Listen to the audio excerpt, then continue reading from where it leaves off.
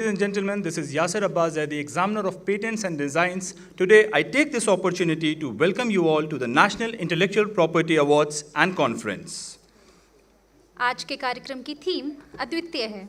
अब मैं आग्रह करना चाहूंगी यासिर सर से कि वो आप सभी को आज की थीम के बारे में बताएं। नवाचार वहीं फलता फूलता है जहां विचारों को प्रोत्साहन मिलता है, प्रतिभा को मंच मिलता है और रचनात्मकता को संरक्षण मिलता है। आज के कार्यक्रम की theme IP for Catalyzing Research by Youth and Women इसी सोच से आगे बढ़ती है।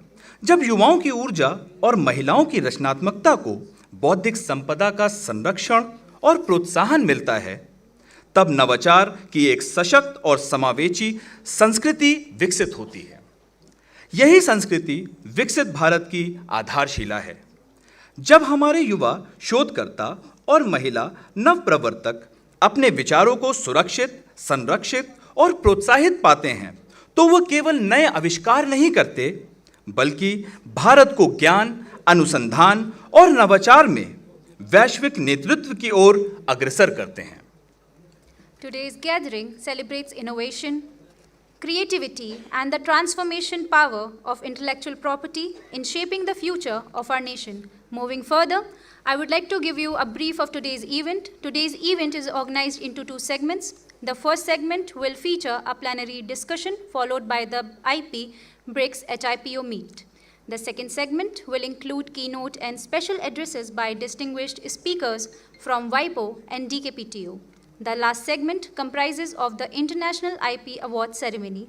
Also, I would like to tell you that National IP Award is an initiative of the Indian Patent Office to recognize and honor individuals, institutions, and organizations for their outstanding contribution to IP creations and commercializations, which helps strengthen the intellectual property ecosystem and promote innovation in India. So with this, we'll start with the plenary discussion. We have eminent dignitaries who will be gracing the dais. First of all, I would like to invite on dais the person who will be chairing this session and is our most loved, our most respected, Honorable Controller General of Patent Design and Trademark, Professor Dr. Unnat P. Pandit sir, to please grace us on the dais. Along with that, we have a list of eminent dignitaries. Sir has asked us to tell all the dignitaries who are available, and they will come all together, and you all have to help me to welcome them. I'd like to call on dais Professor Dr. Prabodh Ganguly sir to come to the dais. I'd like to request Professor Nishit Desai sir to please come to the dais. I would like to request Dr. Malti Lakshmi Kumaran ma'am to please come to the dais. And finally, I'd like to request Rajeshwari Hariharan ma'am to please come to the dais. Ladies and gentlemen, please help me welcome the eminent dignitaries who will grace their presence to the dais.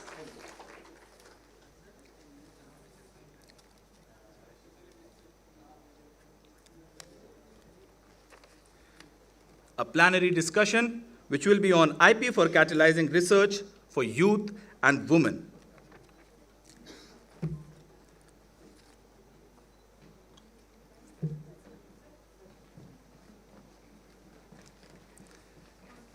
I request, ladies and gentlemen, to please help me welcome again the eminent dignitaries who have graced their presence on the dais. We have a list of eminent dignitaries, starting with Professor Dr. Prabodh Ganguly sir, CEO Vision IPR. He was also the IPR chair professor at Tezpur University, was a visiting professor at IIT Kharagpur, has spent 20 years in industry handling research, technology, planning, and factory management. Along with that, he has 100 research papers and has authored 6 books on intellectual property. Ladies and gentlemen, please welcome Professor Dr. Prabodh Ganguly sir. Next on the panel, we have Professor Nishit Desai sir, who was a senior professor and head of department in Maharaja Krishna Kumari Ji Bhavnagar University.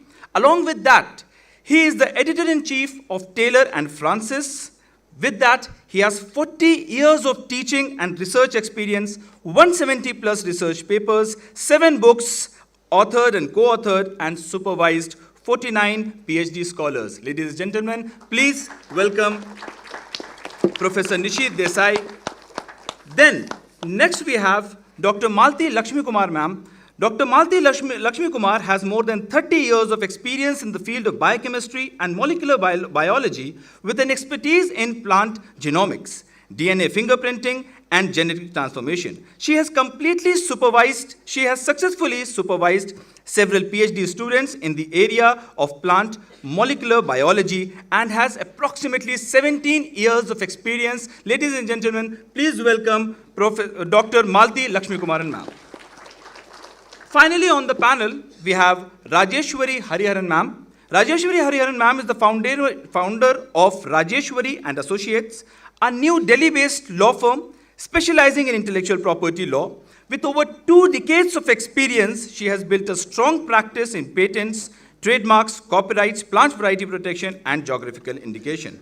She holds master's degree in biotechnology and bachelor degrees in law and was admitted to bar in 1993 and holds 2 decades of experience. Ladies and gentlemen, please help me welcome Rajeshwari Hariharan ma'am.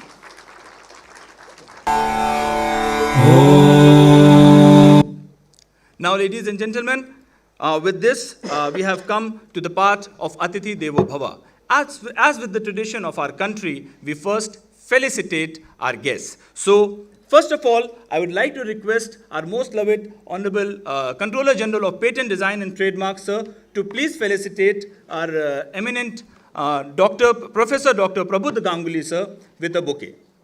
And examiner will also. Yes.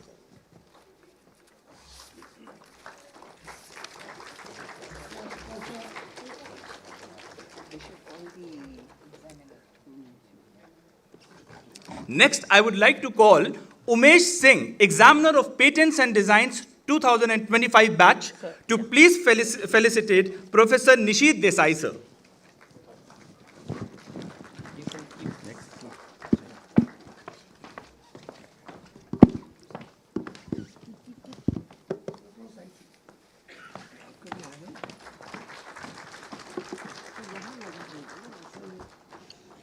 Next, I would like to call Abhishek Yadav, Examiner of Patents and Designs 2025 batch, to please felicitate Dr. Malti Lakshmi Kumar ma'am.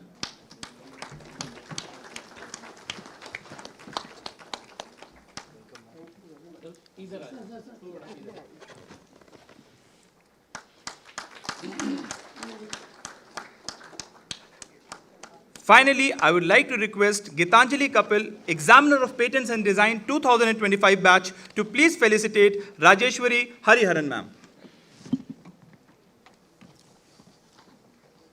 Ladies and gentlemen, I have been reiterating 2025 batch for a reason. A huge round of applause.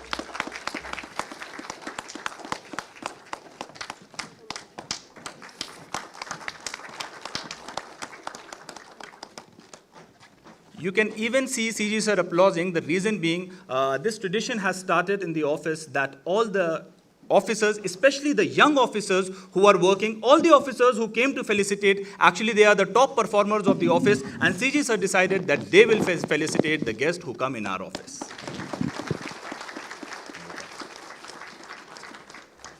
Moving further, it is now my privilege to invite the Controller General of Patents, Designs and Trademarks, Professor Dr. Unnat P. Pandit, sir, to kindly come and give the welcome address. Please, sir. I will be comfortable sitting. Let me save some energy also till evening, so I will be speaking from my seat. This panel discussion which we have thought is something which is the need for the country. The country is marching towards the goal of Viksit Bharat, and Viksit Bharat without the advancement into the technology and knowledge embedded economy is something which may not be fulfilling the real need for the country. And while we want to achieve this ambitious vision, the grassroots challenges, issues which is there in the country, these need the innovation. This need the IP-driven solution. And solution may need to be designed appropriately. That's why the IP for catalyzing the research by the youth and the women. And we all know that average age in the country is 29 years. And for at least next 10 years, it is not going to rise. And that's why we need the catalyzing momentum in our approach to the research. And while we have this approach which we are planning to design through the lenses of intellectual property, how the IP can be created, how the IP can be protected, and how the IP can be commercialized, so that the catalyzing moment which we want to see in the entire growth journey while we are marching towards the Viksit Bharat, that can be achieved. And for that, we have thought that this is the kind of a topic on which we need the brainstorming. IP award is something which is a good moment to celebrate the creativity and innovation. But celebration is not exactly filled if we have not done enough brainstorming on the topic which we want to have it. And that's why today is a special day wherein we are assembled here in the most notable venue, Bharat, Mandapam. And this brainstorming is having 2 plenary sessions, and also you will be witnessing the kind of a discussion, interaction which is going to happen among the heads of IPO. This year is the 20th year of BRICS, and we are fortunate that that 20th year chairship has come to India, and there is a IP vertical in the BRICS. So heads of a IPO are brainstorming on the multilateral IP cooperation, and that chairship is also with the Office of CGPDTM. So we have also took the opportunity to again have the continuation of this plenary talk, panel discussion among the heads of IPO also. And you will be witnessing their submissions, so that what is happening in the global forum on catalyzing the research with the lenses of intellectual property, that can be achieved, that can be prioritized, and that can lead the momentum of a development. So with this vision, we have invited the eminent panelists and would like to have their opening remark initially, then followed by a few pointers which I have captured in my notes. So we'll be inviting the discussion among the panelists, and then we can also have the individual question. Quickly, we will have we have 3 sections here, so we can have 3 questions for the panel, so that in time-bound manner we can conclude this panel discussion. So without waiting much, I would like to invite Professor Prabuddha Ganguly for his opening remark, and then in the same sequence we will have the initial remark. Sir, over to you. Well, thank you very much. Certainly it's a privilege to be a part of this entire event. I've been a part of this event for a very long time.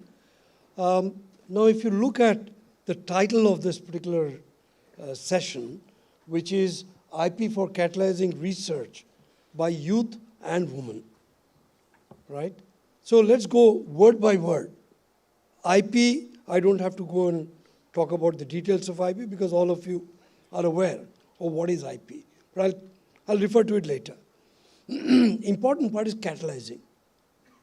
And if we go back as chemists and look at the word catalyzing, what is the meaning of the word catalyzing?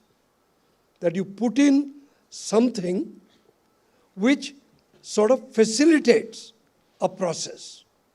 It facilitates a process where the end point that is obtained there, that endpoint is obtained, and what is the role of the catalyst? Is to bring down the activation energy so that you can push the reaction to the end part in the most facile manner. So that is where the role of a catalyst comes in. So the question that comes in is, where does IP come in all this? Does the IP come in as a legal option? Or does IP come in as an essential part of the whole thing, and it's not an option? It's like the claim construction in a patent, whether it's optional or is it not optional but an essential component. So if you look at it from that standpoint, right, very important for us will be to analyze, and I'll elaborate on that later, but to analyze that what are those elements, and the set of elements would be that any problem that we try to solve, and the moment we say any problem that we are trying to solve, it means that we have gone into a questioning mode. What is the problem? They were identifying and contextualizing a problem is a very important part. Because if I don't identify and contextualize, I can't give a solution. It'll be random. And so, the whole IP part starts with this part of identifying what is the problem, contextualizing the problem, then going into details of it, and then seeing how to best offer a solution. These are some of my initial parts. I'll come back in detail later. Thank you, Professor Ganguly. Now I would like to invite Malti Lakshmi Kumaranji for her opening remark. She has played a dual role as a scientist also and as an IP practitioner also. And she has the very wide experience in both the roles.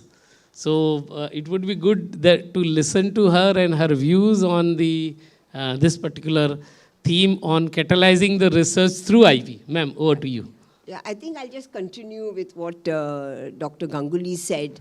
I think IP, what we said is, it's an interdisciplinary subject. You need to know your science very well. You need to know your legal position very well. And so that becomes a real interdisciplinary approach that you need before you can actually get your IP and protect your IP. And for that, I think we need research. So without the good research, R&D, we will not be able to go and get an IP. Another thing that the Patent Office has done over the years is also to bring awareness. As I said, I was a scientist for more than 20 years, but we would never look at a patent. We had so much of ego that we thought we need publications which are high impact factors. And also, I think we were not aware about it.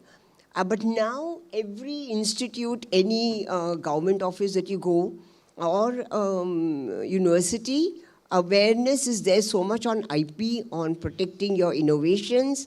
And I think I keep telling people that IP is a catalyzing to get your innovations to protection. And we have women, if you go to schools and colleges, including engineering college, it could be a law college, it could be medical college, we have more than 50% women. If I look at the toppers of class 10 and class 12, you'll have to see the first 50 and you may get 1 or 2 boys, or maximum 4 or 5. But where do these girls go? Where do these women go? What is happening? And therefore, another thing that I tell Catalyzing that I want to see here is women need mentoring, and not everyone needs mentoring. Youth needs mentoring, but I think women are shy, and we need to be mentored. You should go all out and ask for help. If you don't do that, you may not get the help. And that's what I think is a catalyzing event that we need is everyone around us need to help each other, and so that we can see the fruits of research actually coming out and getting a protection through IP. Ma'am, I do agree that the societal barrier which is there, I think we need to bring some kind of resolution as an IP fraternity, and that's why yesterday also I have make a remark on this, that women can really lead the IP ecosystem and bring the glory to the IP legacy which we want to build in here. And we have, as a government, we have taken up such initiative maybe 13 years back through the Kiran program in DST, and there are few Kiran beneficiaries who are there in this audience also. That this is one of the successful program, and I am proud that those women scientists who have got the career secondment opportunity, and they are doing wonderful in the IP world. And earlier I was connected with them through WhatsApp chat group also, so that we could able to have the live brainstorming on this. But we have another example with us, Rajeshwari ji. She has been in the IP field for more than 25 years. And she is also with us in the Code of Conduct Committee to guide the IP office also. We want to, ma'am, listen your views also on this, the title topic. Thank you. First of all, thank you so much for inviting me here. You know, this has been a great event, and Ma'am, you can take this. On karna hai. thank you, sir, for inviting me to this prestigious event. And it's my great pleasure to be here and address this great audience. My initial thoughts are like this. You know, we all think about IP, and then we say IP is meant for inventions. But look at the other dimension of IP. Why do we do research? We do research in order to solve problems. I mean, that could be any kind of research. That could be not really a scientific research. It could be just an everyday problem, which is why people solve everyday problems and then they come up with different kinds of ideas. For example, like, you know, how to count the number of whistles that a cooker will have so that it will automatically, the cooker can sense that I have to have only 3 whistles and then it will shut down. So that's such a big relief for so many men and so many people working. So small problems, and then you come up with a solution for that. But when you come up with a solution for that, whether you're in an institution, you are, you know, elsewhere in a company or else anywhere, it's important to identify the person with that solution. This is critical. So when you make an invention and you identify that here is the person who solved this problem, it's a great contribution. It's a great acknowledgement by the society to that inventor. And while papers will be there will be papers will be written, but patent is the document that recognizes this. And that's one of the reasons why people should go for IP and why people do go for IP, especially in universities. So while in the universities they make so many inventions, IP is the thing, the patents are the thing that link the person who solved the problem with the invention. And that recognition is forever. It's not for one time. It's not today. It's forever. Just imagine what an impact it has. It has an impact not only on that person, it has an impact on the entire family. His family starts, his son, his daughter, his wife, everybody starts thinking in that scientific way. So one person is acknowledged and the entire family is catalyzed into that innovative path. So there's where IP plays a great role. So these are some initial comments, and there's a whole lot to be discussed on this. I think I'll give the mic to Dr. Desai to go forward. Thank you, ma'am. Certainly the kind of work which we need to do is important for us. Professor Desai has been active into the IP field when we were deciding whether we should go sign off the TRIPS or not. Since those days, he is active in the IP field, and he has played the role in bringing the IP into the academia. And many students like me at that point in time got motivated with his vision and thoughts. Sir, we would like to hear from you on IP in academia, and also you have played a major role in industry-academia relationship. So if you can throw some light on this, that would be good. This is, Sir. yeah. So, very good afternoon to all of you. At the very outset, I would like to express my thanks to Professor Nunat Pandit, who has provided me an opportunity to share my views on a very important topic. I have a experience of 40 years in the university, and I personally feel that university or academic institutions or even colleges can play a major role. See, what is the meaning of catalysis, and how catalysis one can be attached with the intellectual's property, because this is very, very important. And even in my university, I have started this activity awareness program and IP activity in 1997. So it was a very difficult task for me. And when I talk to the professor or even research institute students, they are not able to understand. And I think in 2002, Professor Ganguly came to my university, and it was a wonderful experience. And we have organized a very good lectures. So this is how if you are interested to start this activity in the youngsters, then university and academic institution can play a major role. At the same time, the government organization will also help them, because most of the students, they do not know how to protect their IP. They don't have any awareness. They don't know what is the meaning of IP. They don't know anything what is the meaning of tangible and intangible property, because the intellectual property is in the form of intangible property. And therefore, you see, normally it is very difficult for me or very difficult for us to inculcate this particular culture to the university structure. And therefore, you see, I personally feel that if you are really interested to inculcate this culture in the youngsters and especially women. Yesterday we were conducting the interview at the IP office. We have seen some brilliant this woman candidate. They have done excellent research, excellent work, excellent publications. But if I ask them, you have protected IP, they said no, we do not have. And when I was doing my PhD in the 2010 or 2005, I got the reply that they don't know anything about IP.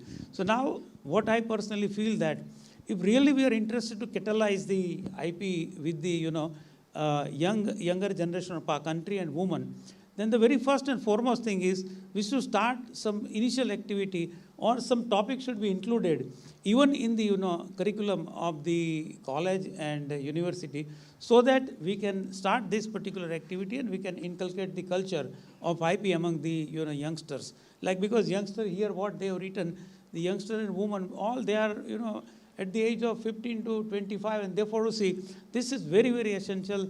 Even in 2007, the Professor Nunat Pandit was in Ketila Pharmacare.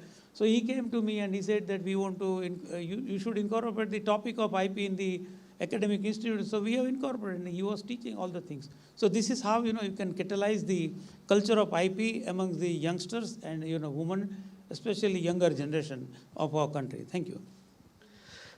It's important, sir. I do agree that we need the quality output.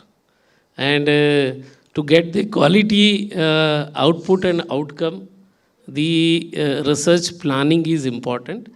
I would like to have your views, the panel views on how the IP can play a role in catalyzing the research quality and overall achieving the output outcomes, sir. Sir, well, this is something, it's a real pet subject. I've been involved in this now for almost 4 decades in this particular bit. How to do it, what to do and how to do. Very interesting that when I was doing my research for my PhD, that's going back in time, almost, that's 1971 or so, when I was doing my PhD. It's way, way back. If you asked me, what sort of literature search did you do?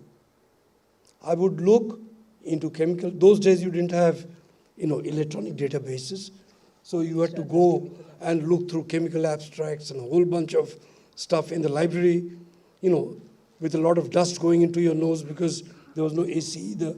So you did all that, right? You looked into books, you looked into journals, which were there in a physical form.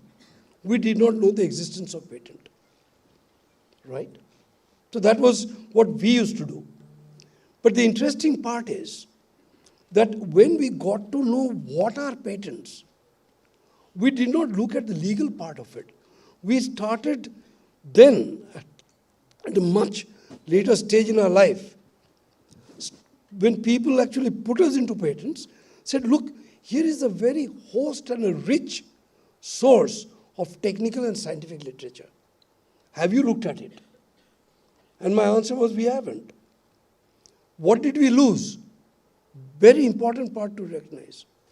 That today, most of the subject matter that is dealt with in patents is actually not even published in standard journals or books. Which means that if you don't look at patent literature as a researcher, you don't look at designs, literature as a designer, right? You actually are working only on about 60% of the global literature. Which means you're actually unaware of almost 40 to 50% of the knowledge in that particular area, which is all there in another open literature called patents, or even designs. So the question that comes in, if you want to catalyze, and you're looking at problems, you want solutions, then if I don't look at patent literature, together with all the other literature, okay, the chance of my repeating what is already known or protected somewhere in some form is almost 100%. So if I am trying to do my work and I want to improve the quality of my output, I must go and have a look at what's happening there, because that also gives me some directional pathways. So I think it's very important for us in today's time, in every single university or school, to actually show people how to access this vast amount of literature and knowledge that's there for the asking. So if we do that, then we, as I said in the beginning, we identify a problem and contextualize. And contextually we look at all the literature and the knowledge available, we'll be able to then design our research, minimize the time, which is very essential in today's world, and come with sort of solutions which could be practical, which could be useful, and with the rest of the other literature, bring in and answer the questions of both why, how, what, etc. That is how you will enhance the quality of your research. That's where I'll stop. Ma'am, Malti ji and Rajeshwari ji, being a practitioner, what kind of challenges which from the other side of the table you are facing while a scientist aims to bring the quality and wants to protect the output and outcome of their research, but they are not enough aware, or they may make some mistakes while they would like to furnish the technical brief, or many patents which I have studied where the invention is excellent, but that is not adequately supplemented through the technical details into the specification. So how to correct this? Maybe your views will help the entire audience to learn more on this. I think, thanks, sir, for this very good question. We have this problem. So I think a lot of things have to be done at the grassroots level. A lot of things have to be from the top-down approach, as well as, you need it right from the school system. What happens, what are the challenges with respect to quality of a patent, quality of innovation? One is, of course, there is no awareness. We are not aware how to protect, And I think more and more when we get this awareness, we will be able to get higher quality. There's also the second problem that I find, and there are many problems. One of the important things I see is what is the R&D funding? I think today in India, we hardly spend 0.6 or 0.75, Ramu would know better, is of the GDP that we put in R&D. And out of that, 80% is from the government. Where is the private sector putting in money to the R&D? And if you look at Israel, it goes to 4% of the GDP. You look at China, it is 2.5%, which is a much bigger value that they have, or US, which is like 2.5 to 3%. So all the developed countries are putting in a lot of funding in R&D, both private sector as well as public sector, universities and so on. So I think it is everything put together. And today we live in an AI world. We live in an internet where we didn't have to worry about going to chemical abstracts. It's at the touch of your button that you know what is latest happening. And I think it's important for people to get aware and see how they can innovate better, and how also patent attorneys need to come and help them to tell them what is a problem, what is a solution approach. So it is, I think it's funded, it is in all areas. I think all the more, I think today every country has to be sovereign. Sovereignty is very important. And for sovereignty, we may need better R&D and we need patents so that we can solve the world. Whether it is an anti-diabetic drug, or it is in drones, or it is in 5G or 6G, we cannot be taking technology from the outer world or from foreign jurisdictions, because the amount of royalties that we are paying on the patent filed in India and protected, we are paying more money out of the country. It's more than $8 to $10 billion of royalty that we are sending out of the country. If that money can be pushed into R&D and into innovations, automatically you will get better, higher quality. But we are in a fix, because I also feel a lot of the things as a kid or as a scientist, we always felt knowledge should be free for everyone. If you look at any professor, even like Desai or Dr. Ganguly, we always felt knowledge has to be free. And that was our culture. And I was just talking to Dr. Amol also, you know, we have always said Saraswati is for knowledge, but it has to be free.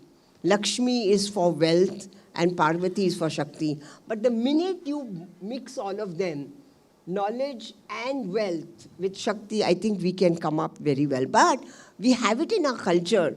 But how do we then translate it, increase the R&D funding so that we are at least sovereign? Today, if we need drones, if we need telecommunications, we need AI, we are dependent on foreign countries. So I think it's important to have high quality innovations. Definitely. आत्मनिर्भर भारत के लिए बौद्धिक संपदा प्रेरित आत्मनिर्भर अनुसंधान करना उतना ही महत्वपूर्ण है. एंड इस दिशा में हम सबको साथ मिलकर सामूहिक प्रयास भी करना होगा. Over to you, Rajeshwari ma'am. Thank you, sir. Thank you for this question. So I think, you know, every company in India, when they start up, they're walking a tightrope between funds, output, balancing things, and, you know, ROI. So ultimately, the result is that there's no investment on R&D. So this starts off like this. And then at the end of the day, when you make some money, then you say you want to make more money, and you want to make more money. But then the focus always is on the money. And there's not enough focus on the research. All right, the products are available, we are making that product. Okay, we've done some jugaad and we are making that product. Yeah, we've, you know, sort of solved a small problem, and you pat your back on the back. So there is no organized system whereby companies are forced to innovate, to spend some money on innovation. So while we have startups, we have lots of startups, so where is the compulsion for them to actually start and only innovate? So that is something which is lacking. Fiscal discipline and investment on R&D, investment on IP, and recycling the money that you get the research back into IP and generating more IP and understanding that, you know, if you generate IP, if you generate innovative products, generating innovative products and licensing them is also a way of earning money, is something that we need to understand, is something that is now sinking into some universities. Some professors are now, adapting to this idea. So this has taken about 30 years for us to come to this realization. So perhaps it will take us a few more years, in order to come to that age when we start making innovations. So I'm looking at a time when India will make breakthrough innovations. Why can't India make the drugs for the most rare diseases? Because foreign companies will not make those kind of drugs. For example, night blindness. These are all Indian diseases, very peculiar to India. So if those are the conditions, then companies must invest and therefore develop drugs to make products which will help in those kind of conditions. That's one thing. The second thing is, as far as universities are concerned, they do have some kind of funds, but the emphasis on research is still a little bit lacking. First is awareness, and then, what should I do? Should I go for a patent? That's something that's lacking. The third thing is, if they make an invention and they go for a patent, they make a big product, and then they think that there is only one patent that can be filed for it. They do not understand that making a product is one thing, and invention is something else totally different. So invention is one inventive feature. So your product will have 5 inventive features and therefore 5 patents. Why should I file 5 patents? Is the fundamental question that they have. And should I file 5 patents? Some of them are really excited in the university. 5 patents? Very excited. Some of them are like, 5 patents? So there is an astonishment that you can actually have 5 patents for a product. In fact, the question which should go to the attorney is, why can't I have 10 patents around it? Like you have the BRCA gene and the CRISPR technologies. They've got hundreds of patents around that technology. So why can't we have, this is a mindset change that we need to bring about in our system, in our universities, in our thinking actually. That, it's not one product, one patent. One product, many patents.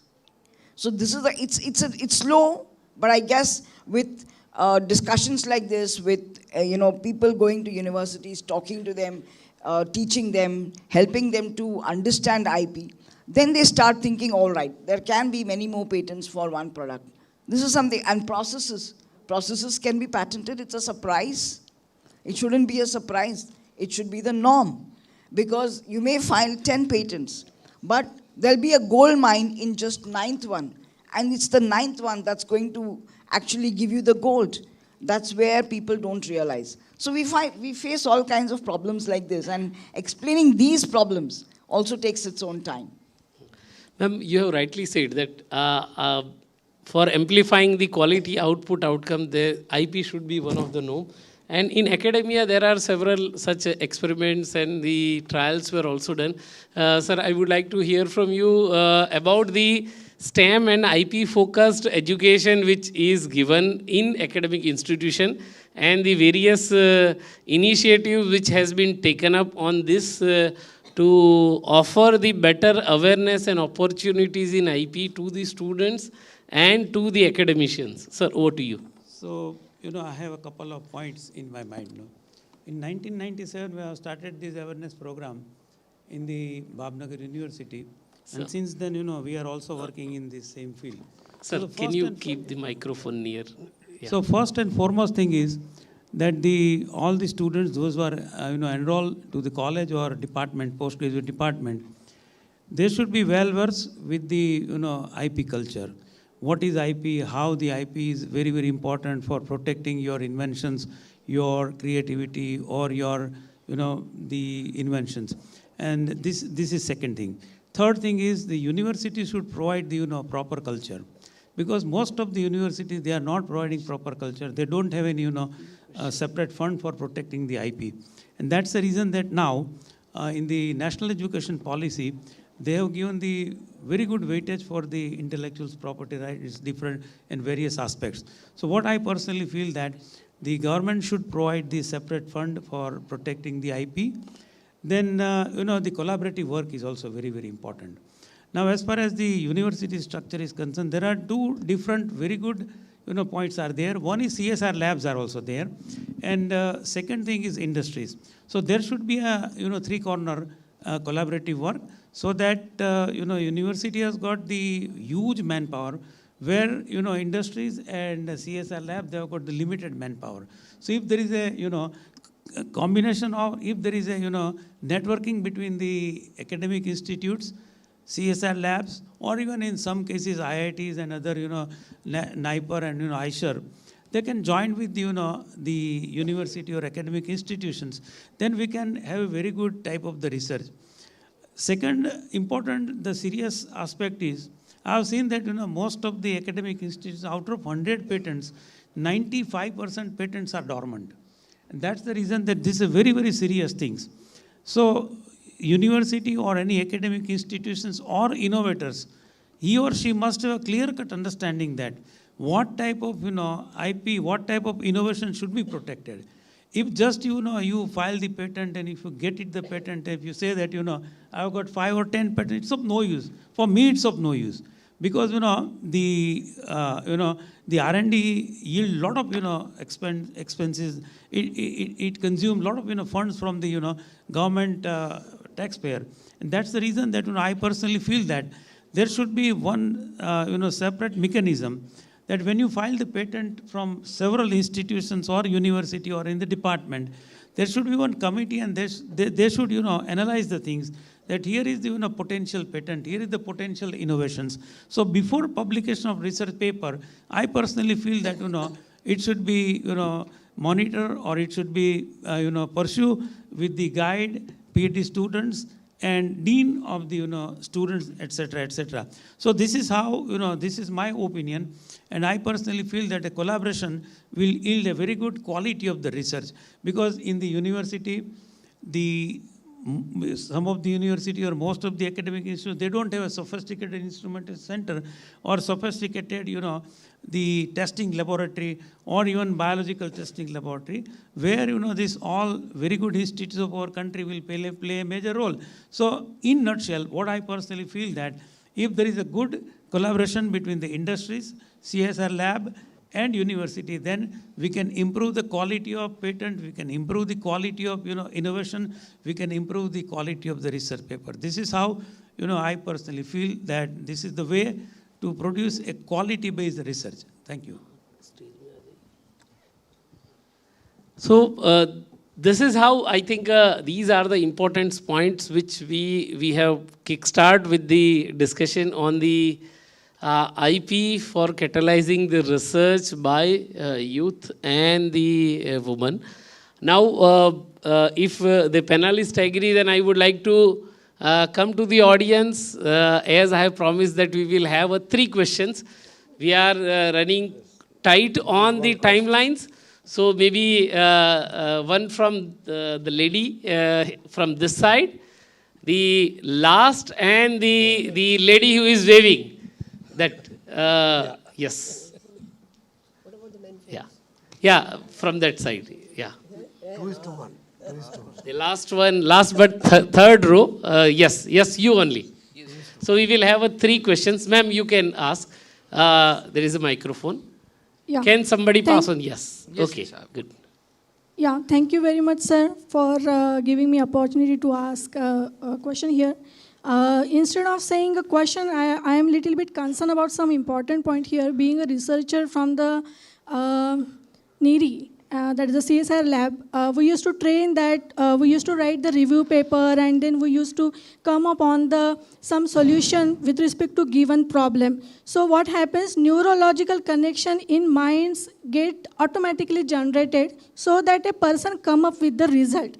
But now what is happening that we need to train to the youth or researcher in such a way that in spite of having AI or some artificial intelligence tool, they can draft very smartly, but if as a being patent practitioner, I found that no inventive step is there. So I think that is one of the biggest challenge, that if we are talking about IP and catalyzing a research, so that is the biggest challenge in front of all of us, to come up with the solution, and ultimately it will land to somewhere that as there is no inventive step, no patent will be granted, and once again we will lead to some dormant with respect to the IP matters. Ma'am straight बताऊं और बहुत सटीक बात बताऊं तो हम कुएं के पास खड़े हैं और पानी पीना है तो हमें किसी का सहारा नहीं लेना चाहिए, हमें इतना तो पता होना चाहिए कि बाल्टी अंदर डाल के पानी बाहर निकाल के पानी पीना चाहिए। अगर हम ये सोचे कुआं है तो मैं कुएं में कूद जाऊं और पानी पीऊं, तो अंत क्या होगा सबको पता नहीं है, तो जानकर अनुभव ले सकते हैं एआई की दुनिया में डूब के। तो एआई ऐसा गहरा कुआं है, ज्ञान बहुत है, एआई के पास भी है, लेकिन हमारे पास कैसे उसका उपयोग करना ये ज्ञान नहीं है। तो ये ज्ञान पाना ये सबसे बड़ी आज की आवश्यकता है। Thank you very much ma'am. Yeah sir, over to you. Hello. Sir, my name is Kallol Chakravarti and I'm an independent researcher. And first of all, I'm thankful to Mr. Pandit and all the dignitaries also that for conducting this wonderful session. And there are a lot of things which we have learned. But the most important things, what that important definition which all the panelists, they were just now highlighting, that was catalyzation. So sir, my point is that when we have a DOI, so that is date of inception, that is free of cost for everyone. If anyone want to protect their intellectual rights, then they can go for free DOI. So what about those people? Because there are many very intelligent people who are not into academics, but they have got tremendous creative and innovative mind. So if they are not associated with any institutions, how do they protect their own patent? And I must comment in this matter that Mr. Pandit has done a commendable job, that many of the people in today's world whom I have come across, they are now very much aware of the IP. It's really a praiseworthy. So that's why, sir, I just wanted to know that if it is possible, that if there is possible that any free defense publication can happen, especially for this IP, so that can be a level playing field for everybody. I would like to request either of the ma'am to respond on this question. Yeah. When you want to file when there is a innovation, whether it is by the university or a common man or any person, you can go ahead and file the patent. There is no restriction as such, that you are fully aware. So therefore, to say that, well, if he is not in the university, what will happen? Nothing will happen. In fact, a person who is an individual and he files a patent, he does get some subsidy, he gets a lot of discounts for that. So therefore, he should go ahead and file the patent. And of course, he should make an assessment as to really whether his invention is patentable or not. Now, when you file a patent, it does get published. It's your choice whether you want to get it granted or not. Because it gets published, your objective of defensive publication is also achieved. So it's a dual process, that you file for a patent, you get it published. If you want to get the patent, you get it. If you don't want to get the patent, that's okay. So that's how it works. So it's again a strategy. Whether the IP we want to see in terms of a certificate, and beyond certificate, even the practice on the field also. And bypassing the certificate also, practicing the IP on the field without getting much complexity on getting it blocked. So that is something which is the strategy.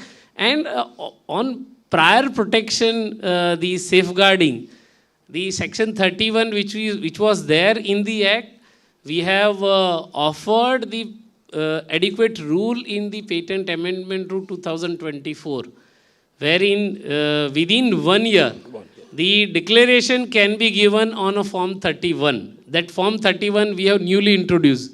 so that anybody who has unknowingly made a disclosure, so from that disclosure date till 1 year, a person can file the complete specification to protect the invention. And these are the available remedies which has been made accessible to the active researcher who may have unknowingly disclosed this. So these are the available remedies, I think, for all the researcher to safeguard their IP output. Thank you. Ma'am, the ma'am who are waving the... yeah. Thank you. Good evening, panelists. Thank you for the insightful discussions. I am Aditi from Managing Solution. I'm having a question regarding the youth innovations. In your view, what role do international collaborations like BRICS play in harmonizing IP frameworks across countries? See, BRICS is the a unique platform Yeah. wherein multilateral IP cooperation is happening beyond the World Intellectual Property Organization. So WIPO is one of the platform where all the member states are meeting regularly for various committees, also for the special sessions and the general assemblies throughout the year. But this BRICS is a unique platform which contributes almost around 65% of the economic trade which is happening in the world. Yeah. So collectively, these BRICS countries have a significant presence.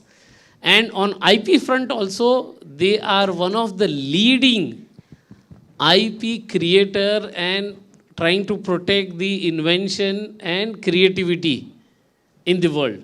So BRICS is unique multilateral IP cooperation, and that's why the BRICS member countries have created the IP vertical. And how the multilateral IP cooperation can be enabled.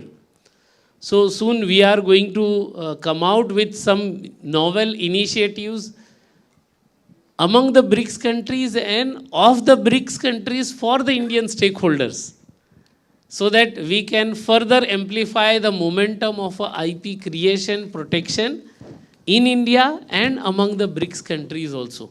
So this would definitely be going to be the beneficial to all the active researcher in India to enable this IP protection in these countries also. Thank you. Thank you so much. Yeah. With this, I think we have a time for the IP BRICS meeting, which is going to be in a virtual mode, but you all are going to be witnessing this meeting which is going to happen and the kind of a discussion deliberations which is going to happen. So without waiting much of a time, I thank all the panelists for their insightful views and suggestions, and certainly the momentum which we want to build in catalyzing the research by the students, youth, and especially the women through IP that can really serve the purpose if we all achieve the one aim on IP-driven knowledge economy. That can really be the goal or visionary thoughts for realizing the core vision and values of a Viksit Bharat. Thank you very much for joining us. Thank you so We much. want to thank you. Thank you, ma'am. On behalf of all of us, you've done, thought of the subject, and it's a very, very important subject. And thanks for inviting us. So thanks. You've done a commendable job. Thank you. This was a very stimulating and insightful discussion. Once again, I thank all the distinguished panelists and chair. Also, as a token of appreciation, we would like to present some gifts to our esteemed panelists. So I would like to request Professor Dr. Unnat P. Pandit sir, CGPDTM, to kindly present a Pichwai painting to Professor Prabodh Ganguly. Next, I would like to invite on stage Ishika Dhanwani, Examiner of Patents and Design, Priya Vadhva, Examiner of Patents and Design, and Abhishek Singh, Examiner of Patents and Design, to present geographical indications, which are these Pichwai paintings, to Professor Prabodh Ganguly, to Malathi Lakshmi Kumaran ma'am, to Rajeshwari Hariharan ma'am, and to Professor Nishit Desai sir.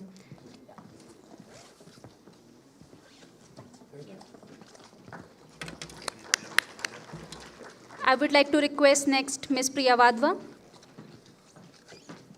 to present the pitchway painting to Dr. Lakshmi Kumaran ma'am.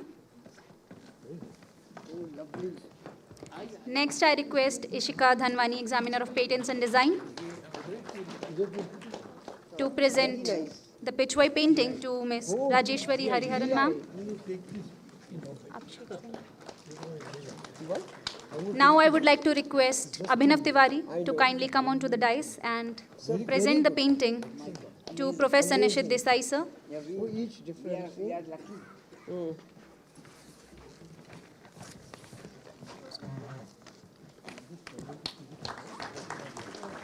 Thank you so much. With this, we come to the end of this enriching session. Let us take a short break for tea. I request everyone to please reassemble in the hall in due time for the next segment of the program, which is BRICS IP at IPO Meet. Ladies and gentlemen, with this, we end this plenary discussion. I request you all to please, the tea has been arranged outside the hall, so that please have the tea. Important announcement, please recollect over here at exactly 4 p.m. Request to all the dignitaries, please recollect over here, reassemble at 4 p.m. Thank you.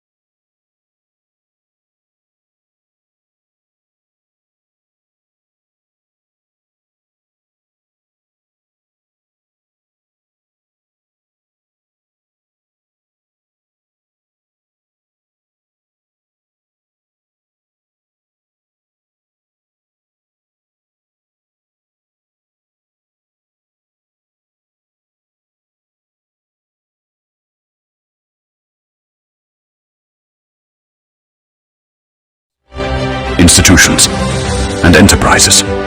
Because when innovation is protected, the future is secured. Short pause. If you have created, if you have protected, if you have pioneered. This is your moment. Nominate, apply. Be recognized on the national stage. National Intellectual Property Awards 2025.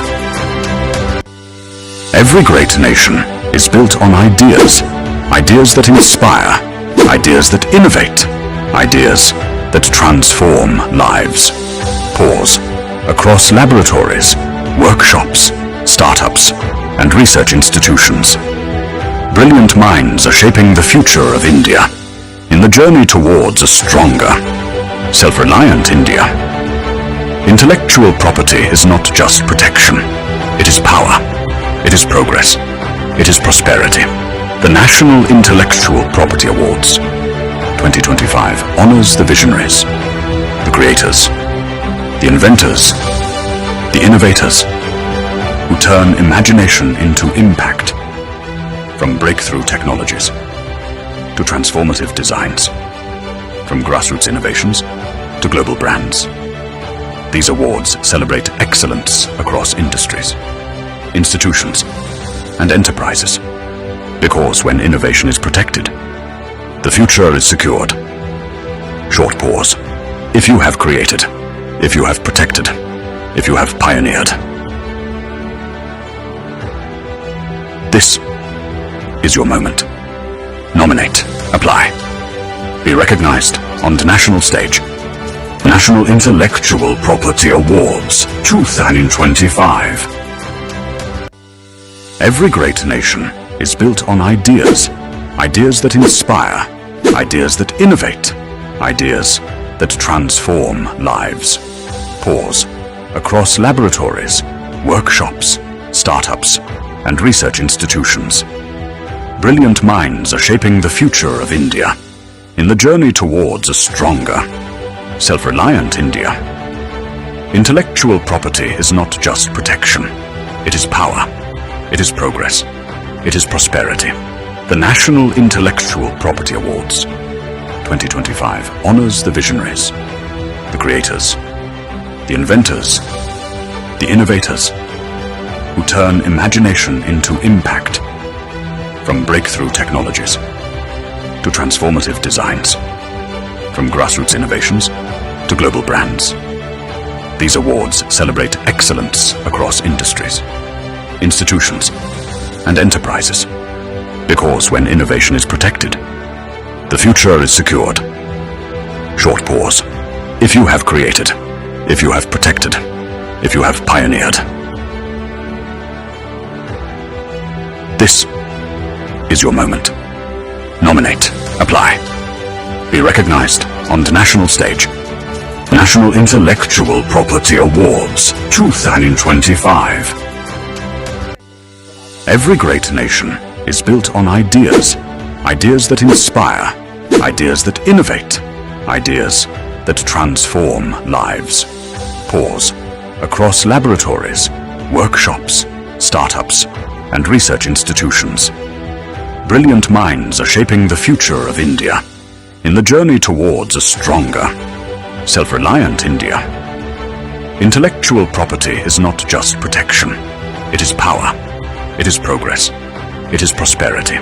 The National Intellectual Property Awards 2025 honors the visionaries, the creators, the inventors, the innovators who turn imagination into impact, from breakthrough technologies to transformative designs, from grassroots innovations to global brands. These awards celebrate excellence across industries, institutions, and enterprises. Because when innovation is protected, the future is secured. Short pause. If you have created, if you have protected, if you have pioneered. This is your moment. Nominate, apply. Be recognized on the national stage. National Intellectual Property Awards 2025. Every great nation is built on ideas. Ideas that inspire. Ideas that innovate. Ideas that transform lives. Pause. Across laboratories, workshops, startups, and research institutions, brilliant minds are shaping the future of India in the journey towards a stronger, self-reliant India. Intellectual property is not just protection. It is power. It is progress. It is prosperity. The National Intellectual Property Awards 2025 honors the visionaries, the creators, the inventors, the innovators who turn imagination into impact, from breakthrough technologies to transformative designs, from grassroots innovations to global brands. These awards celebrate excellence across industries, institutions, and enterprises, because when innovation is protected, the future is secured. Short pause. If you have created, if you have protected, if you have pioneered, this is your moment. Nominate, apply, be recognized on the national stage. National Intellectual Property Awards 2025. Every great nation is built on ideas. Ideas that inspire. Ideas that innovate. Ideas that transform lives. Pause. Across laboratories, workshops, startups, and research institutions, brilliant minds are shaping the future of India in the journey towards a stronger, self-reliant India. Intellectual property is not just protection. It is power. It is progress. It is prosperity. The National Intellectual Property Awards 2025 honors the visionaries, the creators, the inventors, the innovators who turn imagination into impact, from breakthrough technologies to transformative designs, from grassroots innovations to global brands. These awards celebrate excellence across industries, institutions, and enterprises, because when innovation is protected, the future is secured. Short pause. If you have created, if you have protected, if you have pioneered, this is your moment. Nominate, apply, be recognized on the national stage. National Intellectual Property Awards 2025. Every great nation is built on ideas. Ideas that inspire. Ideas that innovate. Ideas that transform lives. Pause. Across laboratories, workshops, startups, and research institutions, brilliant minds are shaping the future of India in the journey towards a stronger, self-reliant India. Intellectual property is not just protection. It is power. It is progress. It is prosperity. The National Intellectual Property Awards 2025 honors the visionaries, the creators, the inventors, the innovators who turn imagination into impact, from breakthrough technologies to transformative designs, from grassroots innovations to global brands. These awards celebrate excellence across industries, institutions, and enterprises, because when innovation is protected, the future is secured. Short pause. If you have created, if you have protected, if you have pioneered, this is your moment. Nominate, apply, be recognized on the national stage. National Intellectual Property Awards 2025. Every great nation is built on ideas. Ideas that inspire. Ideas that innovate. Ideas that transform lives. Pause. Across laboratories, workshops, startups, and research institutions, brilliant minds are shaping the future of India in the journey towards a stronger, self-reliant India. Intellectual property is not just protection. It is power. It is progress. It is prosperity. The National Intellectual Property Awards 2025 honors the visionaries, the creators, the inventors, the innovators who turn imagination into impact, from breakthrough technologies to transformative designs, from grassroots innovations to global brands. These awards celebrate excellence across industries, institutions, and enterprises, because when innovation is protected, ladies and gentlemen, if I am audible outside as well, so it is time for our next session. I would request everyone to kindly be available on their respective seats so that we can be on time for the next event as well. Thank you so much.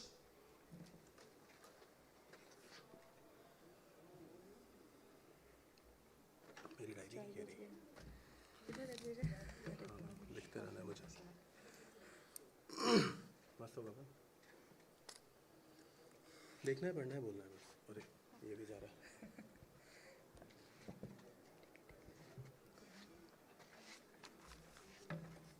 ये एक रस क्या ठीक है बनने जाएंगे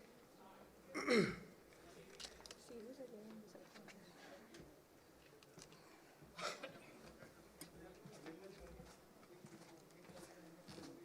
link on करा दो विशाल शुक्ला सर कहाँ है अनुयू कहाँ है विशाल से बोल रहे हैं यही से बोल देते हैं बोल दीजिए इधर से विशाल सर 4 o'clock हो गए लिंक अगर स्टार्ट कर दिया जाए ऑलराइट तो सारे लोग ज्वाइन हो गए हैं क्या सर वो लोग धीरे-धीरे करेंगे ये लिंक का मैंने स्टेप वाइज सीक्वेंस वाइज आएंगे ऐसे ही बोल रहे हैं नहीं सुनने के लिए भी ज्वाइन हुए हैं नहीं सर अभी तो सब लोग आई डोंट थिंक ज्वाइन किए हैं अच्छा तो कौन कंफर्म कैसे होगा उनके फोकल पॉइंट से कर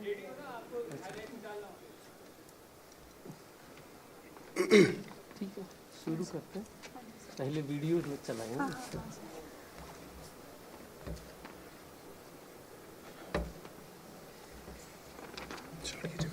स्टेज पे चल रहे मिलते हैं अभी वीडियो तो पहले ऑन कर रहा है वीडियो चलने के बाद ये थैंक यू नहीं माइक से बोल रहा था So can we play that video again, please? Not video, the Zoom link. every great nation is built on ideas. Ideas that inspire. Ideas that innovate. The Zoom link should be here. First she was an intern in the Super Sir. Now she is in Supreme Court. Sir, well trained. So in the LLC team we work together with her. Now we have 2 more interns. हमारे case supreme court ना आए ऐसी इच्छा रखते हैं So she is supporting in the mediation thing. Yeah, we are creating. तो एक सुब्रत साहू से बात करेंगे मीडिएशन के लिए हम राउंड टेबल करने वाले हैं तो we will invite you also So the chairperson of NALSA, she actually connected with us. हम नालसा में भी हमने चिट्ठी लिखा था जी विक्रम नालसा हाँ नहीं इस बात को 2022 या 23 में लिखा था कोई लेडी थे वहाँ पर उस वक्त जस्टिस यू ललित नालसा के चेयरमैन हुआ करता था बाद में वो चीफ जस्टिस बने Putting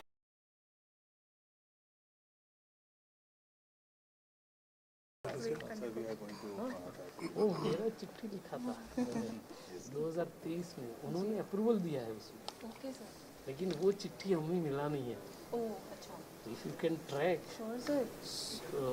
सुब्रत से बात करिएगा Subrata will share you that letter which I have written और उसके ऊपर वहाँ काम हुआ है बाद में हमारे सेक्रेटरी ने भी चिट्ठी लिखा था इसको सपोर्ट करता हुआ These awards celebrate excellence across industries, institutions, and enterprises. Because when innovation is protected, the future is secured. Short pause. If you have created, if you have protected, if you have pioneered. This is your moment.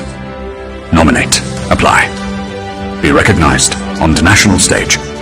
National Intellectual Property Awards 2025. Session, ma'am. Q&A included. To formally begin with the panel discussion of heads of IP offices of IP BRICS, I would like to invite Mr. Lal Jha, Deputy Secretary, Office of CGPDTM, to deliver the opening remarks.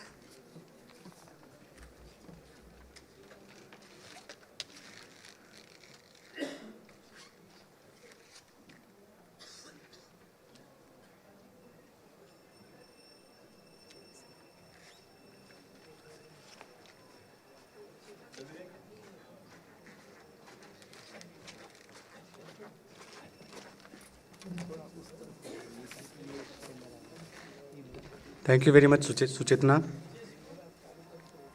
Good afternoon, distinguished guests, heads of intellectual property offices from BRICS, esteemed delegates joining us both in person and virtually, innovators and awardees. It is a great privilege and honor to warmly welcome you all to the panel discussions of heads of intellectual property offices as parts of National IP Awards and IP Conference. We are honored to virtually host such an important gathering of global IP leaders who are shaping the future of intellectual property and innovation ecosystems. This year's theme, IP for Catalyzing Research by Youth and Women for Strengthening Economic Framework, it reflects a vision that is both powerful and necessary. Young innovators bring fresh perspectives, bold ideas, and a willingness to challenge conventional thinking. At the same time, empowering women in research and innovation is essential for building a truly inclusive and balanced knowledge economy. When youth and women are supported with the right resources, mentorship, and intellectual property awareness, they become powerful drivers of scientific progress and societal transformation. India today is proud to host this event and contribute to strengthening academic and research collaborations within the BRICS framework. Today's panel provides a valuable opportunity for dialogue, exchange of best practices, and policy perspectives from different IP offices that can shape the future of innovation across our nations.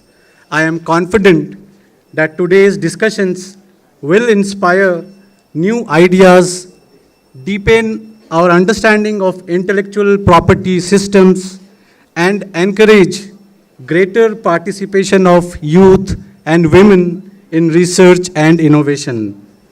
Before I conclude, once again, I extend a very warm welcome to all our distinguished panelists and look forward to an engaging and insightful discussion. Thank you very much.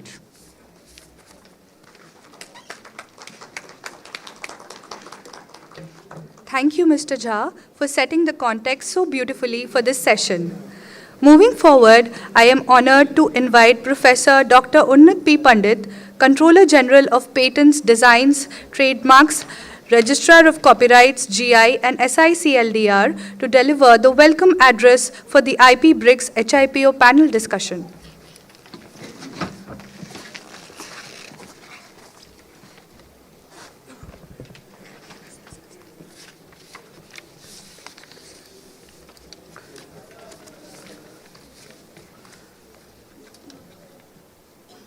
Good afternoon. I heartily welcome the distinguished guest, my fellow heads of intellectual property office from BRICS countries, the esteemed delegates from BRICS country and India, joining us both in person and virtually, the esteemed innovators, researchers, and the National IP Awardee for 2025.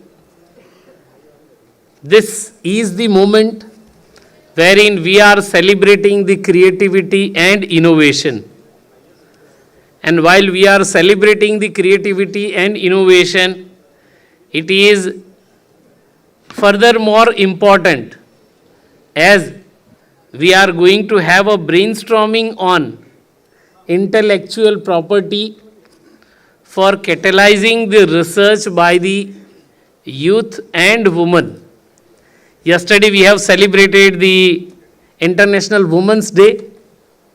We have also recognized the contribution made by the women IP practitioners in India. And it is their support which is further strengthening the momentum of IP as part of a Bharatiya IP legacy which we want to build, either in our practice, in our profession, or even in our prosecution or judiciary. In all walks of life, women are playing important role. And equally the passionate youth who is very much technology savvy. And this technology savvy approach, how we can catalyze by encouraging them to protect their intellectual property, especially in India and also among our BRICS member countries.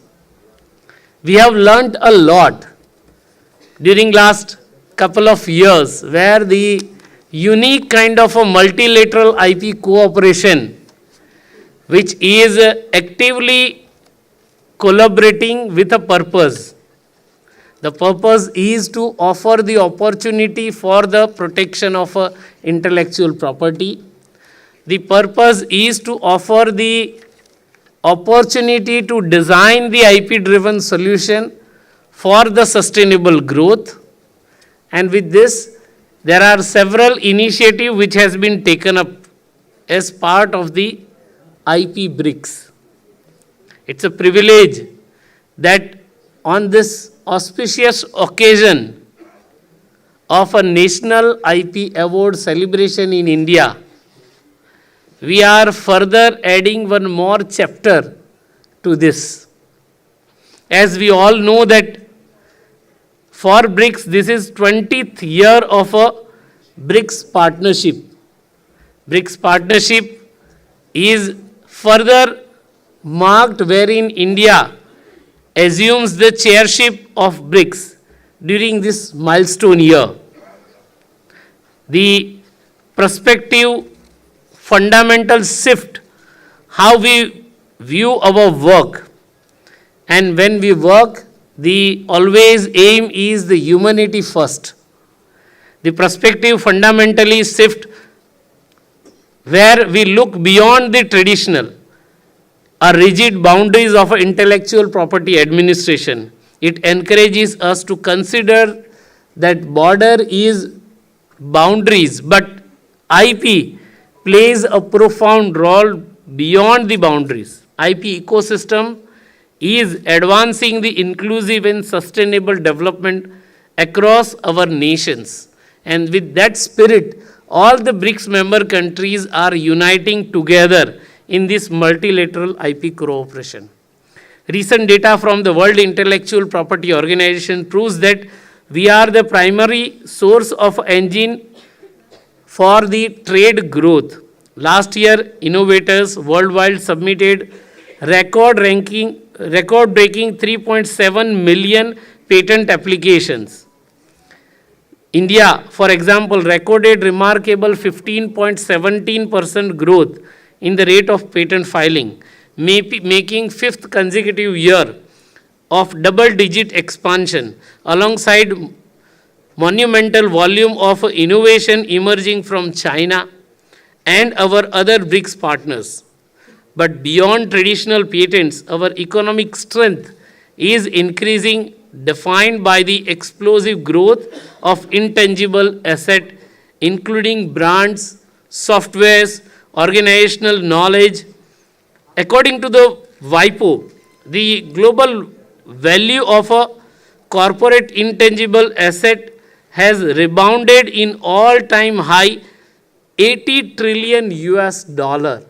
This shows the power of multilateral IP cooperation among the BRICS member countries. BRICS framework, this tradition is staggering globally. China ranks second with a total brand value of a US dollar 1.81 trillion, while India has shown a remarkable 81% of a intangible asset growth among the top few countries, highlighting how profoundly our economics are shifting towards the knowledge-driven value. And that knowledge-driven value further need to amplify with the efforts of catalyzing the research which we want to build it by youth and women who plays the pivotal role. Women are increasingly making a profound contribution across all sectors, from advancing the science, engineering to high growth entrepreneurship also. However, WIPO's recent data revealed a strike reality in 2024. Women accounted for only 18% of inventors listed in international patent application.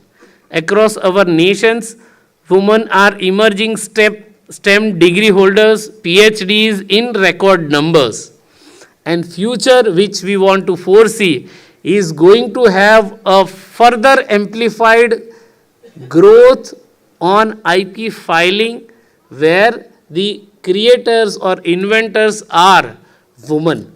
And that's why the catalyzing the growth of research with the inclusive participation of a youth and women is important. Equally, we all want a young researchers, students and dynamic entrepreneurs as the emerging primary navigator of artificial intelligence, green technologies, biotechnologies, and a brilliant idea along with securing the economic growth. From commercializing the idea to do so, it's important to catalyze it. And with this, I think it's an important time for each one of us to listen to the different views, perspective from the heads of IPO and their delegated members to share what is happening in their countries on catalyzing the growth of research through IP-driven solution designing by students and especially the youth and the women. I once again welcome all the dignitaries who have joined virtually from different BRICS countries, and also the IP stakeholders who have participated in person and also joined virtually to this August gathering. We want to unite ourselves for the one vision, one future, where IP is going to drive the growth for the 21st century. And we all want to collectively join hands for the growth of IP among the BRICS member countries. With this, I once again welcome. Thank you very much. Thank you, sir, for your address. As we transition into the HIPO panel discussion, I would like to reiterate our theme for this afternoon's deliberation: the BRICS approach to IP for catalyzing the research by youth and women for strengthening economic growth. For the same, I am honored to welcome distinguished heads of each IP BRICS offices who have taken out their time from their busy schedules to join us for the panel. Before we proceed, I would like to share a few updates.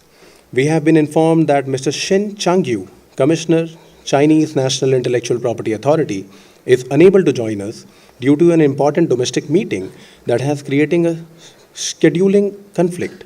And Mr. Yuri Zubov, head of Rospatent Russia, will also not be able to participate, as March 9th is an official state holiday in the Russian Federation.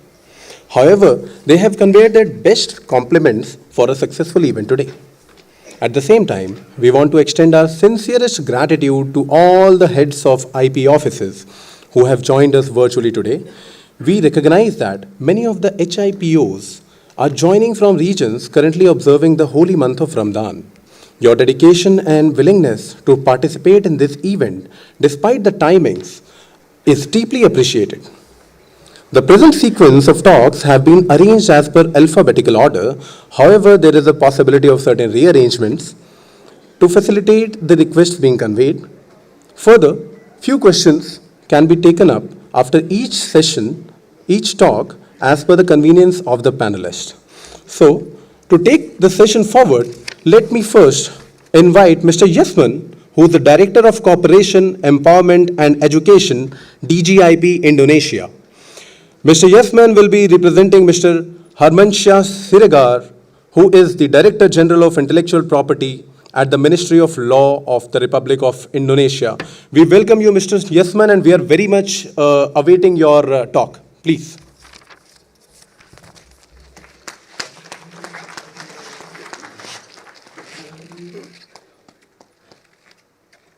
Distinguished Head of IP Offices of BRICS countries, distinguished conference participants. It is indeed a great honor for me to be present at this today's National IP Awards and Conference, particularly in this important session on the role of the youth and women in strengthening economic growth through intellectual property.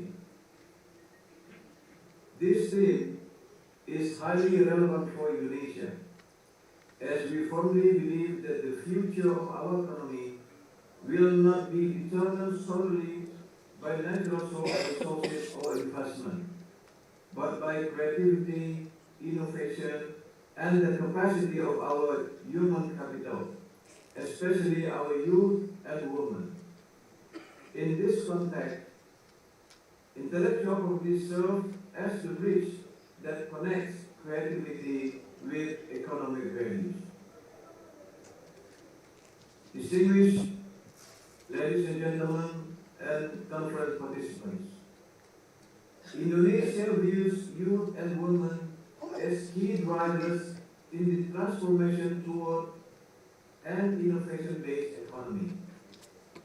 Our national data shows that 49.33% of more than 28 million micro and small medium enterprise entrepreneurs in Indonesia are women, reflecting their significant contribution to our national economy.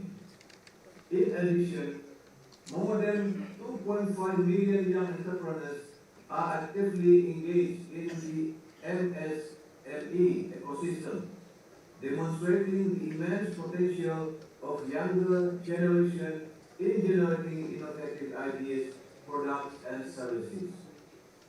Nevertheless, we also recognize that women's participation in advanced technology and high-level innovation still faces challenges. According to IPO data, only around 17.7% of innovators named in the international patent application filed through the PCT system in 2023 were women. This reminds us that although women play a substantial role in micro and creative enterprises, further efforts are needed to strengthen their participation in technological innovation and in the ownership of intellectual property that generates high economic value. At the same time, our youth are increasingly active as digital content creators, application developers, and technology innovators. Digital transformation has opened access to global markets and broad commercialization opportunities. However, it also presents new challenges in copyright, and patent protection in the era of digital technologies and artificial intelligence. Digital works, including those created with or supported by AI technologies, require an adaptive and responsive intellectual property framework to ensure that creators' rights are protected fairly.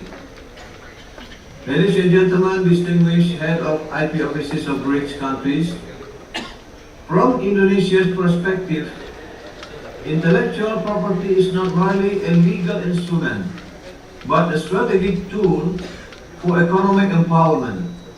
Intellectual property plays three key roles in supporting youth and women. Firstly, as a tool for protection and recognition of creativity and innovation. Effective protection ensures that their works are acknowledged, respected, and supported by a strong legal foundation. Secondly, as an instrument of commercialization that creates economic value through licensing, product development, and market expansion. This approach is particularly relevant in the digital era, where creative works can reach global audiences. Thirdly, as a means to promote economic inclusivity, enabling more women and young people to participate in the knowledge-based economy and to derive tangible economic benefits from their innovation. The government of Indonesia, through the Directorate General of Intellectual Property, continues to strengthen policies and programs that support the participation of youth and women in the intellectual property ecosystem. We are committed to expanding more access to IP services through digital transformation to ensure that registration processes are easier, faster, and more affordable. In addition, we are developing intellectual property-based financing schemes to improve access to capital for creative entrepreneurs, including women-led micro, small, and medium enterprises and youth-driven startups. This approach helps address financing gaps that often hinder the scaling up of innovation-based enterprises. Ladies and gentlemen, we believe that empowering youth and women through intellectual property will not only strengthen national economic growth, but also enhance global competitiveness. To this end, Indonesia will continue to reinforce multi-stakeholders collaboration among government, business, academia, and the broader innovation community. An inclusive economic future can only be achieved if we empower all segments of society, including youth and women, as innovators and creators. With a strong, fair, and inclusive intellectual property system, creativity and innovation can generate real economic benefits and serve as a foundation for sustainable development. I thank you, ladies and gentlemen.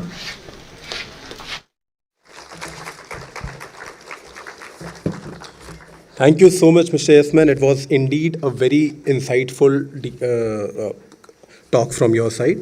There are a lot of comments between India and Indonesia, including the young population and the focus on startup and MSMEs. This all sums up to the role of having ever stronger IP cooperation between nations. Thank you so much once again. And I would be willing to take some questions if Mr. Yasman permits. Do we have any questions from the audience? If not, we can move further with the next session. Now, it is my pleasure to invite His Excellency Professor Dr. Hisham Azmi, who is the chairman of the Egyptian Intellectual Property Authority, Egypt's central body responsible for coordinating patents, trademarks, copyrights, and other IP rights. He leads the implementation of Egypt's national intellectual property strategy, strengthening innovation, governance, and international cooperation in intellectual property. His Excellency Professor Hesham Azmi, we welcome you on behalf of the Office of CGPDTM, and we are very much eager for your talk. Please, sir.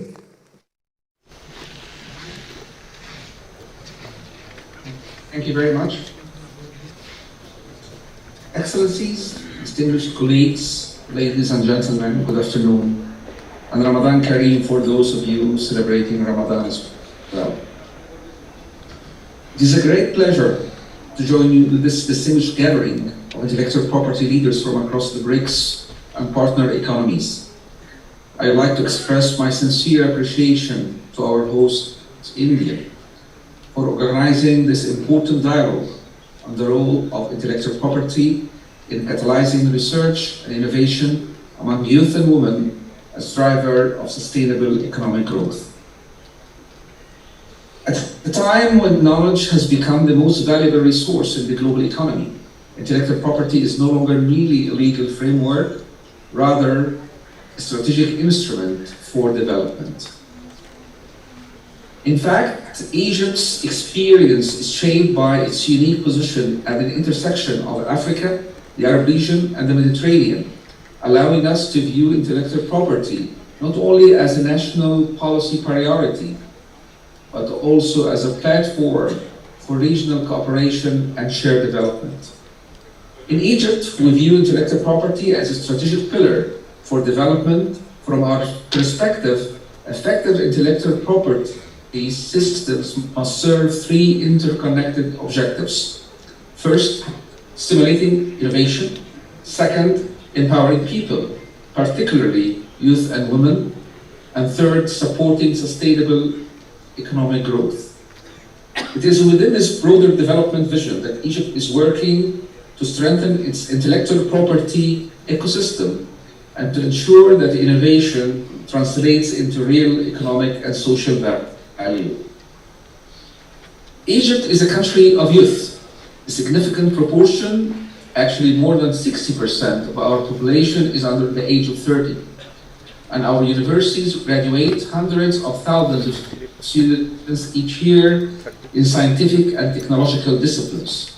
This demographic reality represents an extraordinary opportunity. However, one of the key challenges we face, similar to many developing economies, is bridging the gap between academic research and economic impact. Too often, promising ideas remain within the laboratories instead of becoming patents, startups, or innovative products. Intellectual property plays a crucial role in addressing this challenge by transforming knowledge into protected assets. Intellectual property enables research outcomes to attract investment, support technology transfer, and foster entrepreneurial activities. For this reason, Egypt places increasing emphasis on strengthening the linkage between universities, research institutions, and industry, while also promoting intellectual property awareness among young researchers and innovators. Distinguished colleagues, in many emerging economies, women make substantial contributions to economic and cultural life. Yet, their participation in formal innovation systems, particularly in patenting and commercialization, remains below its full potential. Encouraging women's participation in innovation requires more than legal protection alone. It requires an enabling ecosystem that facilitates access to knowledge, financing, mentorship, and marketing. In Egypt, women play an increasingly significant role in sectors such as creative industries, design, crafts, and cultural entrepreneurship. Intellectual property tools, including trademarks, industrial designs, and geographical indications, can provide powerful instruments for empowering women-led enterprises, strengthening brands, and expanding access to both national and international markets. For countries with rich cultural legacies such as Egypt, intellectual property also plays an important role in safeguarding and promoting cultural heritage. Our heritage, spanning thousands of years, continues to inspire creativity in arts, crafts, design, and cultural industries. Protecting traditional knowledge and cultural expressions is therefore not only about preserving the past, it's also about creating sustainable economic opportunities for communities in the present. Through appropriate intellectual property frameworks, traditional crafts and local cultural products can generate fair economic value for the communities that sustain them.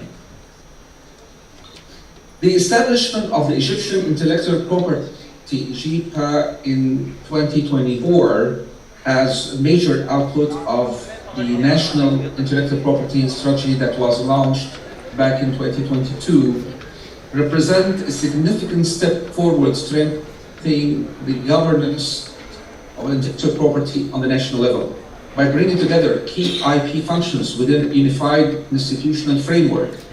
Egypt aims to enhance policy coordination, improve services for innovators and creators, and promote greater awareness for intellectual property across society. This institutional transformation reflects Egypt's strong commitment to positioning intellectual property as a cornerstone of the national innovation ecosystem. The countries represented in this forum share many common priorities: nurturing innovation, empowering youth, expanding opportunities for women, and ensuring that intellectual property contributes meaningfully to development. Through dialogue, knowledge exchange, and collaborative initiatives, we can strengthen our respective IP systems and foster new partnerships in research, innovation, and technology. In closing, intellectual property should not be viewed merely as a legal framework. It is above all a strategic enabler of innovation, creativity, and opportunity.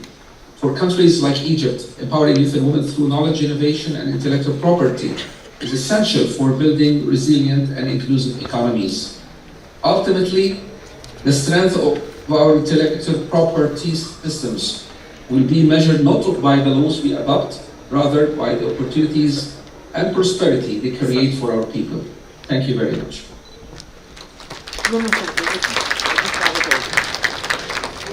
Thank you so much for the insightful presentation and of the national perspectives of Egypt. It is fascinating to know that Egypt has 60% of the population of Egypt as youth. India is indeed the largest youth population in the world, and it makes it important to orient the youth towards research and development.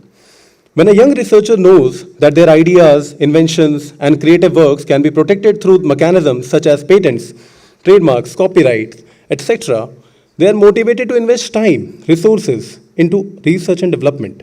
IP awareness promotes an innovation-driven mindset by encouraging students, startups, and early-stage researchers to transform ideas into tangible technologies and solutions. Again, I would like to thank you on behalf of the Office of CGPTM and the IP BRICS chair. I would like to open the floor for questions if we have any. Sure, sir. Sure, sir. Yeah. Mics.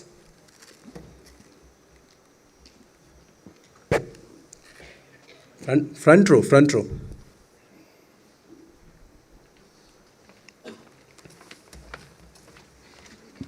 Just one question.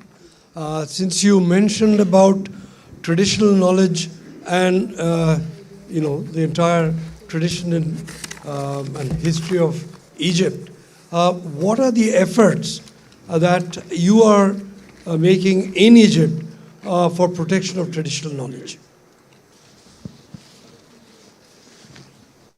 Thank you very much. This is a very important question. And actually, in this respect, we are working closely with the Ministry of Culture, and in the last, I would say, 5 years, we have managed to make registration on the UNESCO list for knowledge, and we have managed to put some of the historical event, like the Holy Trap journey, like some traditional knowledge, food, into this respect. IGPA itself is not responsible for making this registration. However, we have worked, as I said, with the Ministry of Culture in this respect. And we also give advice through the awareness campaign that we are currently launching right now to all the stakeholders involved in the protection of the traditional knowledge and culture industries in general. As I must just mention in my speech, IGPA is now almost 1 year old, and one of the main pillars of the IP strategy launched back in 2022 is awareness. Under this, we have 3 main categories that we are targeting. Probably most important is the pre-university level students, and also to the academia, and the third, the most important, is the general public. Under this, we are embarking on a very important awareness campaign through lectures, media, and also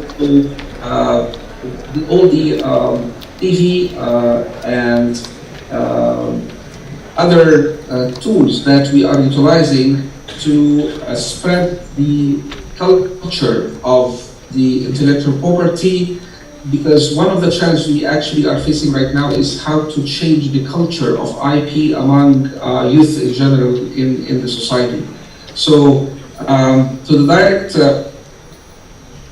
answer to your question is the work in close manner with the Ministry of Culture to protect cultural industries and traditional knowledge in particular. Thank you. Thank you for asking the question, sir. There is one more question. Please pass on the mic to the 9th row.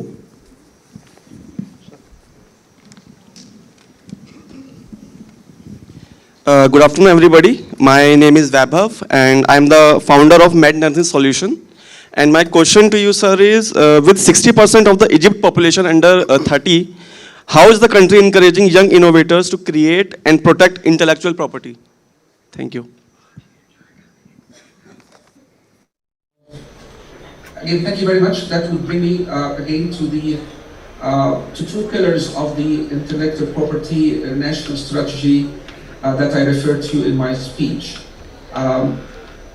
First, we have the 3rd pillar is pertinent to enhancing and strengthening the IP contribution to the national economy. Under this pillar, we have many sub-objectives to cover almost all aspects, including research and technology. We are working closely with universities and research centers in Egypt. We are working closely with the Ministry of Higher Education to organize seminars and lectures. We have already started doing so even before we start this national campaign that I referred to earlier.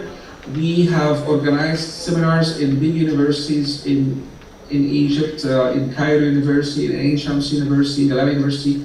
We have also conducted seminars in Bibliotheca Alexandrina. We have expanded beyond Egypt's borders, and we have also organized lectures in the Academy of Arts in Rome.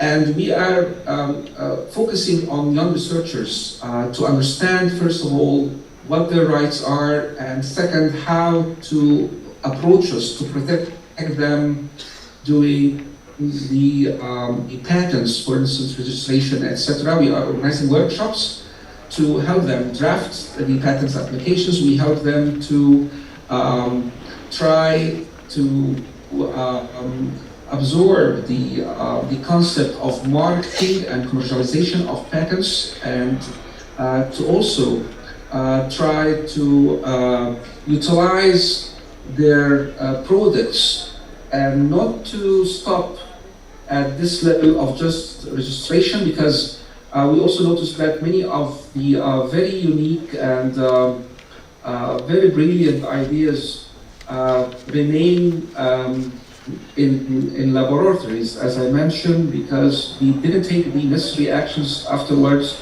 that would continue the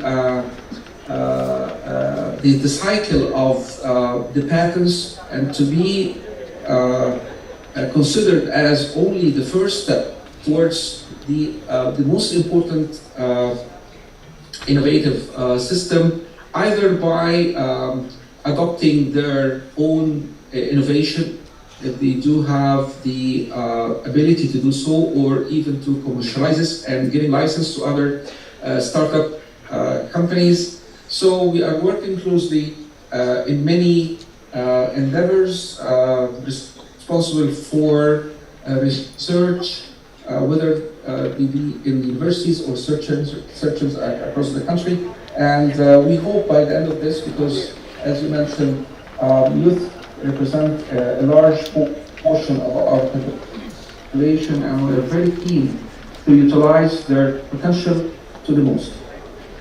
Thank you, sir. Thank you. Sir, thank you so much, His Excellency Professor Dr. Hesham Azmi, once again on behalf of the Chair of IP BRICS. Now it is time to invite Mr. Leopoldo Coutinho, who is the Coordinator of International Affairs at INPI Brazil. He will be representing Mr. Julio Cesar, President of INPI Brazil, who has not been able to attend because of prior national commitment. It would be a pleasure if you delight us with your talk, sir. Please, sir.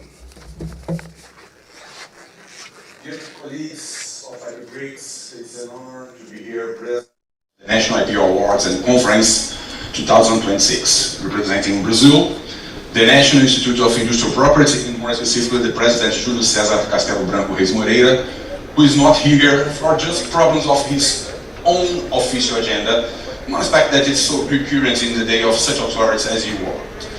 But as he comprehends the importance to keeping our group united and strong, he asked me to be here at my last vacation day to share our experience regarding catalyzing research by youth and women for strengthening economic growth as one of our main duties as an IP officer. Before this, I ask you forgiveness by my informal closing scenario. As I mentioned before, it's my last day of vacation and I'm still at home. Enjoy the last minutes before the entrance of our current workload. Many thanks for India through CGPTTN for organizing this opportunity, totally aligned with our interests in keeping our doors open to exchange our experiences. This is directly linked with the original spirit of the creation of our group more than 1 decade ago. Now, going directly to the Brazilian experience, we must emphasize some projects. The first one is named IP at Schools. Based on the support of several educators and IP professionals, we developed a series of mentorships for young students, so many times presenting IP as a concept for the first time to them. It's incredible that until nowadays, after so many years when the definition of a knowledge economy emerged in the academic sector, we still have in some countries, and unfortunately we are among of them, to present such important matter as something external of their own lives, when it is not. And since we wake up early in the morning by an electronic alarm, by our smartphone or smartwatch, we are affected by elements based upon IP rights. At this activity, we developed a great number of meetings, virtual and presential, with a regional and national reach. Besides of IP, we linked issues related with entrepreneurship and innovation to better access their comprehension as this can be, a golden way for this own future. A continuing internal fight is trying to establish IP as a subject in the official academic curriculum, but this is not achieved yet, unfortunately. The second project is named IP for Young Designers, developed jointly with the World Intellectual Property Organization, UN agencies, and in the Japanese government, and also with the National Agency for Small and Medium Enterprises. Since 2023, we had the opportunity with the cooperation of the federal universities and research centers dedicated to industrial design. We've got good results working in practical cases related to the first edition with products related with geographic indications.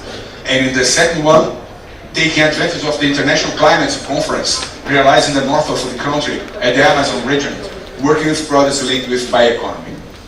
The actions opened space for the involvement of the students with their clients, living a real experience how to develop a concrete solution for the merchandise of the products based on industrial designs. We had also the opportunity to share a toolkit my WIPO initiative to establish a basis for the learning approach of all the institutions with individual design courses to capacity building projects to its own students.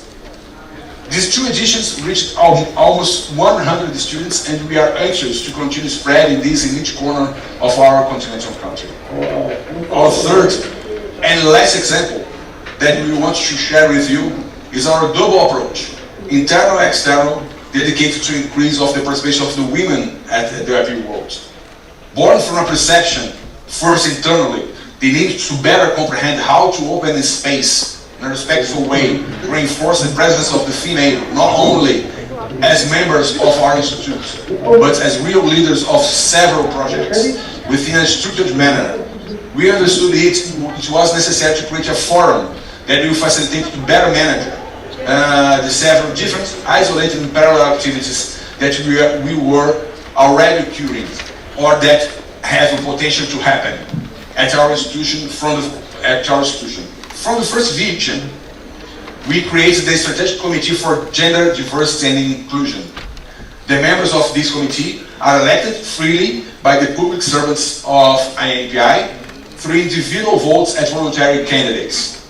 After the election, the committee has the official voice and power to better conduct transversal actions within our institute to reinforce the culture of the respect and equilibrium in terms of opportunity for everyone. But obviously, with the increasing perception we can do more, they started gathering and strengthening projects developed for the participation of the women at the IP world, outside of our internal microcosmos. Since then, each activity INPI is involved with this goal has the leadership of our plural committee as women experts of our Ministry of Development, Industry, Commerce and Service, IP for Her with WIPO, or Equity Network within our Congress at the Senate Chamber. In each one, we contribute with our expertise regarding IP matters, enriching the fight for a better and equilibrated society, without forget the power of these groups for the technological and the economic development of our country. My dear colleagues, we hope with these examples to have given our contribution for this so important debate. We are on your disposal for future discussions and exchanging vision regarding that. Many thanks again for the opportunity.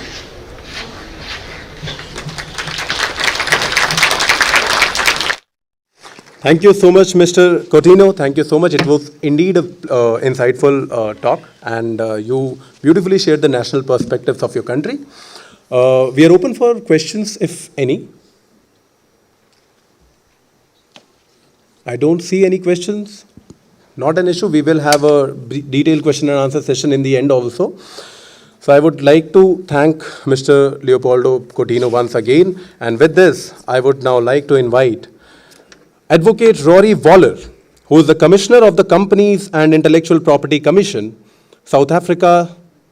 The authority is responsible for registration and administration of companies and intellectual property rights, including patents, trademarks, and designs. He oversees regulatory frameworks that supports innovation, corporate governance, and protection of intellectual property within South Africa. It is very important here to mention that Advocate Rory Waller is currently traveling, and it is really a pleasure to have you in between us. Thank you so much for taking our time, sir. This mic is up to you now, sir. Thank you so much. Thank you very much. Thank you for making it a really pleasure for me to be here. I'm delighted that I could partake from South Africa's perspective in this very important awards and IP conference. Distinguished colleagues, esteemed guests, and members of the international intellectual property community, we are really a proud member of the BRICS IP Forum. As South Africa, we have partaken in this particular forum for many, many years, and we certainly look forward to further collaboration in this regard. So it is both a privilege and an honor to speak with you today on this distinguished platform as we gather to celebrate the National Intellectual Property Awards and Conference, graciously hosted by the Intellectual Property Office of India. Great friends and great colleagues. Their commitment to advancing intellectual property rights and fostering innovation resonates deeply with the shared vision of BRICS nations in promoting inclusive growth, collaboration, and sustainable development through intellectual property. In the global economy of the 21st century, A nation's competitiveness is not only defined by its natural resources or geography, but its ability to cultivate, protect, and harness innovation. Prosperity is not accidental. It is the outcome of deliberate strategies that empower creators and thinkers to transform ideas into assets of economic and social value. At the Companies and Intellectual Property Commission of South Africa, we remain steadfast in advancing this mandate. Our initiatives range from awareness seminars to pro bono guidance, mentorship, and intergovernmental partnerships, which we take very, very seriously. These are designed to strengthen the innovation value chain and to ensure that ideas are transformed into protected and commercialized assets.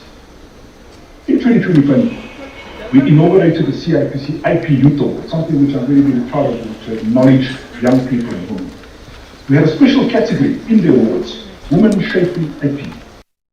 Foster early stage innovation and highlight the profound contribution of women to the IP landscape. Our policy recognizes a wide spectrum of youth innovators aimed at diverse sectors. The 2025 Women Shaping IP Award recognized the groundbreaking 20X digital X-ray glasses, now advancing through the Inventors Assistance Program, a vital facilitating initiative offering pro bono legal services for patent and design protection. The Counterfeit Combat Award honored another female innovator for the application by File, a biometric medical system that secures patient records, reduces emergency room waiting times, and healthcare digitalization. To give immense credit to Amount that later this month, we will host the second annual Intellectual Property Awards. This distinguished initiative is dedicated to honoring young innovators who are making significant contributions in the field of intellectual property. Through these awards, we seek to highlight the power of creativity, foster greater awareness of intellectual property, and most importantly, to inspire a spirit of innovation amongst the youth. It is a momentous occasion to recognize and celebrate the remarkable emerging talent that is shaping the future of innovation. Recognition must be underpinned by knowledge. Our second pillar is education. Through seminars, workshops, and commercialization webinars, we expand understanding of IP's role in business growth, covering registration, enforcement, monetization, and market entry. We amplify our guidance reach through partnership with the Department of Trade, Industry and Competition and various other stakeholders in the value chain, ensuring that innovation workshops and are accessible nationwide. South Africa has a large landmass, so we need to partner and be collaborative across the government sphere. Importantly, we prioritize the participation of women innovators, ensuring inclusivity at every stage. To this end, a significant milestone was achieved through the establishment of a collaborative partnership with the South African BRICS Youth Agency, strengthening our shared commitment to fostering innovation among the younger generation. This follows the completion of a dedicated survey anchored at women in IP and intellectual property rights and the youth. We set out to identify key areas where deeper collaboration is required. The outcome serves as a guiding instrument for furthering strengthening our collective efforts to ensure that women and youth are meaningfully integrated into the intellectual property landscape across all BRICS countries. Flowing from the successful outcome of the IP Youth and Women surveys conducted by the CIPC, the 2025 meeting of the heads of intellectual property officers in Brazil reaffirmed support for the creation of an intellectual property youth alliance within the BRICS framework. We anticipate advancing this initiative and formalizing its establishment at the forthcoming 18th meeting of the heads of intellectual property officers later this year. As far as mentorship and advisory support platforms are concerned, knowledge must be paired with guidance. Our collaboration with the Chiefs in IP Africa chapter provides important mentorship to women innovators, equipping them with strategic insight to assume leadership roles in the IP ecosystem. This flexible multi-phase model emphasizes one-on-one pairing, ensuring tailored support to each participant. As far as the case study is concerned, allow me to illustrate the holistic impact of our innovation model. The innovation Choco Sickle upcycles peanut waste into animal feed, which began as a simple idea. Through our awareness sessions, the inventor was introduced to the Inventor's Assistance Program. The inventor filed a patent application and gained recognition in national and global initiatives such as Agriculture SA and the Global Clean Tech Innovation Program. Today, Tokosico is seeking international protection, an inspiring journey from a local concept to global innovation. The journey of Tokosico and many others demonstrates how IP-driven visibility, supported by education and mentorship, can elevate local innovation onto the global stage. As far as the title, IP for Catalyzing Research by Youth and Women to Strengthen South Africa's Economic Growth is concerned, ladies and gentlemen, this subject lies at the very heart of South Africa's future. How intellectual property can serve as a catalyst for research, empowering our youth and women, and ultimately strengthening our nation's economic growth. South Africa is a country rich in talent, creativity, and resilience. Yet we face many challenges. Youth unemployment remains extremely high, and women researchers and entrepreneurs often encounter barriers to recognition and funding. If we are to unlock our full potential, we must ensure that innovation is not only protected, but also inclusive. We recognize that intellectual property is more than a legal framework, and it is a tool of empowerment. For youth, IP provides ownership of ideas, encouraging them to take risk, encouraging them to innovate, and also contribute solutions to pressing challenges in health, agriculture, and technology.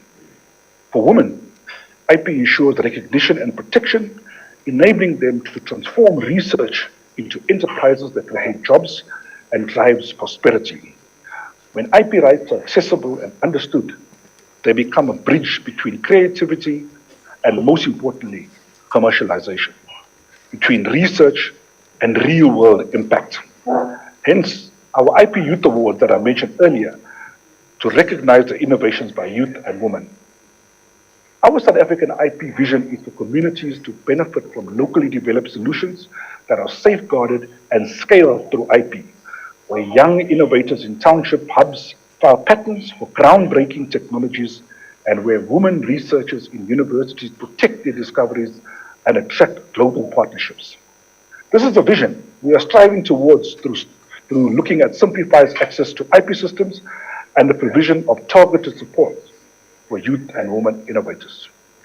We recognize that every patent filed, every trademark registered, and every copyright protected by youth and women is a step towards a stronger South African economy, something that we strive for daily. In South Africa, we see intellectual property as a catalyst for research, empowerment, and most importantly, for economic growth. We acknowledge that by harnessing IP, we have the ability to unlock the creativity of our youth, amplify the voices of our women, and build a South Africa where innovation drives inclusive and sustainable prosperity. So as I conclude, at the CIPC, we are unwavering in our commitment to build a prosperous economy by empowering today's innovators and safeguarding tomorrow's ideas. Through deliberate and inclusive strategies, we contribute to the strengthening of our economy and securing a future where innovation thrives for all. Together, these initiatives reaffirm our shared vision, which is to cultivate inclusivity, cultivate innovation, and sustainable growth through IP, thereby shaping a future that reflects the dynamism and diversity of our communities. Today's landmark gatherings such as the IP Awards and conferences play a pivotal role in strengthening and advancing the global IP ecosystem. As IP leaders and practitioners and the wider international IP community, our continued commitment to harness intellectual property as a driver of innovation, collaboration, and sustainable economic growth is required. I thank you very much.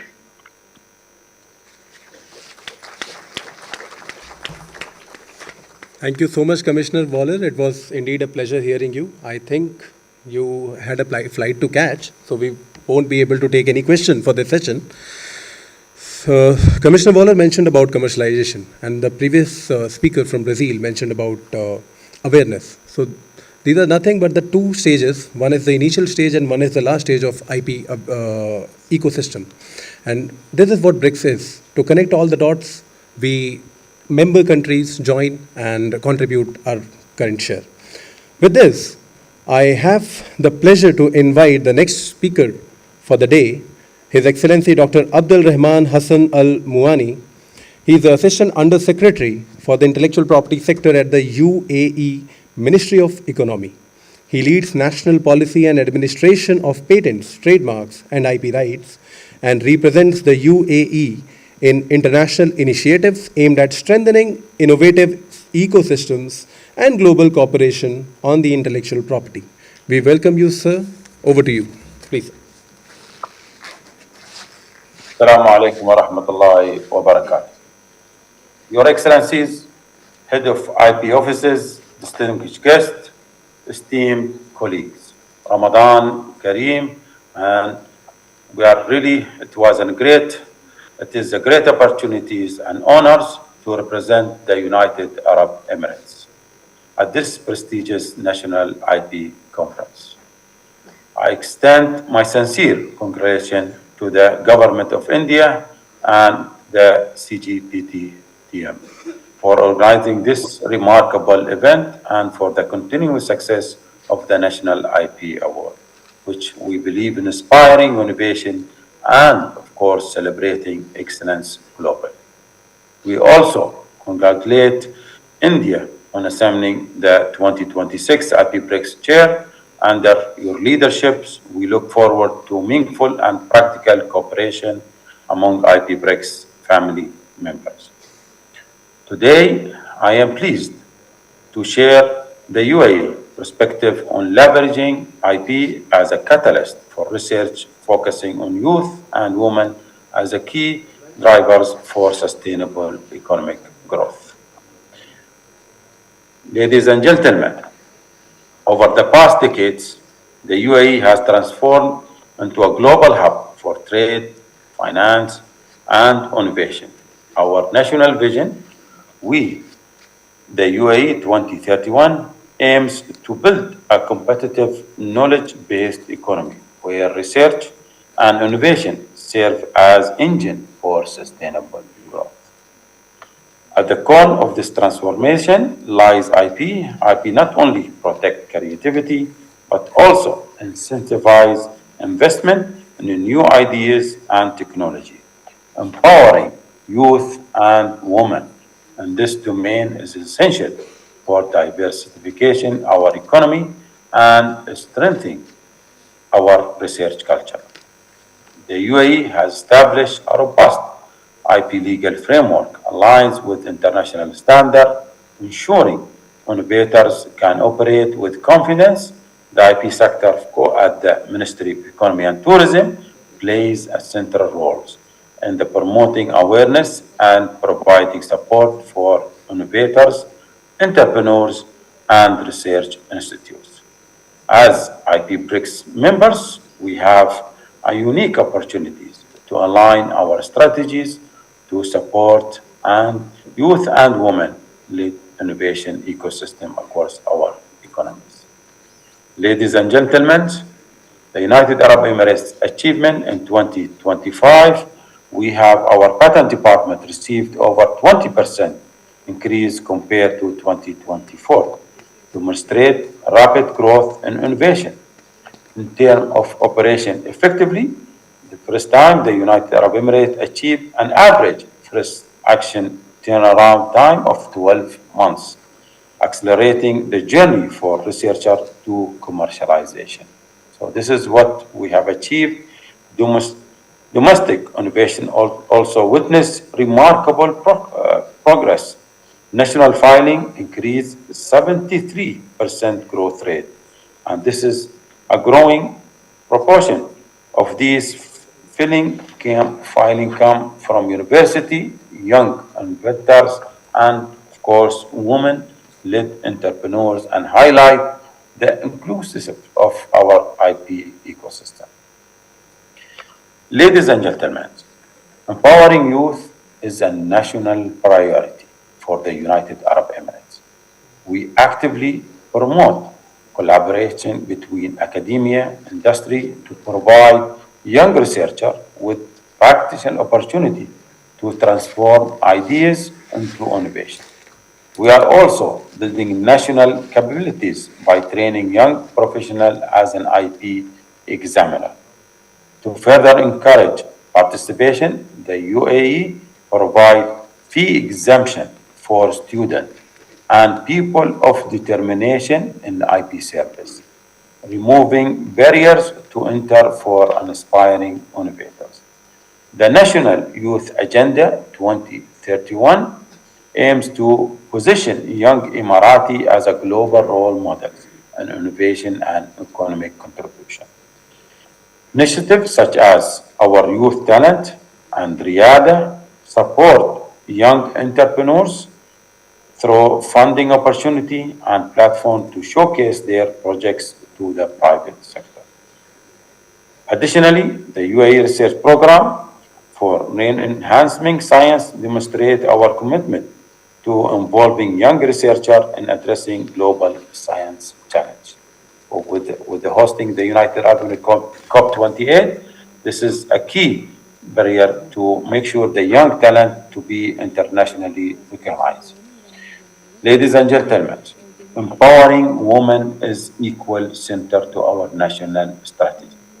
The National Policy for Empowering of Emirati Women 2031 provide a comprehensive framework to ensure women full participation across all sectors, including science, technology, and entrepreneurship. 2024, Emirati women represent over 34.6% of the national workforce and accounted of 18% of entrepreneurs in the United Arab Emirates. In the first half of 2024, over 2,000 new businesses were established by Emirati women, demonstrate their expanding role in innovation ecosystem, and this is within the IP BRICS, sharing best practice and establishing across broader network for women innovators can significantly advance inclusive economic growth. Distinguished guests, challenges and opportunities likewise. Like many countries, we recognize an IP utilization among youth and women, including across funding, mentorship, and technology resources. Addressing these challenges require, of course, best practice sharing and strategic action, such as expanding membership program, improving finance mechanism, and simplified IP registration process. We believe in the United Arab Emirates as a role of IP BRICS member. This is a valuable platform for cooperation among diverse economy. By strengthening collaboration, we can facilitate knowledge exchange, support joint research initiatives, and of course, promote policies that enable youth and women to leverage IP effectively. Public awareness initiatives are also essential that emerging innovators understanding opportunity available. In conclusion, ladies and gentlemen, distinguished guests, Your Excellencies, the BRICS approach to the IP offers a powerful pathway to catalyze research and innovating among youth and women. By strengthening cooperation, harmonizing best practice, and building inclusive IP ecosystem, we can unlock sustainable economic growth for our nation. The UAE stands ready to work closely with all IP BRICS members to advance this shared vision. Thank you very much for your attention. Thank you, Your Excellency.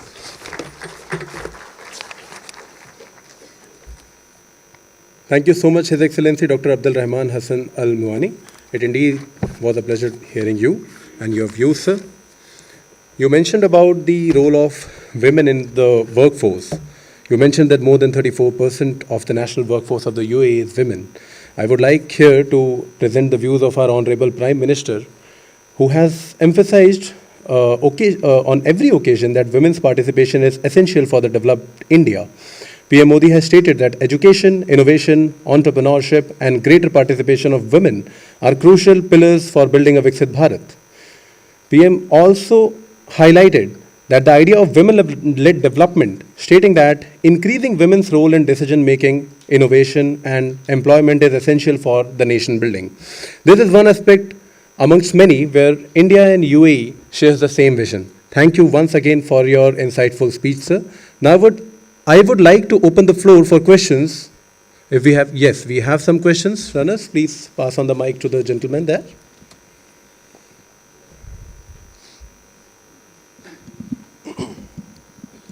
Thank you for the insights. Being a founder and as a youth, my question to you, sir, is how can innovation ecosystem remain strong, especially in UAE, during the times of global uncertainty?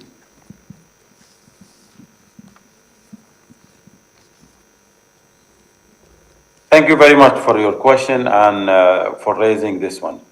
So if you have a clear leadership vision and a clear strategy and policies, as I mentioned in my speech, we have a clear vision.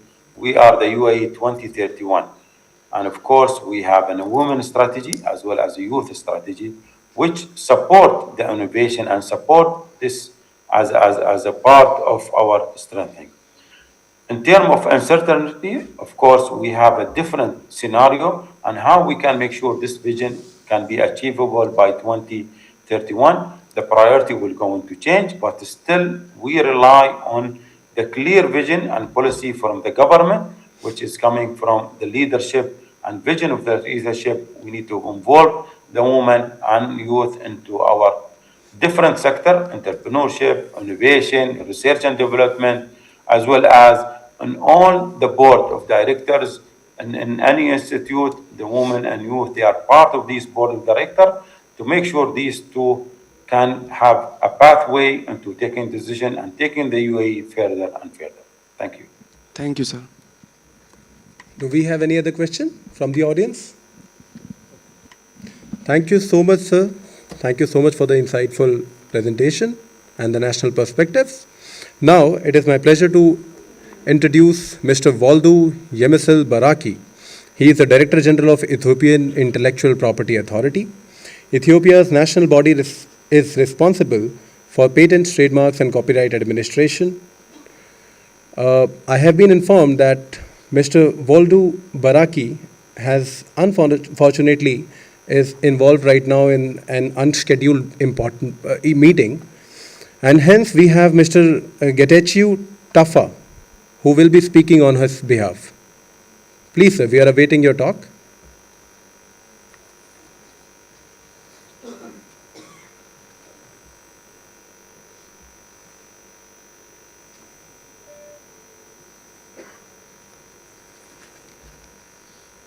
I am assuming there is,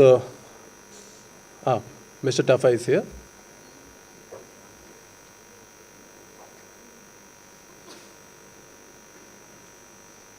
Mr. Tafa, are you able to hear us?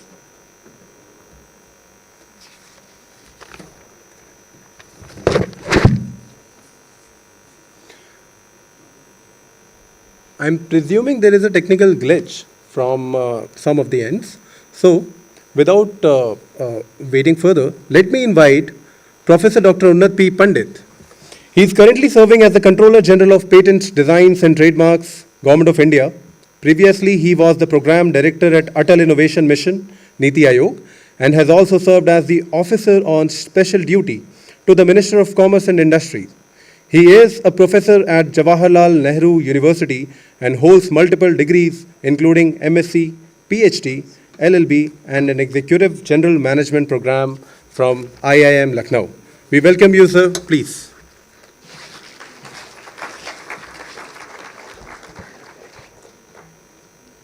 Thank you, all the member countries from IP BRICS for the insightful submission on the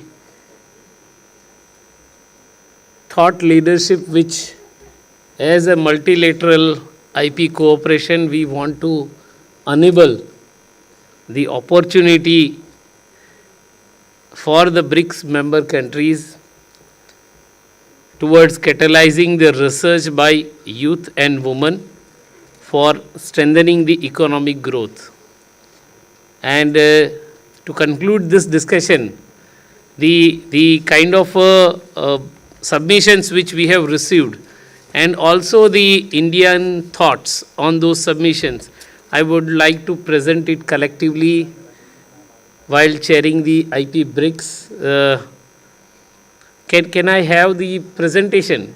Because our collective thoughts I have compiled in the form of a presentation, taking the advanced thoughts from the member countries.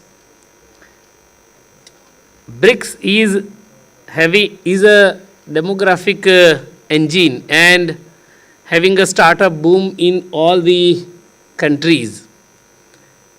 The BRICS advantage offers as 45% of the world's population is residing in the BRICS countries, and very highly active and energetic youth, women participating in the research. So till we have the presentation, I would like to make a submission that this is the time while we are catalyzing the research and wants to aim the strength of the economic growth. Every country is in the transition mode from the IP ownership and the startup creation towards enabling the journey of the economic growth. Particularly in India's innovation ecosystem, 1.6 lakh recognized startups. So from 2015, when the Startup India movement was initiated by the government, we are now the third largest startup ecosystem in the world. Women in startup, over 46% of the DPIIT, that is Government of India's recognized startup, have at least one woman director. That is something which shows the strength of a woman in research and the active leadership. And this is something motivates that how we can catalyze the growth of our research. India has grown from just 4 unicorn in 2014 to 118 today. This is again the power of a youth and the woman participation. Collective efforts can win the team spirit, as we have seen in yesterday's World Cup match also. The team spirit which has really won the World Cup for India in the T20 World Cup organized by the ICC in India. There is always a time for creating a bridge and how this bridge can be addressing the gaps which is there into the ecosystem. It's a time for targeted and focused programs, and as a IP BRICS, several such small initiative policy thought papers are being prepared during this multilateral IP cooperation journey. And on the IP BRICS website, all such policy papers, all such insightful research are being placed. So this would be again a good insight for the Indian stakeholder to visit the IP BRICS website and also go through such kind of a policy interventions which as a IP BRICS which we want to collectively make as a multilateral IP cooperation. Particularly for the women participation in India, the Vice Kiran program WSC scheme under the Department of Science and Technology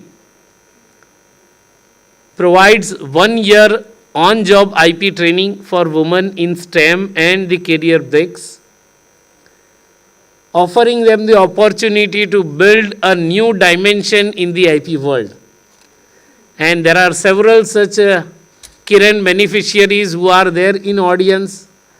They are leading in the different law firms. They are spearheading the IP verticals in different corporates and practicing professionals who have enabled the career secondment opportunity in IP while we are marching towards the Viksit Bharat.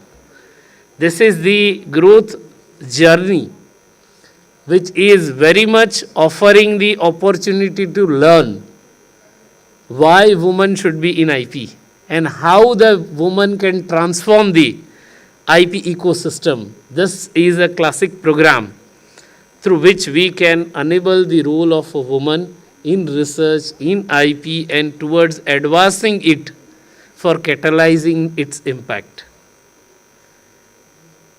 Biocasi scheme, that program is offering the research grant up to Indian rupee 60 lakh, especially to enhance the participation of a woman scientist in biotechnology.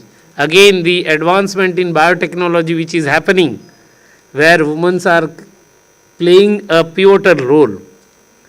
India is facilitating the faster cross-border and digital IP protection.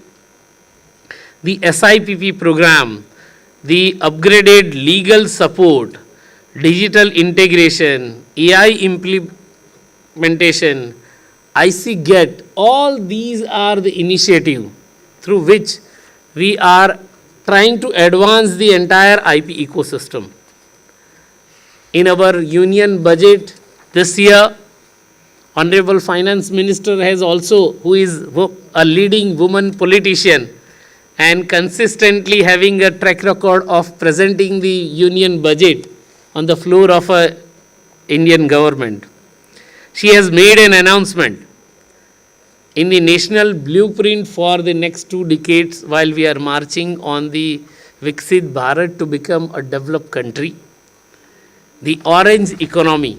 The orange economy is something which is going to offer the opportunity to create, to enable the culture, and also the root of this development is through intellectual property.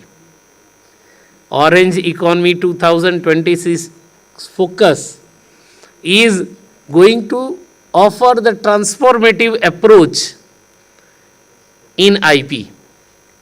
And similarly, for such kind of efforts, a progressive thought paper on the design related amendment which we want to foresee has also been released by the DPIIT.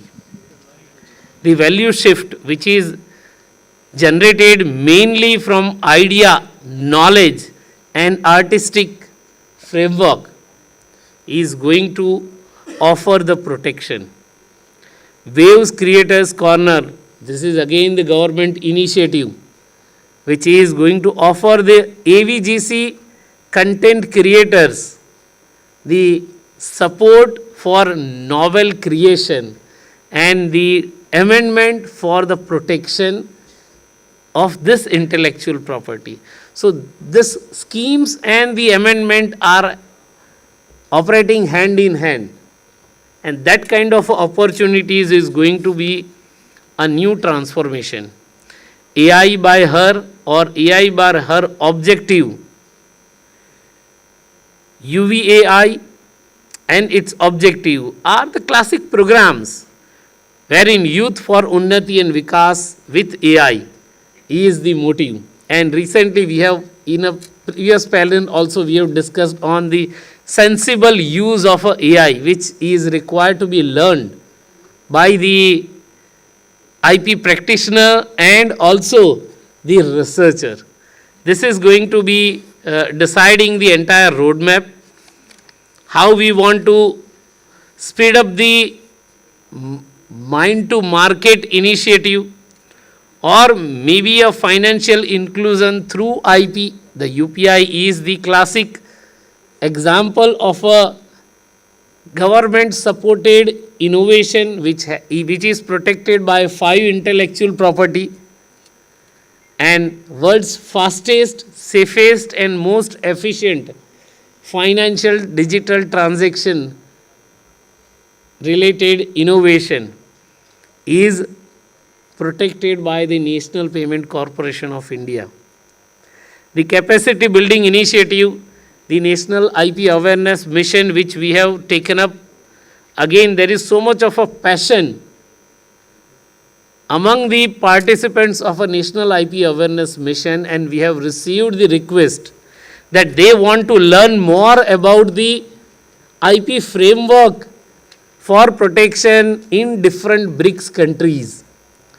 So we have thought of offering them the IP framework related learning of the BRICS member countries, so that Indian researcher can enable their IP protection among the BRICS countries and vice versa. The BRICS member countries' youth and women can also enable the IP protection in India, which is a good economy where they have a promise to explore the opportunity to commercialize their IP related technologies and solutions. The outcome is something which we want to foresee, that these kind of programs will be implemented as part of a national IP awareness mission, specifically for the BRICS, and BRICS related informations detailing will be shared with the Indian youth. The roadmap ahead is the shift from the physical industry to the intellectual asset.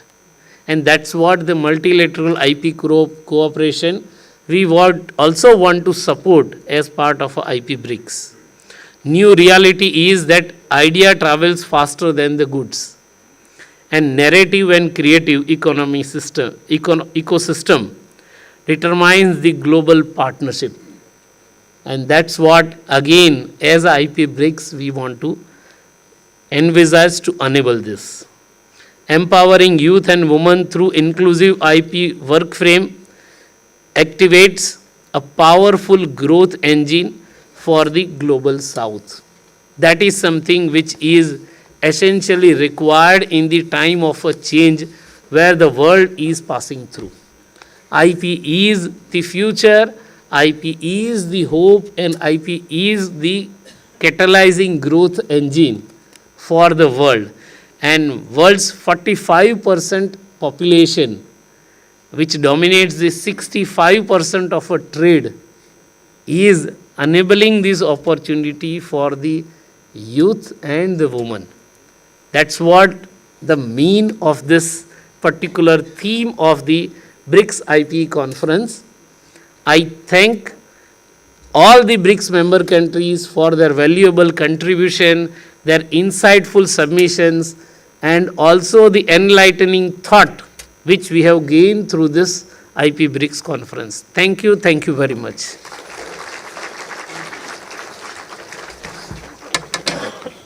Thank you so much, sir, for the insightful presentations. Truly a remarkable, insightful and thought-provoking discussions. I would like to thank all the esteemed panelists for sharing their valuable perspectives. It indeed is a rare moment where you get to know the vision of multiple great nations throughout the world at a common stage. It's time for the closing of this session, and I would like to invite Ms. Suchetna Bhattacharya for the closing remarks. Thank you to all the HIPOs of IP BRICS offices for such a rich exchange of ideas. As we conclude this panel, I would want to formally extend our profound gratitude to the esteemed panelists who have participated virtually across different time zones. As we understand, the same requires significant effort.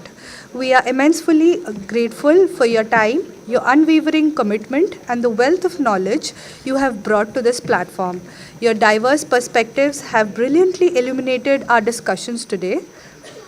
Let us express our collective appreciation. Please join me in giving our distinguished delegates a huge and well-deserved round of applause.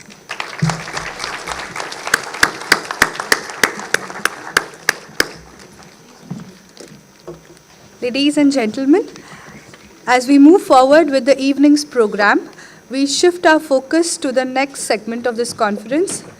To lead us into this, I would now like to invite Shri Vicky Kumar, Director, Office of CGPDTM, for the opening remarks.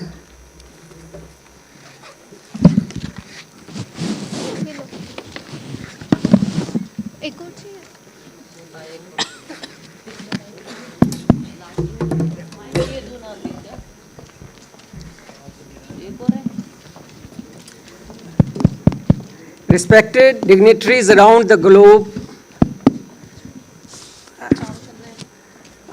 respected CGPTM sir, my colleagues, and all the stakeholders who has come from different parts of the country to attend this conference and award ceremony.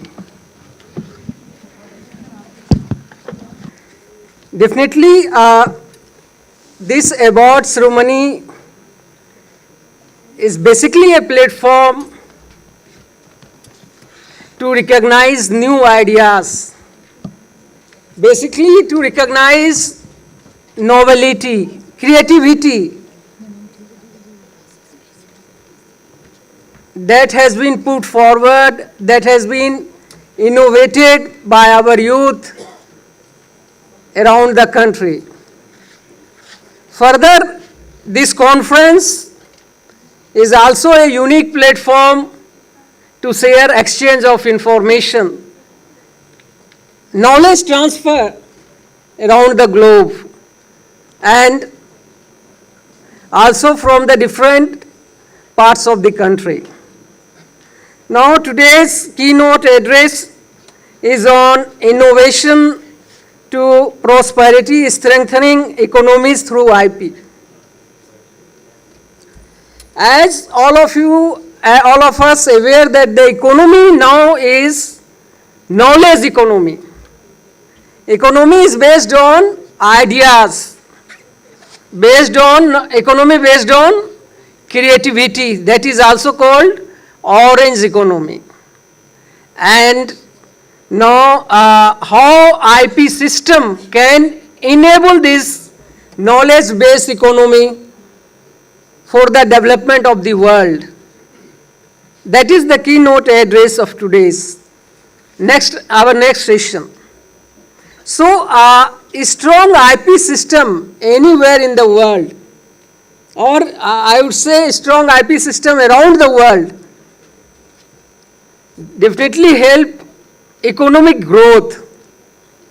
As you are aware, this IP system helps us to encourage innovation, investment, creativity, research, innovation around the world. The most important thing about this is stamp of government. If something is approved by government, patent is generally approved by government around the world, that has the most importance for any person, any innovator in this world. I believe all of you would agree with me that patent anywhere in the world is granted by government only. And suppose something is backed by government, it has huge importance. That's why this economy growth is linked with IP system. So on this occasion, I would now request Mr. Todd Reeves, Director Building Respect for IP Division, WIPO, and Mrs. Maria Escu, DDG, Deputy Director General, DKPTO, on dais for further discussion on keynote address on innovation to prosperity, strengthening economies through IP. Thank you. Thanks a lot.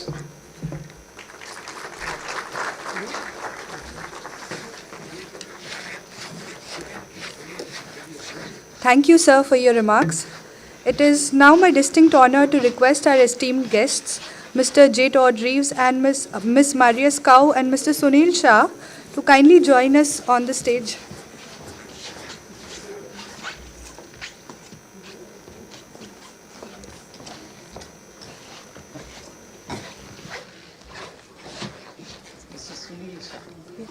Sir, she's coming. Mr. J. Todd Reeves is the director of the Building Respect for IP Division at the World Intellectual Property Organization, where he oversees policy dialogue in the WIPO Advisory Committee on Enforcement and WIPO Strategic and Technical Assistance in the field of IP enforcement. Before joining WIPO in 2022, Todd served as a senior advisor in the Office of the Undersecretary for Intellectual Property and Director of the United States Patent and Trademarks Office, where he advised senior leaders on a variety of international policy issues. He has also worked in the USPTO's Office of Policy and International Affairs, the White House, 2 stints as an IP attaché in Geneva, Switzerland, and Mexico City, Mexico, and served as a senior attorney with the US Customs and Border Protection. Ms. Maria Skau is the Deputy Director General at the Danish Patent and Trademark Office, where she oversees the sales and production of patents, trademarks, and designs. Prior to this role, she worked extensively in international standardization at Danish Standards, leading initiatives relating to professional training, research, and educational projects. She represented Denmark on the ISO Council and served as a National Committee Secretary of the International Electrotechnical Commission. Earlier in her career, she headed Innovation Center Denmark at the Danish Embassy in Seoul, fostering collaboration between research institutions, industry, and innovation ecosystems. She has also contributed as a speaker and panelist at international forums hosted by organizations such as the United Nations and the Bloomberg Group. An alumnus of IIM Ahmedabad, Mr. Sunil Shah has been a dedicated leader at the Ahmedabad Management Association since 1991, serving as Honorary Secretary and Vice President. He played a pivotal role in establishing the World Trade Center and various Golden Gujarat initiatives. As a corporator and chairman of the AMC Revenue Committee, he achieved record tax collections and implemented a landmark tax parity reform benefiting 1.2 million citizens. Furthermore, he helped establish the Gujarat Innovation Society, India's first large-scale citizen-driven innovation movement, engaging over 2 lakh members with recognition from Niti Aayog.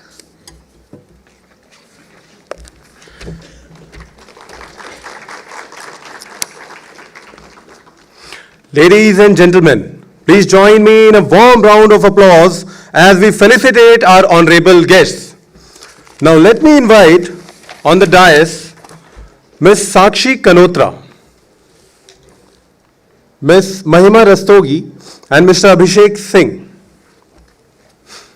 Since the theme for the event for the National IP Awards and Conference is IP for Catalyzing Research by Youth and Women, it is our duty to utilize our youth, that is our examiners of the 2025 batch, as much as we can.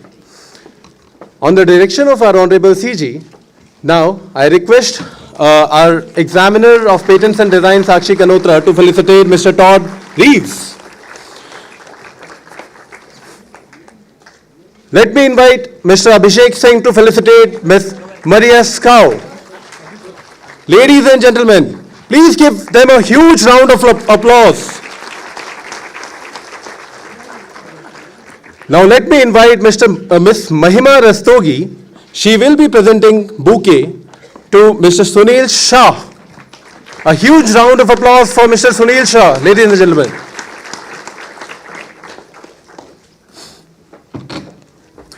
I would now request all the dignitaries to kindly be seated, and now it is time to start our second plenary session of the evening. And the topic for this session is From Innovation to Prosperity, Strengthening Economies Through IP. Without taking any further moment, let me now invite our Controller General of Patents, Designs and Trademark to moderate the session. Please, sir. It would be most appropriate if we can have your submission from the podium, if that is okay with you. First, I will request Todd Reeves for his plenary talk. Thank you, Dr. Pandit. It's probably best that I stand up while I speak. My plane landed at about 1:30 a.m. this morning, and I got to the hotel around 3, so I'm reaching the end of my day a little prematurely. But ladies and gentlemen, distinguished guests, and all inspiring innovators and creators in the audience, good evening, and thanks for joining.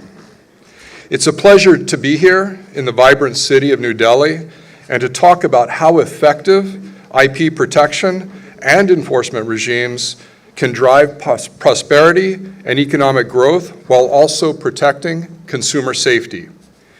India has been steadily climbing up the Global Innovation Index rankings since 2015, currently sitting at number 38. This showcases a commitment to promoting innovation through effective government policies, including Startup India, increased focus on research and development, and robust institutional IPR policies, modernization of IP offices, and capacity building of IP officials, and increased IP filings due to all these reforms. That is why this theme of prosperity driven by innovation is very timely. I would also like to recognize the brilliant performance of 2 teams from India in the WIPO IP Moot Court competition we hosted last year, with an impressive all-India final round. And it was the National Law University of Delhi that took away the championship trophy. This competition was born out of WIPO's IP Yes, which is the IP youth empowerment strategy, which is designed to get young people involved early in the system they will one day inherit. But before I go any further, I'd like to thank the Intellectual Property Office of India, and especially Dr. Pandit, for the kind invitation to share some of my perspectives with you tonight. The theme of the conference touches on something very fundamental. Innovation is the engine of economic growth and prosperity, and IP is the fuel that makes that engine run smoothly. When creations and innovations are protected by IP rights, they can flourish, attracting investment, creating jobs, and improving lives in every corner of the world. India is no stranger to innovations that transform lives. Going back about a decade, Lashal, the haptic shoe, is a brilliant combination of design and technology that helped thousands of visually impaired individuals navigate daily life. Modern-day inventions, such as cost-effective space technologies by the Indian Space Research Organization, have transformed the way we look at space exploration. For example, the moon soil or advanced satellite and launch vehicle technology. And there's also the nasal filter, which was born out of the desire of a young student from Indian Institute of Technology, Delhi, to help his mother who suffered from asthma. Talking about young innovators, Takashar is a great example of how one great idea has the potential to solve real-world challenges, all because a young person saw a problem, air pollution, and felt determined to come up with a solution. It's truly inspiring to see this innovation. This innovation went on to be one of the winners of the UK's Earthshot Prize and is being scaled up now while creating employment opportunities in rural states. That is the true power of innovation, and that is why we focus on the importance of effective protection and enforcement of intellectual property rights. I'll be candid here. This engine of innovation can be derailed by those who seek prosperity without permission. When IP rights are infringed or stolen, if I'm being honest, the consequences go far beyond the loss of any individual creator or innovator. To add perspective, let's look at some numbers. They paint a concerning picture. According to an OECD EU IPO report, in 2021, global trade in counterfeit goods was valued at approximately $467 billion US, or 2.3% of total global imports. Another report estimated a loss of 1 trillion rupees, or $12 billion US, to the Indian economy in 2021 due to counterfeiting. And independent tracking data recorded 216 billion visits to piracy websites in 2024, with over 8% of this piracy traffic, or 17 billion visits, coming from India. These are not just abstract figures, they mean something. And that something is hundreds of billions in lost revenues by businesses, uncollected taxes, and wages not paid. Moreover, consumers are directed away from genuine goods and content. Beyond the economic toll, IP crime has more severe consequences for consumers, from fake medicines that endanger lives to substandard counterfeit products such as electronics, cosmetics, or automotive parts that pose significant safety hazards. Data from the World Customs Organization, or WCO, shows that 74% of the nearly 200 million reported seized items in 2024 contained illicit medicines, which is concerning because of the direct threat to public health and safety. There is no such thing as a safe counterfeit medicine. It is clear that IP crime is never a victimless crime. It undermines our economies, public health, safety, and our trust. Unless we protect IP and enforce it effectively, we fail to unlock the full economic value of innovation and creativity. We risk creating a world where inventors, creators, and brands do not enjoy the fruits of their labor, and where consumers, governments, and economies bear the cost of illicit trade. Not just the economic impact, but the impact on health and safety. When IP crime takes root, innovation slows, legitimate businesses suffer, consumer trust erodes, jobs disappear, and people get hurt and die. But when IP rights are respected and enforced, the opposite holds true. Innovation flourishes, businesses invest with confidence, consumers trust the products they buy, and sustainable economic growth follows. Intellectual property is not an end in itself. It is a means to human progress. By enforcing IP rights, that progress becomes a reality. Allow me to briefly situate this work within WIPO's broader mandate. WIPO is a specialized agency of the United Nations, serving as the global forum for IP policy, cooperation, and services. We have 194 member states and administer 28 international agreements, including 2 new treaties just concluded in 2024. Within WIPO, the Building Respect for IP, or BRIP division, plays a central role in guiding global discussions on IP enforcement. Our work is focused on 4 core pillars: legislative assistance to member states, capacity building, international cooperation, and strategic systems and awareness. More recently, we also added youth engagement. More on this shortly. Some of you may be wondering what building respect for IP actually means. You're not alone. I had the same exact thought the first time I heard it. In essence, it means creating an environment in which innovators and creators can reap the benefits of their work, supported by enforcement that is effective, balanced, and fair. In the BRIP division, we combat IP crime in 2 ways. First, through prevention, by addressing demand.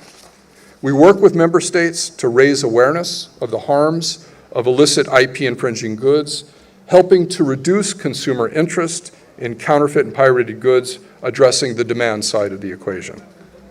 Second, through deterrence, by addressing supply.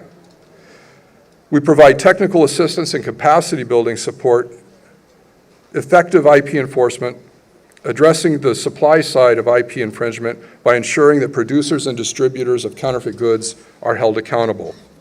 And as the global agency for IP, we use our convening power to host the Advisory Committee on Enforcement, or ACE, to facilitate international dialogue on important issues around IP enforcement, cooperation, capacity building, and awareness raising. Building upon the success of the ACE as a global forum, we will launch the inaugural Global IP Prosecutors Forum in October of this year. It will allow prosecutors from across the world to share best practices, build networks, and strengthen cooperation across borders.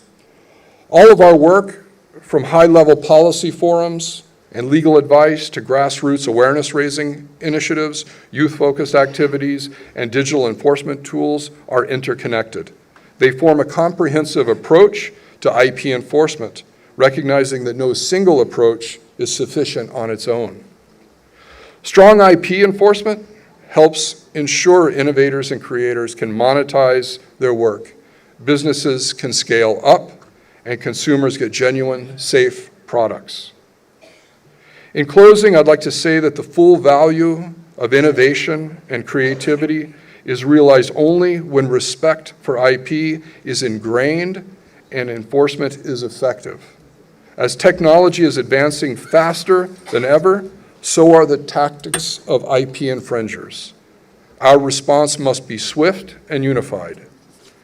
Having highlighted the challenges and our collective efforts, I want to conclude by inviting all of you, whether you are policymakers, enforcement officials, business leaders, educators, or youth, to take away 3 calls to action. The first, enhance international cooperation.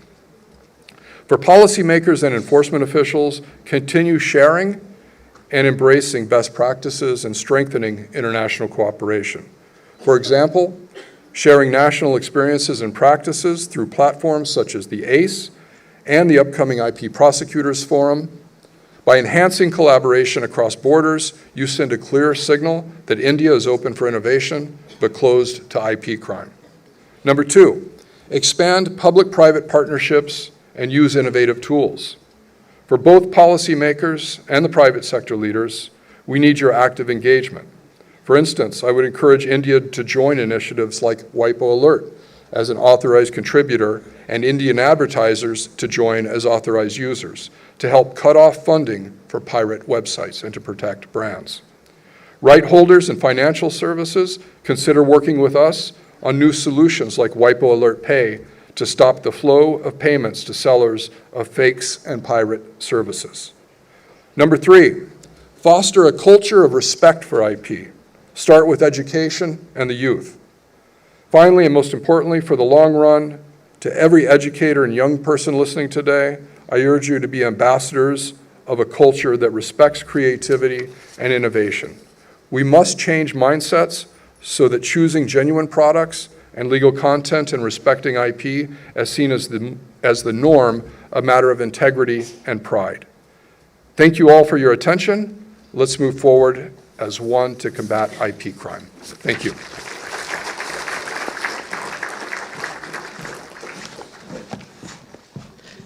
Thank you, Mr. Todd Reeves. Now I would like to invite Maria for his remark from the DKPTO. She is the Deputy Director General in the DKPTO. Thank you so much, Dr. Pandit. And although I didn't arrive yesterday, I'm kind of a little bit challenged in other ways. I have this broken wrist, which didn't happen in India but 3 weeks ago. But hopefully it will not have any influence on what I'm going to say today. First and foremost, many thanks, Dr. Pandit, for inviting me here and giving me the opportunity to speak here.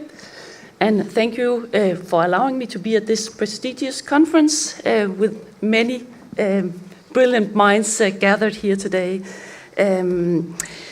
I had the pleasure of meeting Dr. Pandit last year for the first time. I'm still fairly new at the Danish Patent and Trademark Office, where I'm the Deputy Director General. I started May last year. So although I'm a little bit new to this world, it still is something that has been going on in my career for many, many years.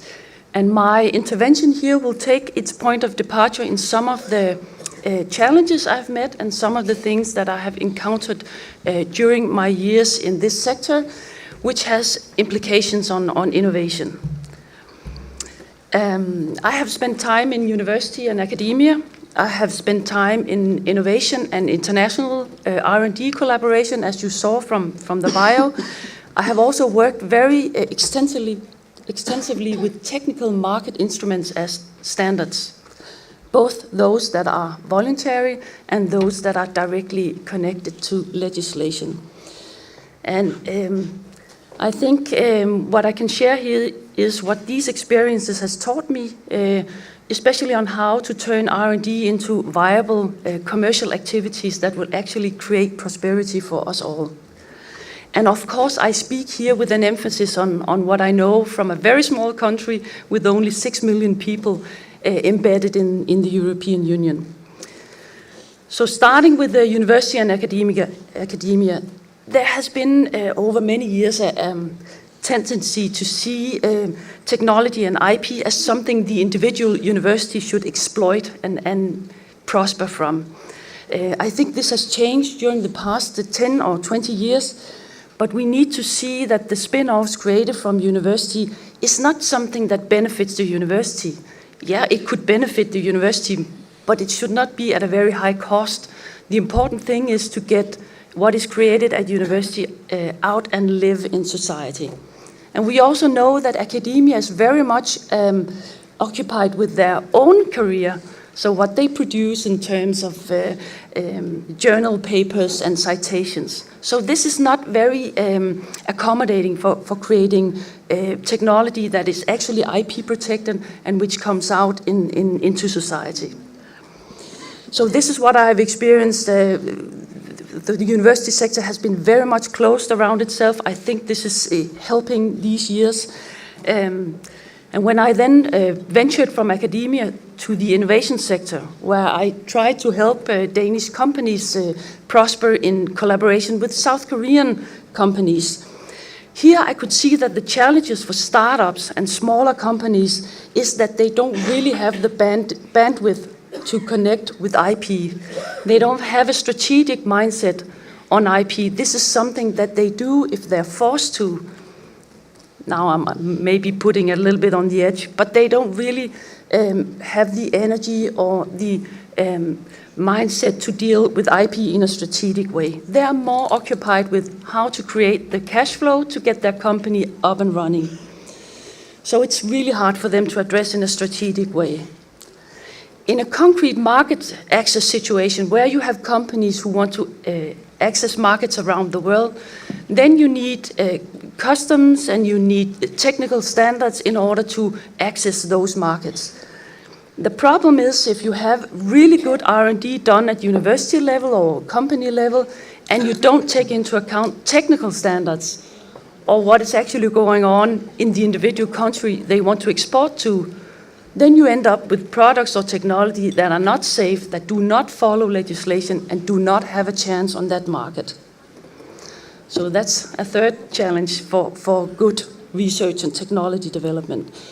Now, being at an IP national office, the competitive advantage, of course, is to have a really good, well-functioning IP system in each country. And it needs attention and deliberation from all actors in the society. We offer both authority services and also commercial services, so we see very concretely how this affects companies around in the Danish community. And as Todd mentioned, enforcement is really key here. Nobody wants to invest in technology and IP protection if they don't see that it's actually enforced or protected worldwide. No company in Denmark can survive with only a Danish or a European market. They have to go abroad. So enforcement of IP is really key here. Finally, I just want to address all these experiences, what is now going on and how do we actually get these ends to meet? We see a clear call for more innovation. We see it in policies in India, in the European Union, and everywhere. If we don't get more out of the R&D created at university level and company level, we will actually not have a very sound industry in the years to come. We need to integrate IP more stringent during R&D processes. And that goes from the public R&D to company R&D, to funding, to IP protection, and all the way to creating commercial viable solutions out there. So 3 key words here: cohesion, collaboration, and creativity. Cohesion in our systems, stemming from universities, R&D, to IP, to financing, to venture capitals, to internationalization. That is the route to create viable businesses. We need no diverging policies. We need clear routes in order to make this work. So that is the cohesion aspect. Collaboration between players all along this line, between us, between the universities, as has been mentioned, between law enforcement, between the judges, the courts, all the way, else this will not actually create the pathway for innovation. And we need the collaboration because else our startups and SMEs, they will get confused. They don't have the bandwidth, as I mentioned. So in order to give them the bandwidth, we need to create this clear collaboration. Last but not least, the creativity. So to unleash the creativity, that is also the theme of this conference, of the youth and of women and of young men, older men, everybody, basically. We need to create the first two C's, but we also need to unleash the creativity in these people. And we do that without putting them under too much pressure or admin burden, so they can't find their way in this jungle of demands and rights and things they need to take care of.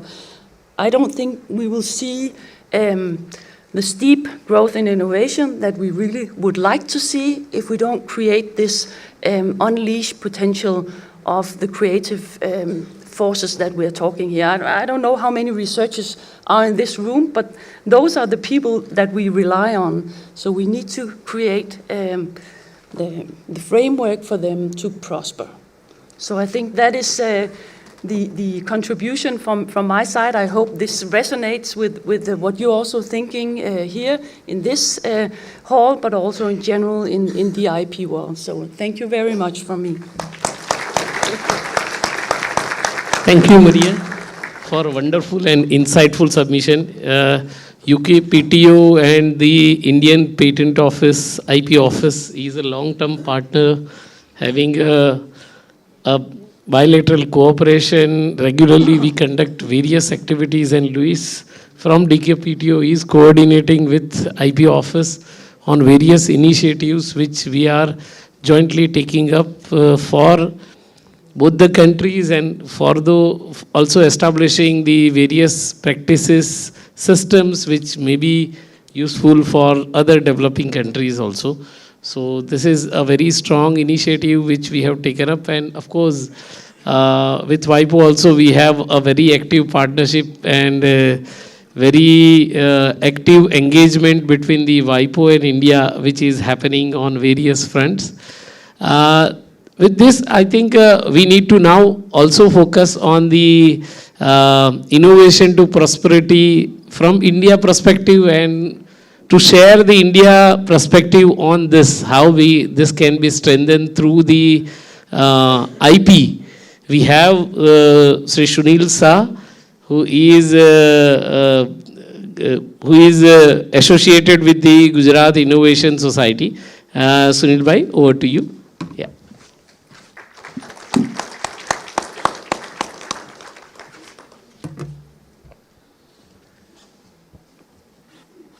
Namaste. I'm audible to the last? I did not find that I'm audible. Namaste. That's very nice. मेरे परम मित्र और इस देश के अंदर IP के अंदर पिछले एक दशक से और पिछले कुछ समय से जिन्होंने अभूतपूर्व परिणाम लक्ष्य की काम किया है, ऐसे मेरे मित्र श्री उन्नत भाई पंडित, मेरे प्लेनरी सेशन में मेरे दो साथी mister Todd, miss Maria, innovation की जो बात कर रहे हैं और यहाँ जो लोग बैठे हैं, मैं ऐसा समझता हूँ कि आप सब लोग, आपने सबने इन्फ्लुएंसर का नाम सुना होगा। अगर कोई जवाब देंगे तो मैं आगे बोल पाऊँगा। I think all of you are an influencer to the innovation, advocate to the innovation. तो आप सबके लिए आपका यहाँ आना इस आईपी अवार्ड्स को एक बहुत बड़ा शक्ति देता है। मेरे पास कोई ज़्यादा डेटा नहीं है, ना मैं कोई ऐसा एक बड़े देश को या छोटे देश को रिप्रेजेंट करता हूँ, लेकिन मुझे कुछ थोड़ा बेसिक चीज़ें आपसे बात करनी है क्योंकि उन्नत भाई ने मुझे यहाँ बुलाया है, तो I will take that opportunity. मैं समझता हूँ इस विश्व के अंदर किसी को भी यहाँ आना और उसके बाद में हम जन्म से एंटरप्रेन्योर होते हैं और जन्म से हम इनोवेटर होते हैं। हमारी सामाजिक व्यवस्था, हमारी स्कूल और पढ़ाई की व्यवस्था हमको अगले 10, 15, 20 साल के अंदर एक सीमित दायरे के अंदर काम करने का सिखा लेती है, instead of allowing us to become an a wide spread, diversified, multi talented youth और वुमेन के बदले में हमको एक बहुत सीमित दायरे में तो मुझे ऐसा लगता है कि हम लोग सब इनोवेटर हैं, लेकिन हमारी ये व्यवस्था की वजह से हम लोग इनोवेशन करते तो है लेकिन वो बैक ऑफ द माइंड चला जाता है, हमारे ध्यान से निकल जाता है। हमको मालूम नहीं होता है इस चीज़ को हम इनोवेशन कहते हैं या हम इनोवेटर है। कितने लोग ऐसे हैं यहाँ पे जो इनोवेटर है? अब बताओ, इस हॉल के अंदर हम 5, 7, 10 लोग ही इनोवेटर है। तो उन्नत भाई जो एफर्ट्स कर रहे हैं वो उनको अभी मल्टीपल टाइम एफर्ट्स करना पड़ेगा क्योंकि इतने कम इनोवेटर से देश चलेगा नहीं। आप लोग जैसे मैंने आगे बताया, आप लोग एडवोकेट है, इन्फ्लुएंसर है। इनोवेशन के बारे में मुझे सिर्फ 2-3 लाइन बोलनी है, उसके बाद में मैं उन्नत भाई से एक परमिशन लूँगा कि इन सबको मैं शपथ दिला दूँगा ताकि ये आगे जाके 10-10 लोगों को हर महीने शपथ दिलाए, because they are the influencers. Friends, मैं पिछले कुछ दिन विश्व की जो सबसे पुरानी एक इनोवेशन सोसाइटी है, ऑक्सफोर्ड इनोवेशन सोसाइटी, वहाँ पे विज़िट किया था और मैंने ढूंढा वहाँ पे कि इनोवेशन के बारे में वो सोसाइटी क्या सोचती है।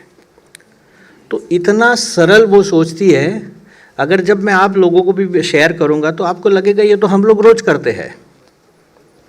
किसी काम, किसी सेवा या किसी प्रोडक्ट में अगर जब हम अपना ध्यान देते हैं और उस काम को, उस सेवा को, उस प्रोडक्ट को हम रोज़ बरोज़ उपयोग करते हैं, तो उस अंदर हमारा जो रिसोर्सेज लगते हैं, साधन लगते हैं, पैसे लगते हैं, शक्ति लगती है, हर किस्म के रिसोर्सेज को हम हर दिन कुछ न कुछ उसमें इम्प्रूव करें या बचाने का काम करें। इसको आज की परिभाषा में इनोवेशन बोलते हैं। अब आप लोग मुझे बताइए कि अभी मुझे बताइए कि कितने लोग इनोवेटर है यहाँ पे? सभी लोग हैं कि नहीं? तो इतना सरल है, आप सब इन्फ्लुएंसर है। मुझे उन्नत भाई से बैठने के बाद में, ये दोनों हमारे एक्सपर्ट है, उनसे काफ़ी चीज़ें जानने को मिलेगी क्योंकि उन्नत भी मॉडरेट कर रहे हैं। तो ज़्यादा समय नहीं लेके मैं आप सब लोगों को एक प्रार्थना करता हूँ कि आप मेरे साथ में, जब आप लोगों ने इनोवेशन के बारे में समझ लिया है तो एक सेल्फ ओथ ले लीजिए। जो सेल्फ ओथ आपको अपने आप को कमिट करना है, दूसरे किसी को नहीं करना है, ना अपनी संस्था को करना है, ना अपने परिवार को करना है, ना अपने समाज को करना है, ना देश को करना है, सिर्फ अपने आप को कमिट करना है। आपको अगर मंजूर है तो एक 2 लाइन के शपथ है, आप मेरे साथ शपथ ले लीजिए। मंजूर है सबको? बहुत कम लोग बोलते हैं।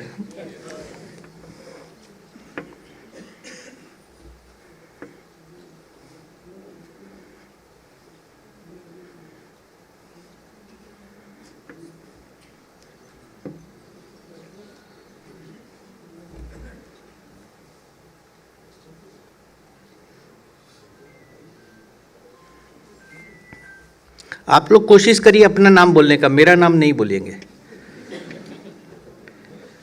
आई, कोई हाथ ऊंचा कर लीजिए या यहाँ रख लीजिए तो ठीक लगेगा, बिकॉज ये फिर मोनोटोनस हो जाएगा नहीं तो। या जिसको खड़े, जो यूथ है उसको खड़ा करना है तो खड़े भी हो सकते हैं। आई, सुनील शाह, नहीं आवाज़ आ रही है, नहीं आवाज़ आ रही है। ये हंसी की जितनी आवाज़ आ रही है उतनी उसमें नहीं आ रही है। आई सुनील शाह, आप अपना नाम बोलिए जोर से।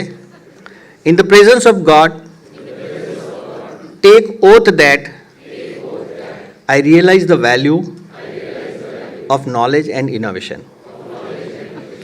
I shall strive to at least have one innovation in next 1 year and make innovation and knowledge seeking a way of life for me, my society, my nation. Thank you very much.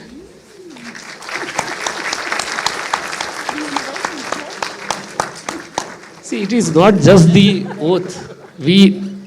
Everyone has to realize the contribution which we all have to collectively make for the country to march on the visionary pathway of Viksit Bharat. IP plays the important role. And with the initial submission, I would like to open the discussion also on this. The major challenge for translating the innovation to the prosperity for technologies, I think the technology transfer is a major bottleneck which is happening, and many times the SME, MSME and the startups are facing challenges. So what kind of a handholding which in WIPO and through DKPTO which is required to be enabled for the innovators so that effective implementation of the technology on ground can be realized. So it would be good to have your views on that. So first we'll start from Mr. Todris and then Maria for you. Yeah. Okay, I appreciate the question. I don't want to get too far outside of my lane. I deal more with the enforcement of IP. But one of the things that we really focus on is recommendation 45 of the development agenda, which basically says that any IP advice that we give and that member states undertake really should be for the advancement of the transfer of technology and really the improving of all societies generally. But with tech transfer specifically, I might just pass that over to my colleague from the Danish Patent Office. Thank you so much. I'm not sure I can say so much else, but I would just highlight a few points that we have done in Denmark, and I think is also reflected in what you're doing in India. Because you're right, they face challenges. So if we could create one-stop shops, it would be maybe too challenging to create a place where they could get all information at once, but at least on regional level, create places where they can go and get information on IP, on market access, even on standards, on those conditions that they need to take care of in their process, creating a viable business.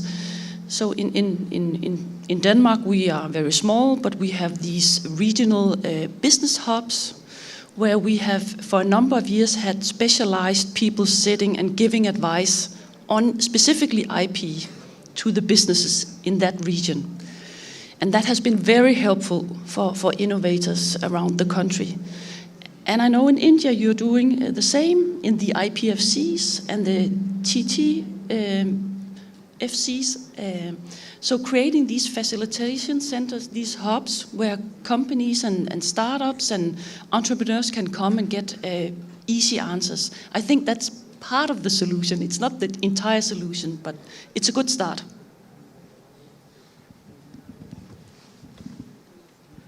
Thank you. I think this is the most important element wherein the technology transfer support to the innovator which is required. And in India also we have taken up this as a challenge. The TISC, PIF, PFCs are handholding them for the IP protection, and they are also now transforming the technology hubs also, so that technology is not just protected in the piece of a paper. It should get realized on ground also, and there are various initiatives which government has also taken up for technology transfer, which may be enabled for the commercial scale. The government related invention which has been made to the use by the SME, MSME and the startups like DRDO. So DRDO has developed several technologies which is having relevance to the defense, but its non-defense applications are also widely accessible. And to make this technologies accessible, they have made all those technology. The long list is available on the DRDO website. And these technologies can be utilized for further advancement of the research or further development of IP-driven products. This is something which is again the example which has been set to roll out the vision. Similarly, the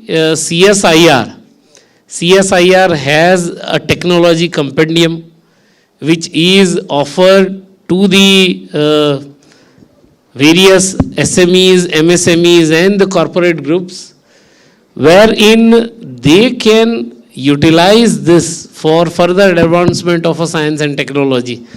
And in one of the meetings wherein I have seen that 10% of the IP portfolio in CSIR is getting commercialized, out licensed to the industry, which is fairly good number of IP.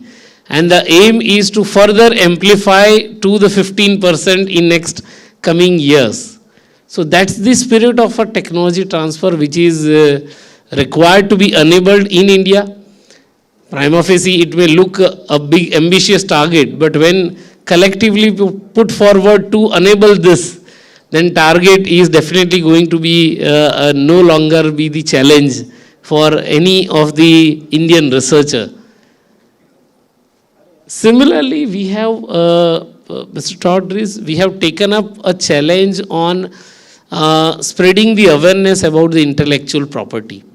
I have also made a presentation in WIPO, wherein we have exemplified that how India has taken up the IP awareness mission, our national IP awareness mission, wherein in around 9,500 institutions to 2.6 million youth students and the academicians, we have given the IP related fundamental training.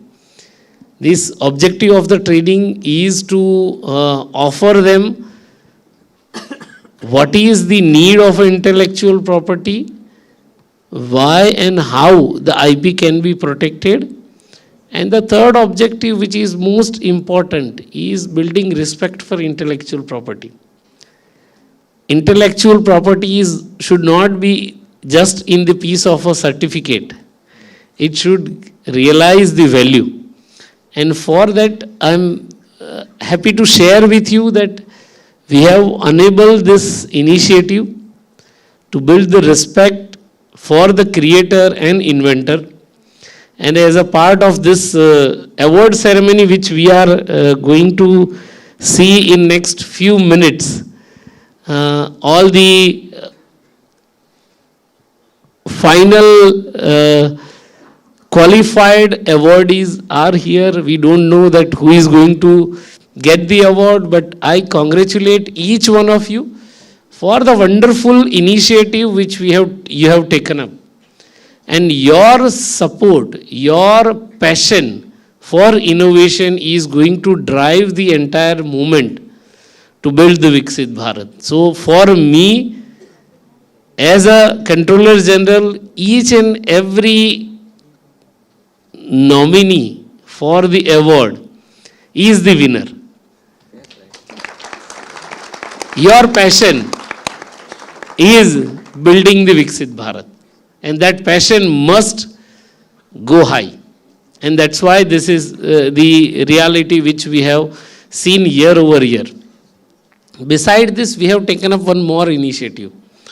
We have introduced Rule 70 in the Patent Amendment Rule 2024, wherein we are offering the certificate of inventorship.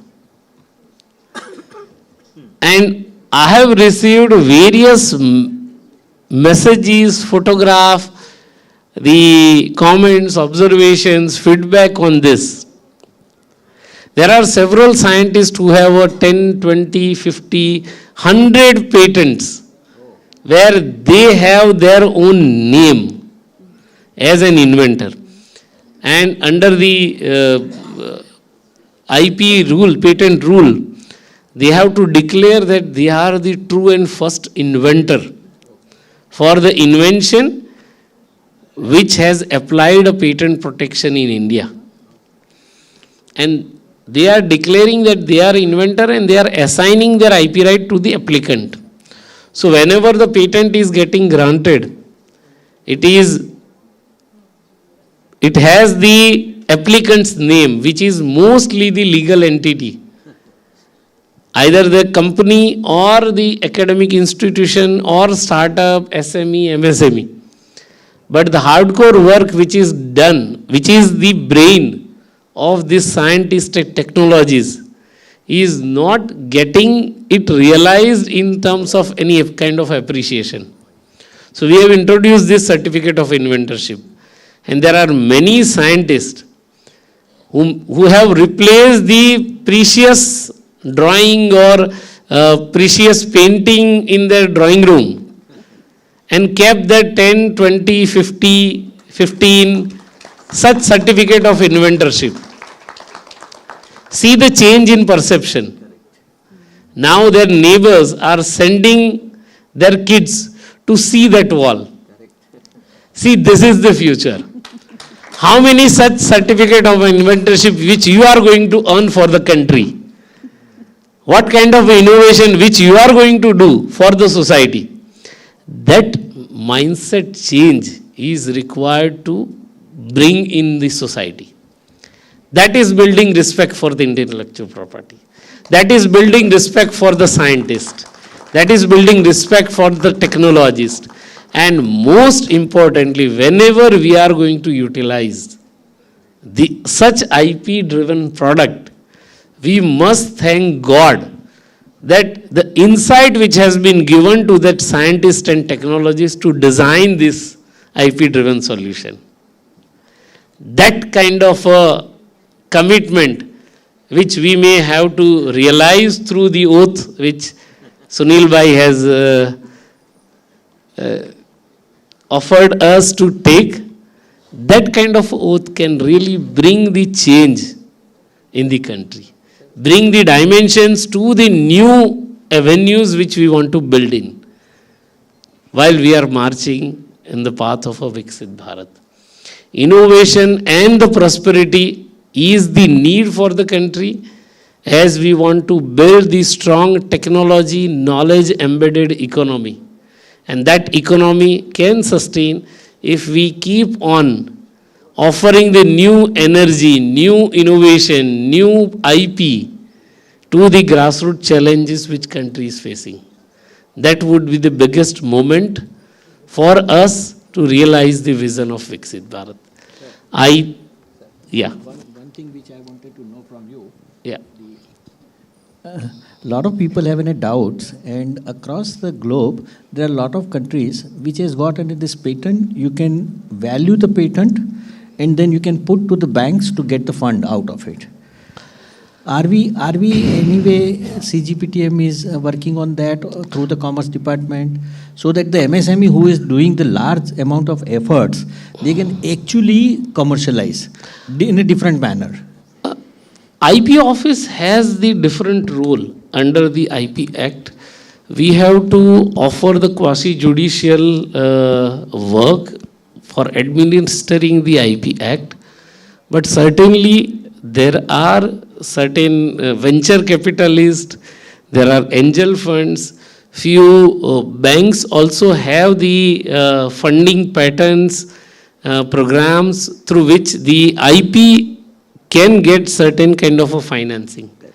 I think the value is to be determined on each case-to-case basis, but these kind of IP, maybe certain big brands, we have received certain queries from the NCLT settled corporate. On the basis of valuation. Yeah.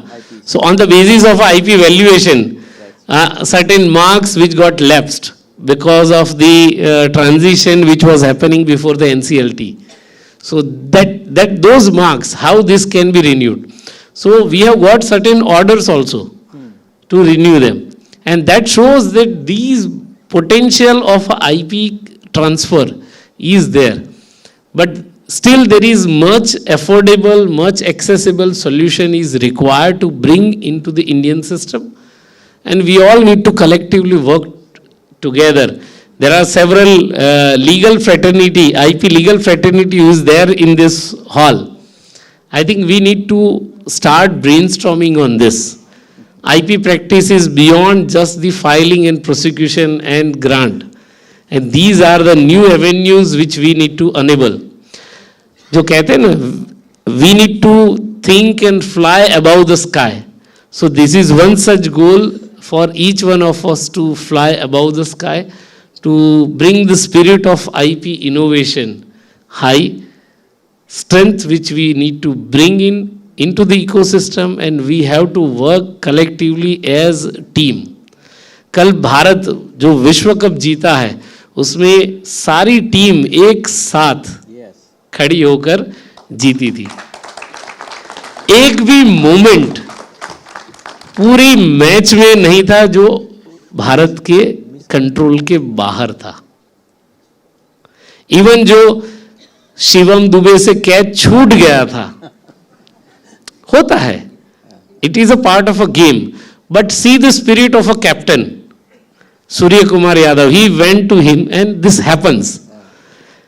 The anger which was reflecting in the bowling, by mistake the throw went to the player.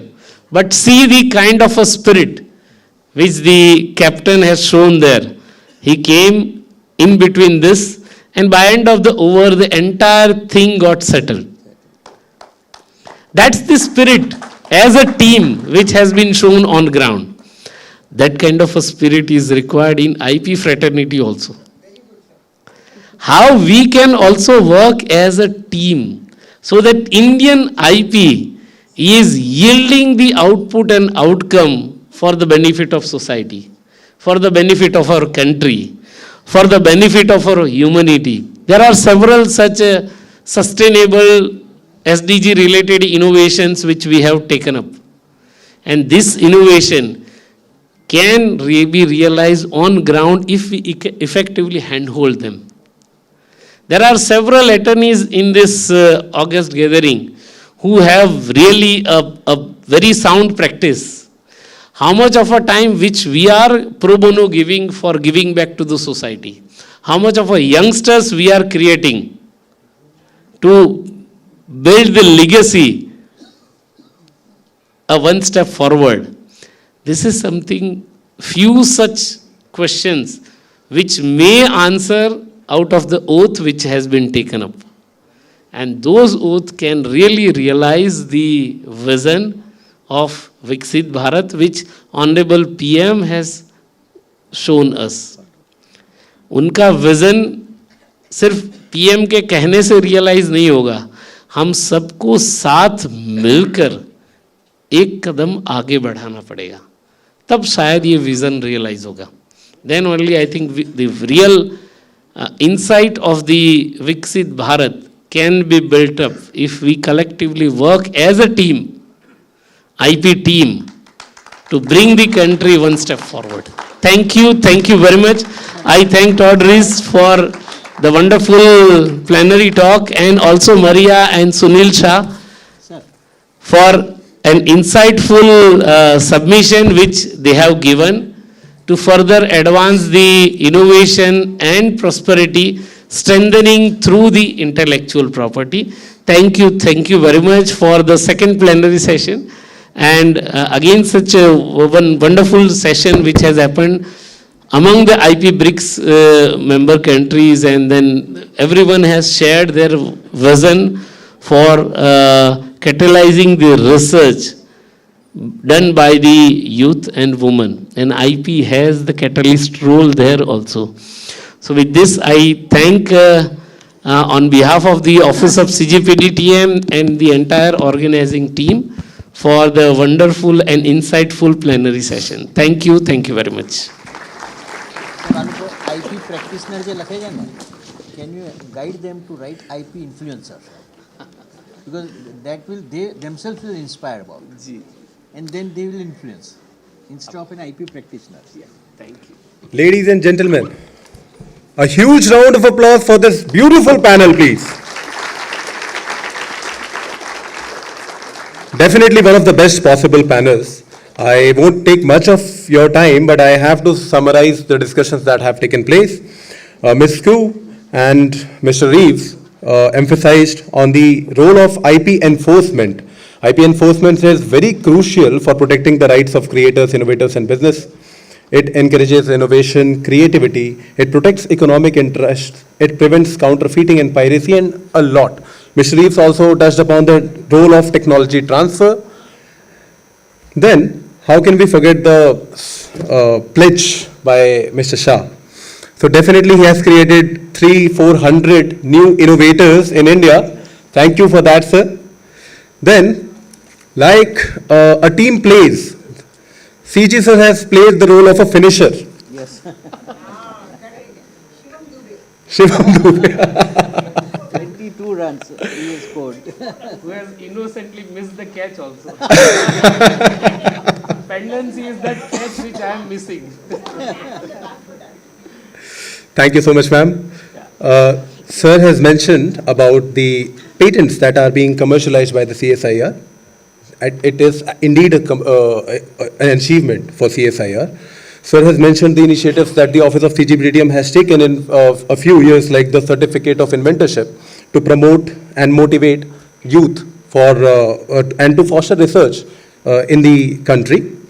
And the best part that I liked about the speech by Professor Dr. Unnat P. Pandit was regarding the wall or probably walls of patents.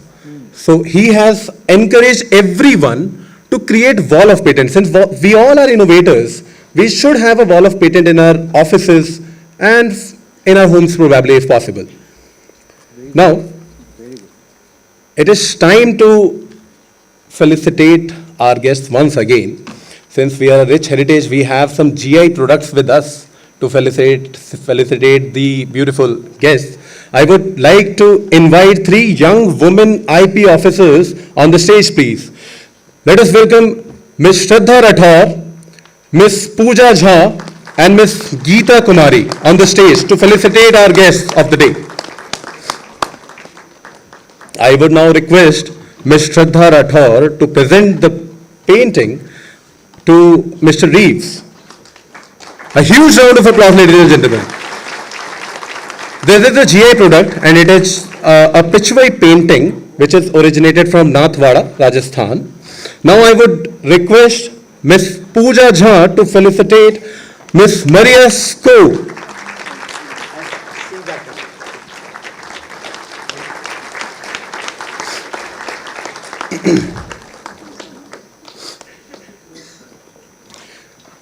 It is time to invite Ms. Geeta Kumari to felicitate Mr. Sunil Shah with Pichwai painting.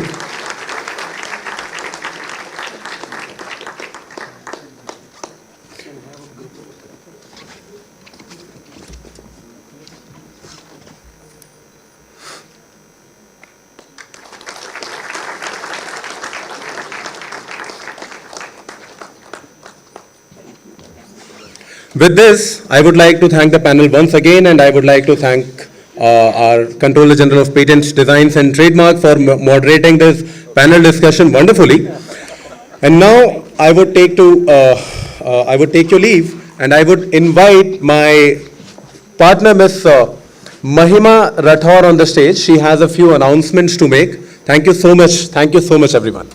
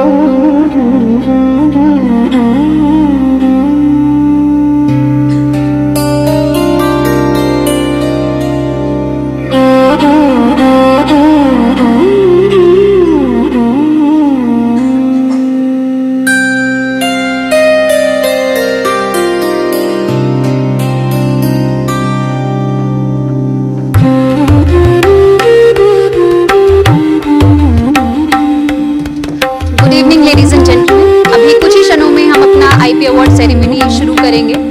उससे पहले मैं request करना चाहूँगी कि जो भी लोग पीछे की रोज़ में बैठे हुए हैं वो कृपया करके आगे की सीट्स फिल करें please.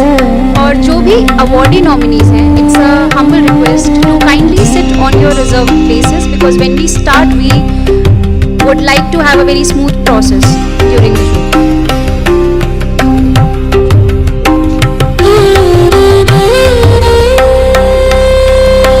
And there is another announcement as well that rows I and J are reserved for the media persons. If any media person is sitting elsewhere, kindly be seated in those 2 rows only. And also now as we have time and if our audience or stakeholders have any questions, so we would like to take those questions.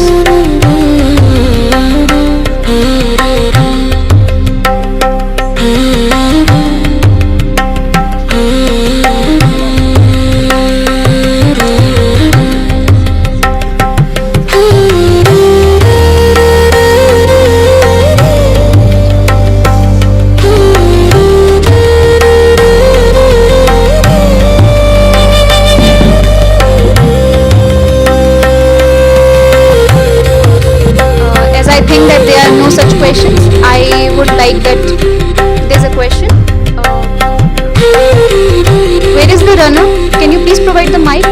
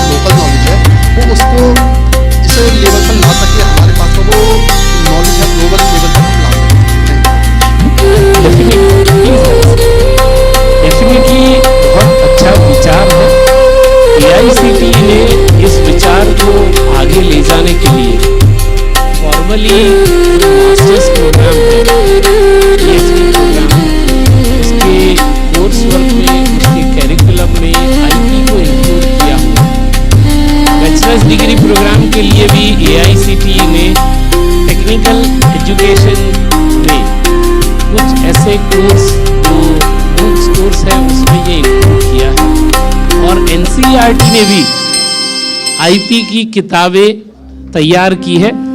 आज वो optional subject है, लेकिन soon I foresee that IP will become one of the important element in the main course work.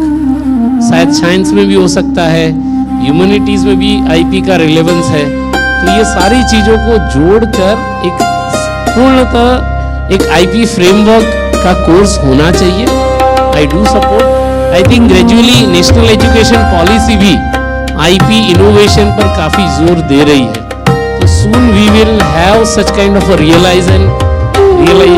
Even in legal framework it is already there, but in non-legal courses, non-technical courses भी ये आगे पढ़ाया जाना चाहिए. इस बात से मैं सहमत हूँ. Thank you very much. And very good question. Yes, being academician, I like this kind of reformatory questions which we have to take. Any further question? Sir, yes. I am having one question. Sir, this side. Sir, right. That's it. Okay. Yes. Sir, I am Medha. I met you earlier in the morning. Ji. I am from TIFAC alumni. Ji. WSC. So one of the product of your initiative. And I am currently working at Bajaj Auto Limited. Ji. So I have one question which is related to how patent prosecution happens in multiple countries. So currently we are having chair for BRICS IP, as you told. So are we working on harmonizing our IP policy and patent prosecution highway for BRICS countries? Because Bajaj Auto is having portfolio in multiple countries, and some of the BRICS countries are very difficult to crack for us also.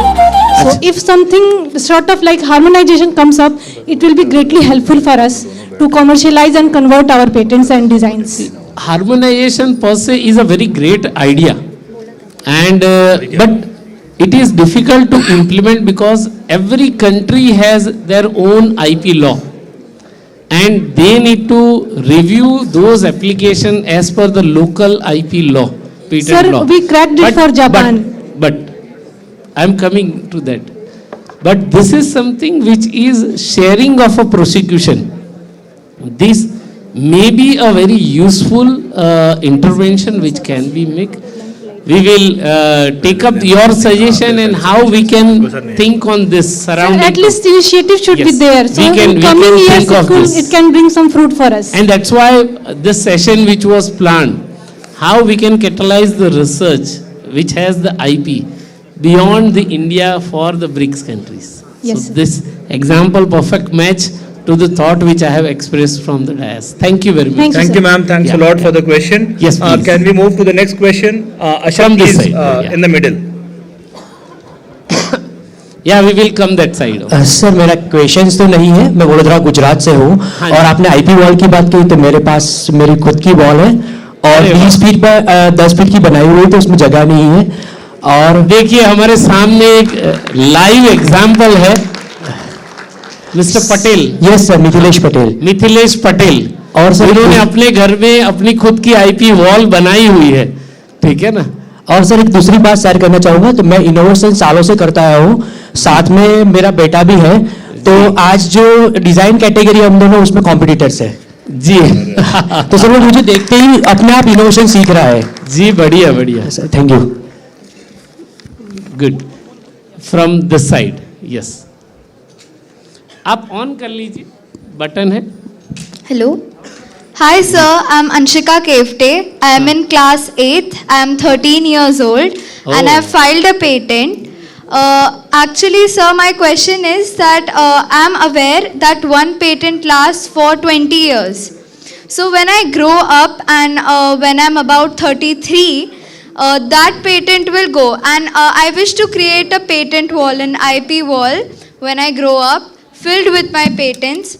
But sir, is there any action or is there any method that we can extend the patent duration so that even after 33, even after those 20 years, it can keep growing?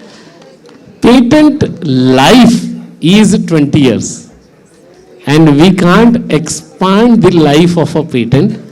That is something which each country's jurisdiction which is managing, and it is a territorial IP right. So things which is patented in India can be enforced in India. But I wish when you are 33, you have 30 more such certificate in your kitty rather than only one.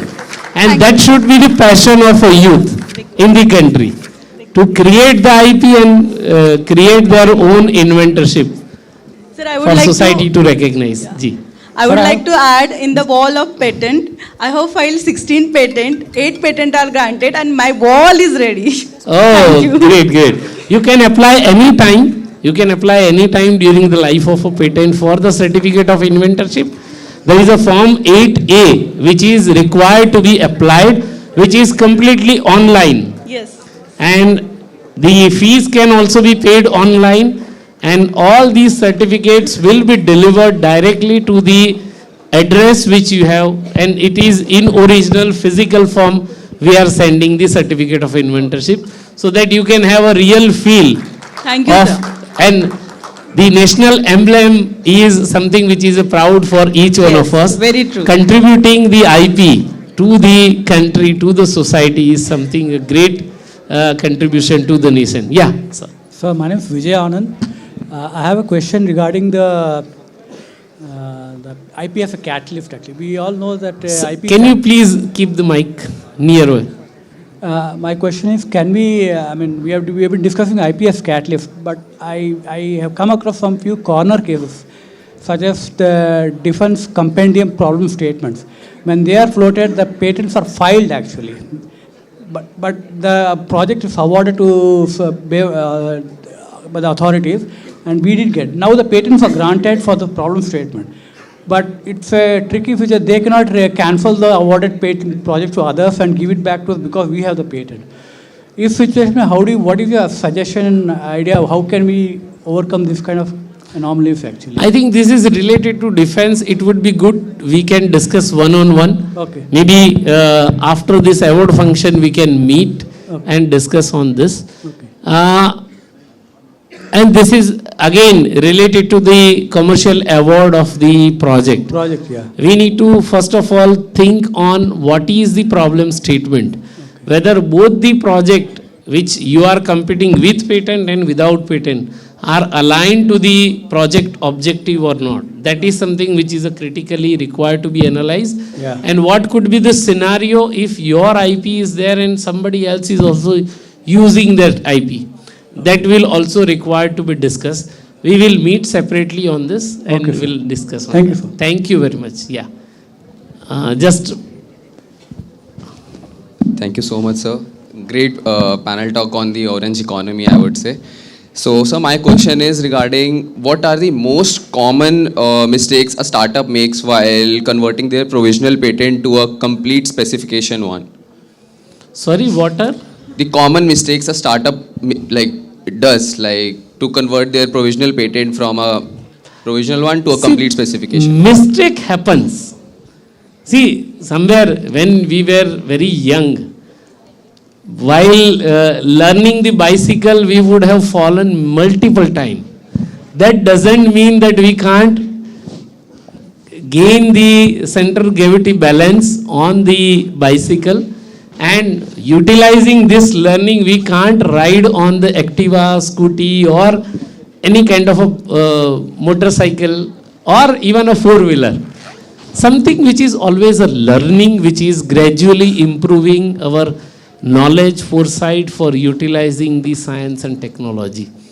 But the good example which I would like to quote here, that many startups who are protecting their IP right, who are going for the IPO, NSE is now listing the IPO, and for their flagship product, if the Indian Patent Office has granted them a product, then they inform to the regulator, NSE.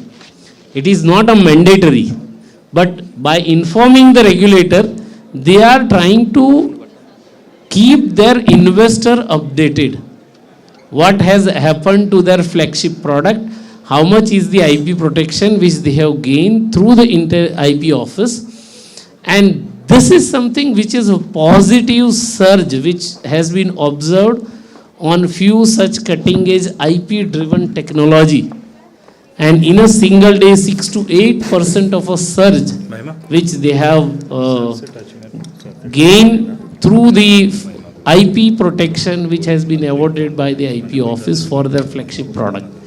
And this is something which can be strategically utilized for recovering the entire IP spending for 20 years in multiple countries also. But how to utilize, I am not aware. I am not into that business. Thank you. Thank you, sir. Thank you so much. Yes. Somebody can help with the mic. Please pass the mic. Namaste, sir. This is Samarth Sharma from IPR Commerce. We are trying to build a marketplace for intellectual property rights trade. And I have my business head with me, Mr. Vincent Jose. Honorable, just a minute. Honorable Minister is about to reach. There are a few people who are in the back. I appeal them, please come in front. We have the seats. You can see Honorable Minister right from the front rows. So please come in the front. Maybe behind the camera you may not be able to see Honorable Minister. So you can come in the front.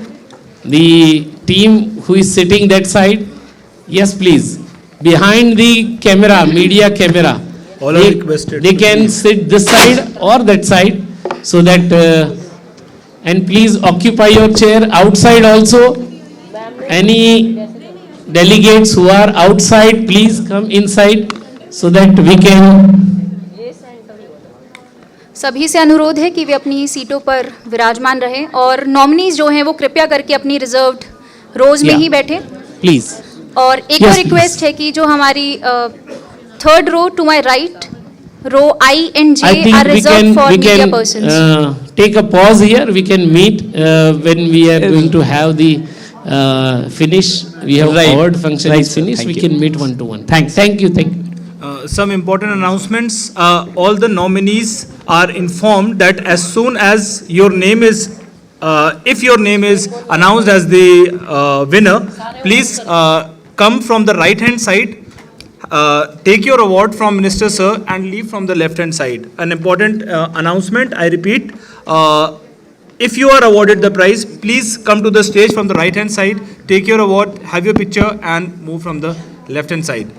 Besides that, there are some other important announcements to make. I request you all to please fill these gaps as much as possible. The seating arrangement should be maintained properly as the Minister Sir is about to come. Also, row I and J, row third from my right is reserved for the media persons. So if any non-media person is sitting in these two rows, I humbly request kindly sit on your designated seats, please.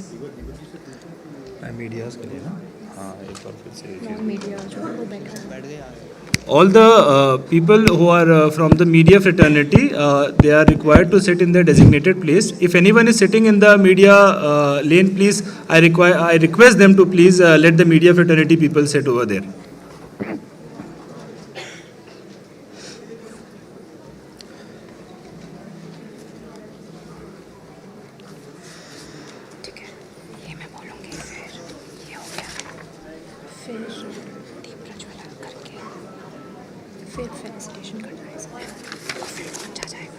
मैं फौरन आ जाऊंगा पीछे से।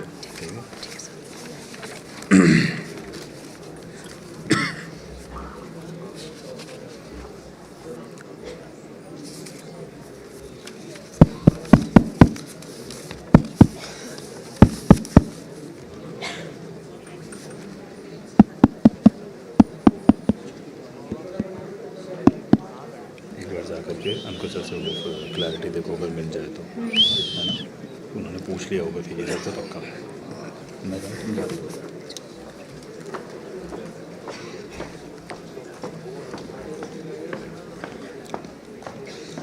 I request all the dignitaries to please have a seat as soon as possible, and it's a humble request to please fill the gaps as much as possible.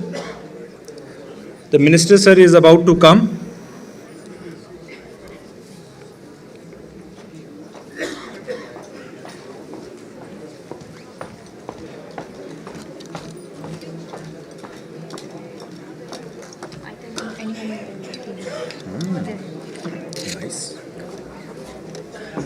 आप सभी से अनुरोध है कि कृपया करके अपनी अपनी जगहों पर बैठें। कुछ ही क्षणों में हम कार्यक्रम की शुरुआत करेंगे।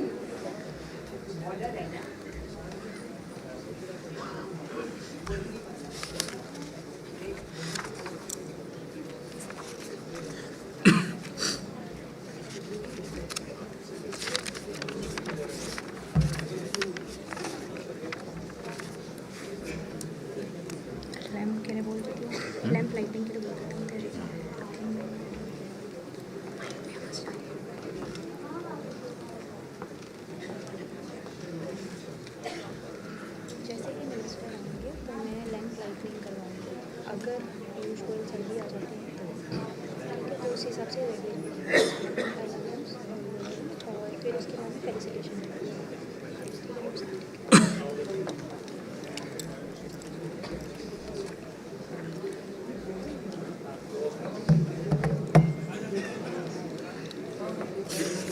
वाला फिर से कर दो ना एक बार।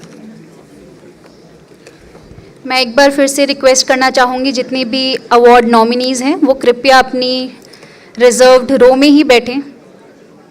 And I request them to be, please, it's a reminder, as soon as your name is announced for the award, please enter the stage from my right and leave the stage from my left.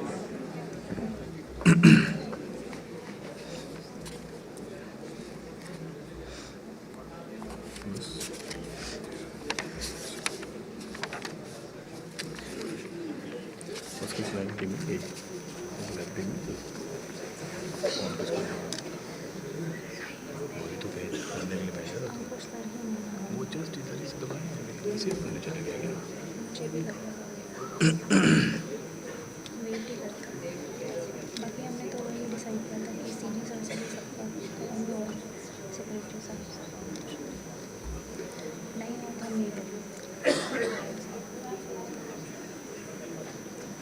क्या काम करो मैं आता हूँ तुम संभाल लो।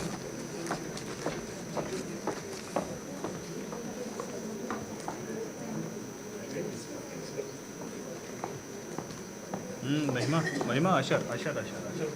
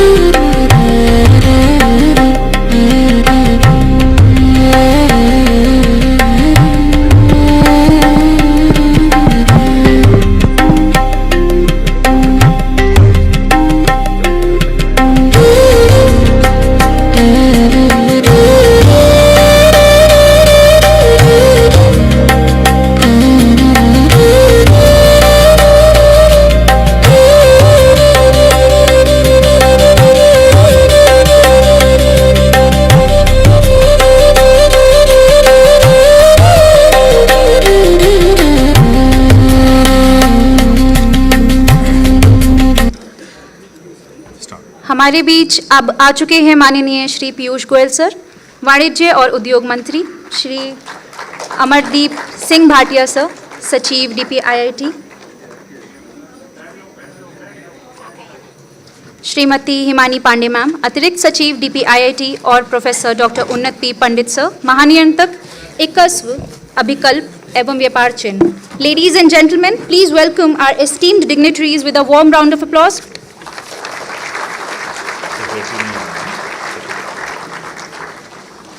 तो भारतीय परंपरा में दीप प्रज्वलन ज्ञान, आशा और सकारात्मक ऊर्जा का प्रतीक माना जाता है. मैं मंचासीन सभी माननीय अतिथियों से निवेदन करती हूं कि वे कृपया दीप प्रज्वलित कर इस समारोह का शुभारंभ करें. मैं आदरपूर्वक आमंत्रित करती हूं माननीय श्री पीयूष गोयल जी, वाणिज्य और उद्योग मंत्री, श्रीमती हिमानी पांडे जी, अतिरिक्त सचिव डीपी आईआईटी, और professor doctor Unnat P Pandit sir. मैं आप सबसे अनुरोध करती हूं कि कृपया दीप प्रज्वलन कर इस पावन परंपरा से इस कार्यक्रम की शुरुआत करें.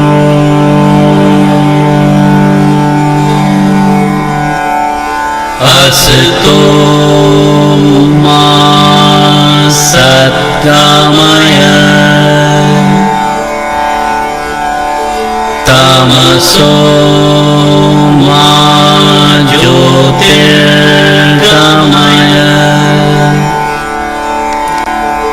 मृत्योर्मा मृतंगमय.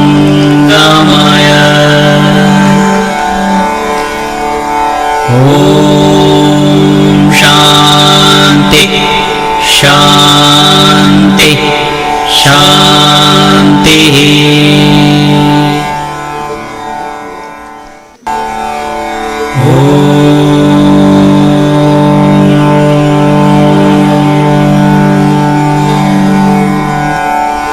अस्तु मा सद्गमय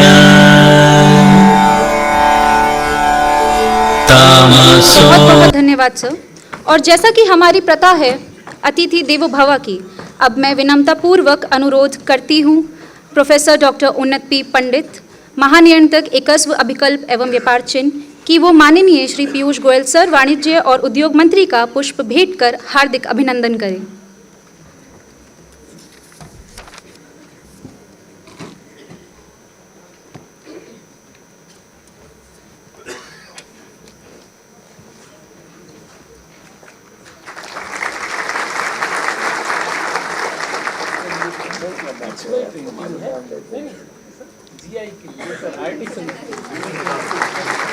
ये जो पेंटिंग है ये एक जोग्राफिकल इंडिकेशन है.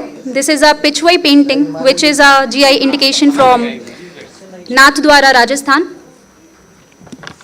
अब मैं अनुरोध करना चाहूँगी लाल झा डीएस सर से कि वे आएं और श्रीमती हिमानी पांडे, अतिरिक्त सचिव डीपी आईआईटी, का पुष्प भेंट कर हार्दिक अभिनंदन करें.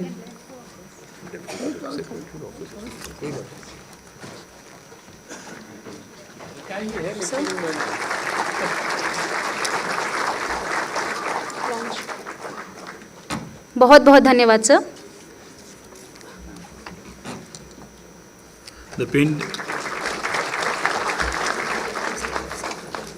The painting which is being given is a Pichwai painting, which is a geographical indication, moving on with the traditions of IP office. Now, we'll move on to some important launches and some important events that have been happening in our office. It's a privilege to be here today for the first look of the redesigned website of Intellectual Property India, an important step towards strengthening digital access to intellectual property service in our country. Developed in line with guidelines for Indian government website, the new website reflects our commitment to transparency, accessibility, and citizen-centric digital governance. The design of this website is quite unique. I want you all to please listen to it. The design of the website draws inspiration from the form of a flower. Every petal represents a different intellectual property right, symbolizing the diversity and vibrancy of innovation and creativity that drives our nation forward. The clockwise rotation of these petals signify the passage of time, an enduring reminder that innovation is a continuous journey. It reflects progress, growth, and the ever-evolving landscape of intellectual property in a dynamic and knowledge-driven economy. Hence, I request Honorable CIM, Mr. Piyush Goyal, sir, to please show us the first look of the new IP India website.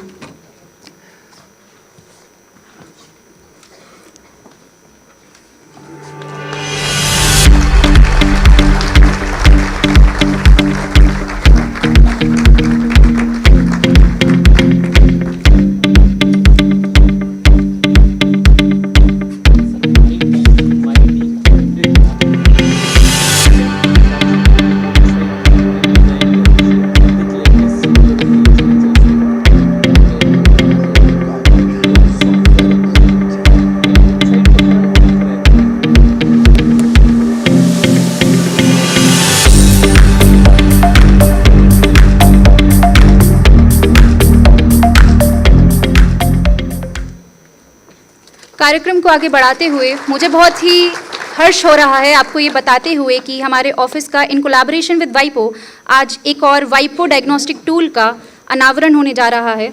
I would like to briefly shed some light on it. WIPO IP Diagnostics Indian adaptation is an innovative intellectual property self-assessment tool designed specifically for small businesses. This tool is developed collaboratively by the WIPO and the Office of CGPDTM to help entrepreneurs and innovators better understand and manage their intellectual property rights. To ensure vital accessibility, the tool has been translated into several Indian regional languages so that individuals from diverse linguistic backgrounds can easily access and understand essential IP information. During the WIPO General Assembly 2024, the tool was launched in 4 Indian languages: Hindi, Tamil, Bangla, and Urdu. Today, we are pleased to further expand its reach by introducing it in 6 additional languages, which are Gujarati, Marathi, Malayalam, Telugu, Punjabi, and Odia. So with this initiative, मैं विनम्रता पूर्वक अनुरोध करना चाहूँगी माननीय मंत्री जी Piyush Goyal sir से कि वो इस टूल का अनावरण करें. एक और बहुत ज़रूर अनावरण होना है आज. इसके बारे में मैं बताता चलूँ माननीय मंत्री जी को यहाँ पर कि भारत के युवा हमारे राष्ट्र की सबसे बड़ी शक्ति हैं. 2047 तक भारत को विकसित राष्ट्र बनाने के संकल्प को साकार करने के निर्णय भूमिका निभाएंगे. इस प्रेरणा से महानियंत्रक कार्यालय ने युवाओं को रचनात्मकता, ऊर्जा और विचारों को अभिव्यक्ति को प्रोत्साहित करने के लिए स्कूली छात्रों के लिए मौलिक कविता प्रतियोगिता करवाई थी.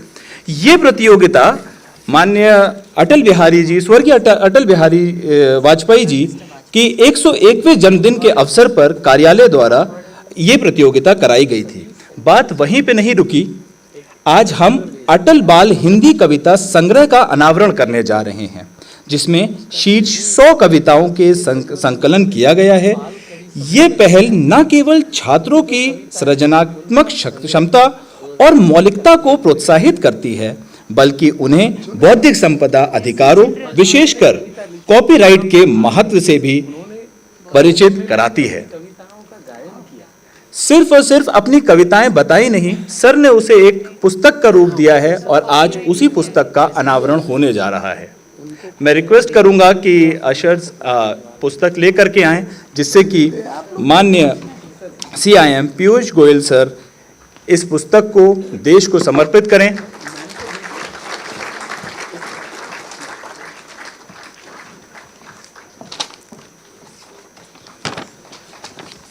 Ladies and gentlemen, please help me for this auspicious occasion.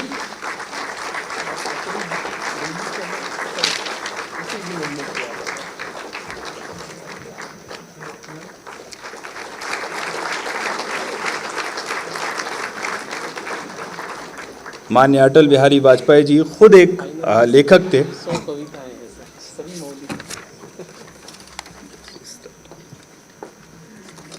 कार्यक्रम को आगे बढ़ाते हुए अब मैं विनम्रतापूर्वक अनुरोध करती हूं professor doctor Unnat P Pandit sir, महानियंत्रक एकस्व अभिकल्प एवं व्यापार चिन्ह से कि वे अपना स्वागत उद्बोधन प्रस्तुत करें और कार्यक्रम का शुभारंभ करें.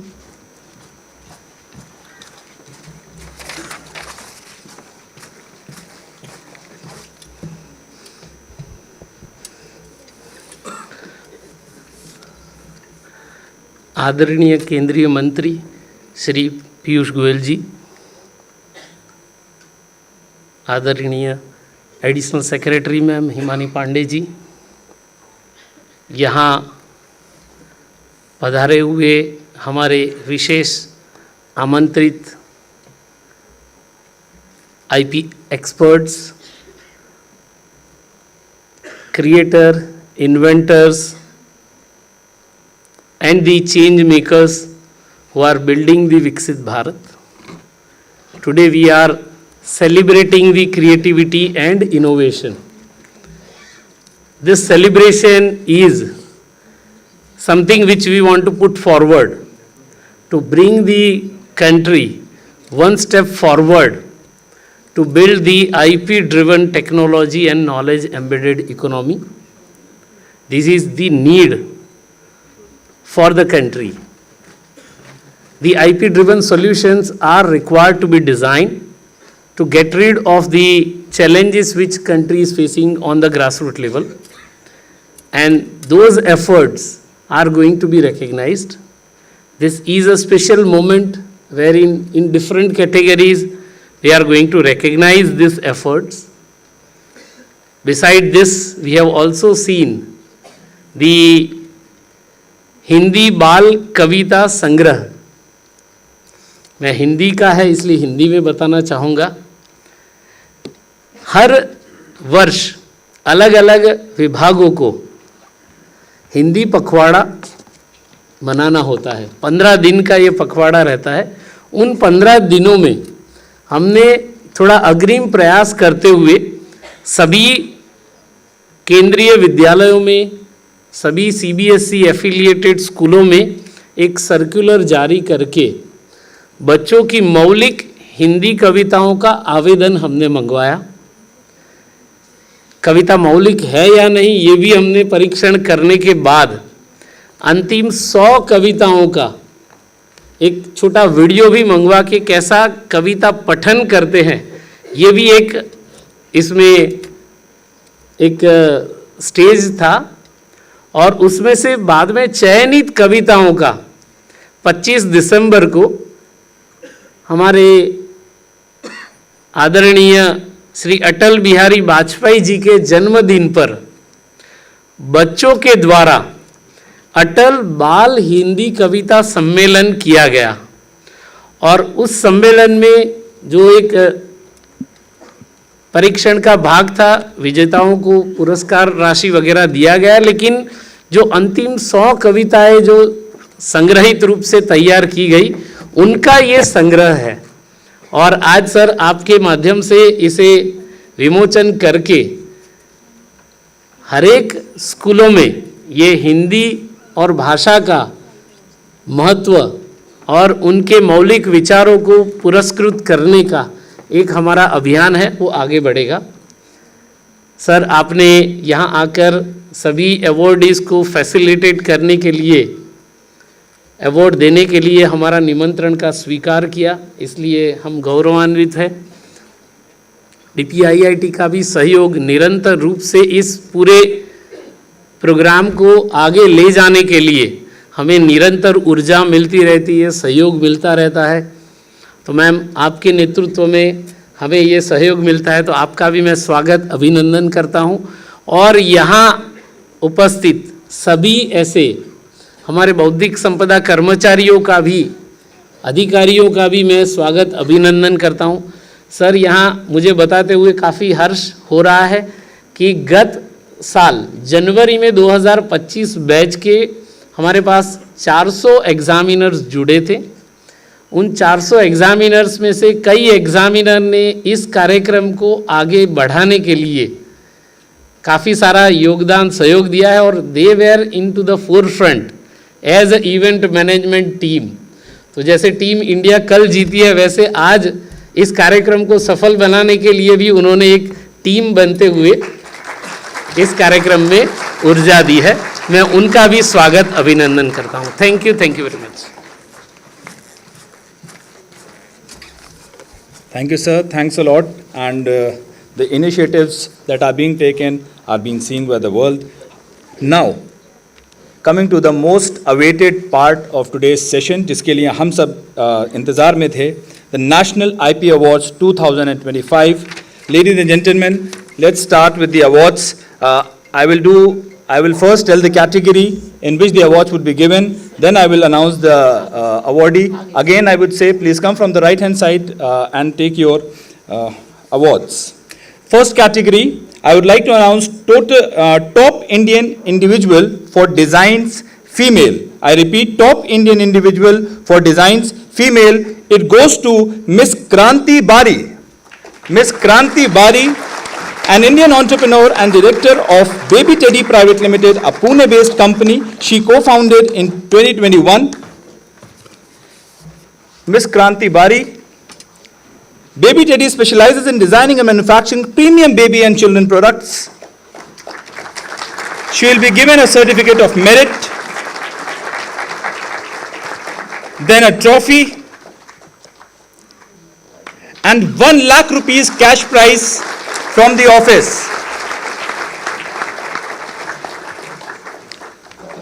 Thank you, ma'am. Thanks a lot.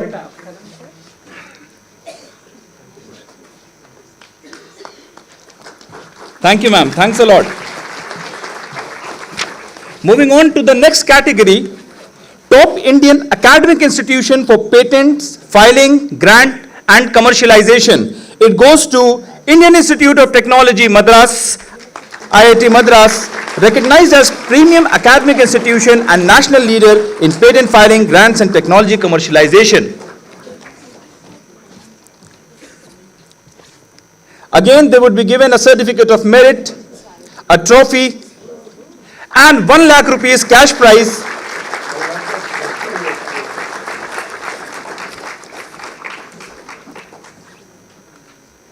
IIT Madras, committed to protecting and transferring intellectual assets generated through R&D into the marketplace.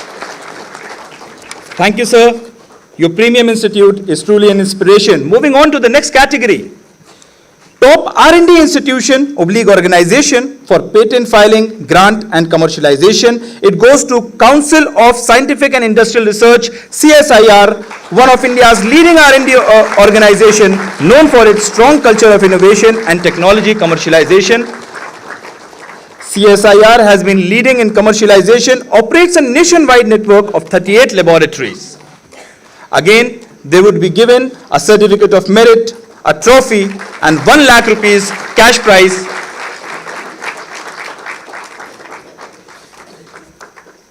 CSIR consistently converts cutting-edge R&D into valuable intellectual property and market-ready technologies. Thank you. Your contribution to the country is very renowned. Thank you, ma'am.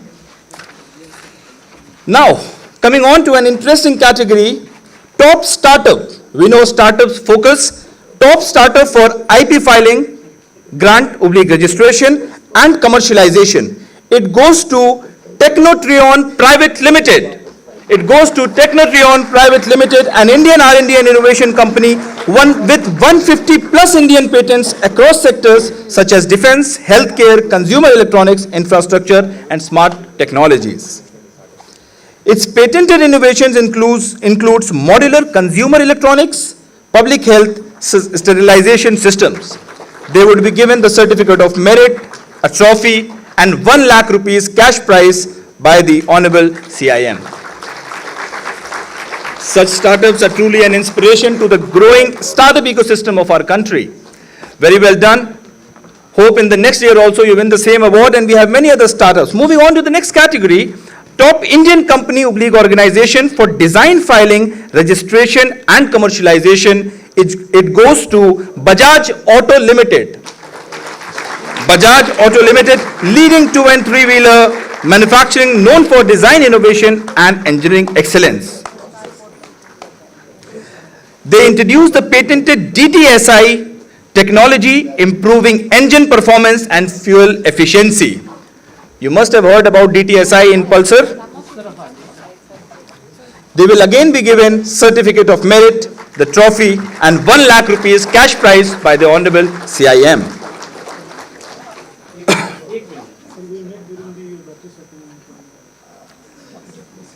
Through global partnerships with KTM and Triumph, Bajaj advances lightweight chassis design and precision engineering, strengthening India's automotive innovation ecosystem. It is truly great to have you all, sir. Thank you. Thanks a lot. Moving on to the next category, top Indian company / organization for creating brand in India and abroad. And it goes to Merrill Life Sciences Private Limited. Merrill Life Sciences Private Limited is a global Indian medical device company driven by strong in-house R&D, innovation and IP development. They will be given a certificate of merit, a trophy and 1 lakh rupees cash prize by the Honorable CIM. They pioneered in India's first domestically developed bioresourceable scaffoldal and the Mival truncatheter health valve system. Pardon my pronunciation because I'm not from the biological background. A huge round of applause for them. It's truly great to have you all. Now, moving on to an interesting category. Best Police Unit for Enforcement of IP in India. Best Police Unit for Enforcement of IP in India. It goes to Outer North District Police Unit, Samaypur Badli, Delhi. A huge round of applause. We can see how enforcement is an integral part. The unit has conducted targeted investigation, raids and seizures against counterfeit goods, helping protect legitimate business, consumers and owners. They would be given certificate of merit, trophy and 1 lakh rupees cash prize by the Honorable CIM.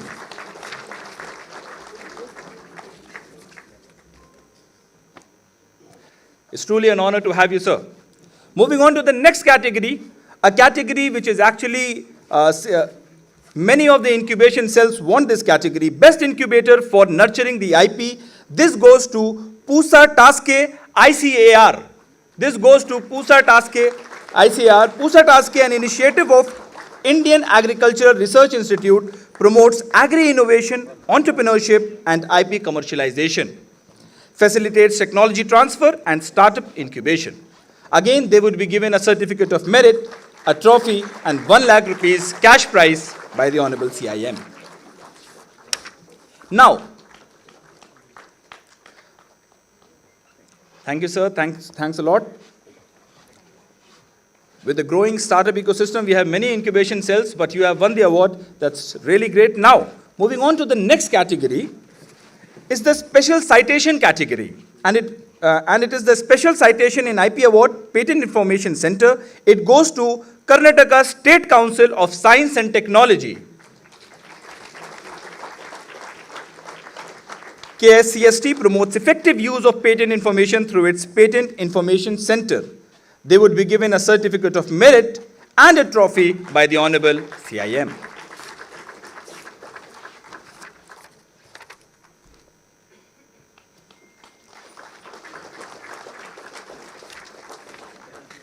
With this, we have come to the last category, that is WIPO Users Trophy, top Indian company organization for creating brand in India and abroad. And it again goes to Merrill Life Sciences Private Limited. A huge round of applause. They have won 2 prizes over here, 2 awards. Merrill Life Sciences Private Limited, as I said, is a global Indian medical device company driven by strong in-house R&D, innovation and IP development. They are being given the WIPO medal for their efforts and contribution.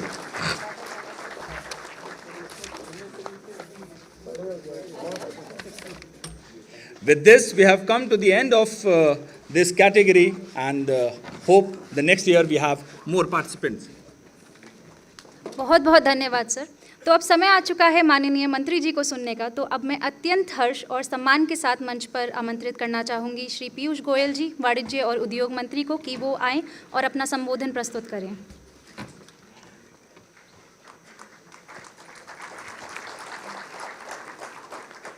Shri उन्नत पंडित जी, श्रीमती हिमानी पांडे जी, all the distinguished colleagues from the IP office or the entire ecosystem.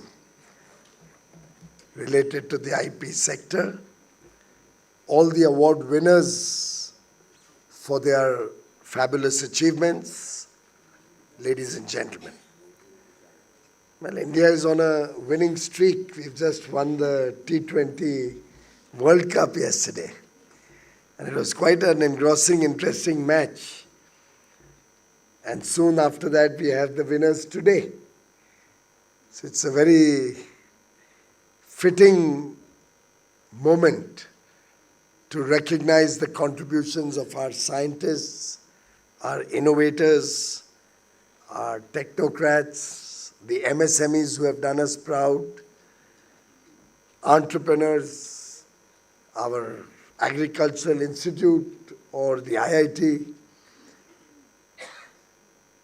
And as each one of them are recognized for the work that they have done, for their achievements, we are not only recognizing them as ambassadors of New India, ambassadors of the India which embraces technology, which wants to be at the cutting edge of innovation in the world, but we are also hoping to give a message to all the others in the IP ecosystem that they all have to take up similar challenges, come up with path-breaking ideas,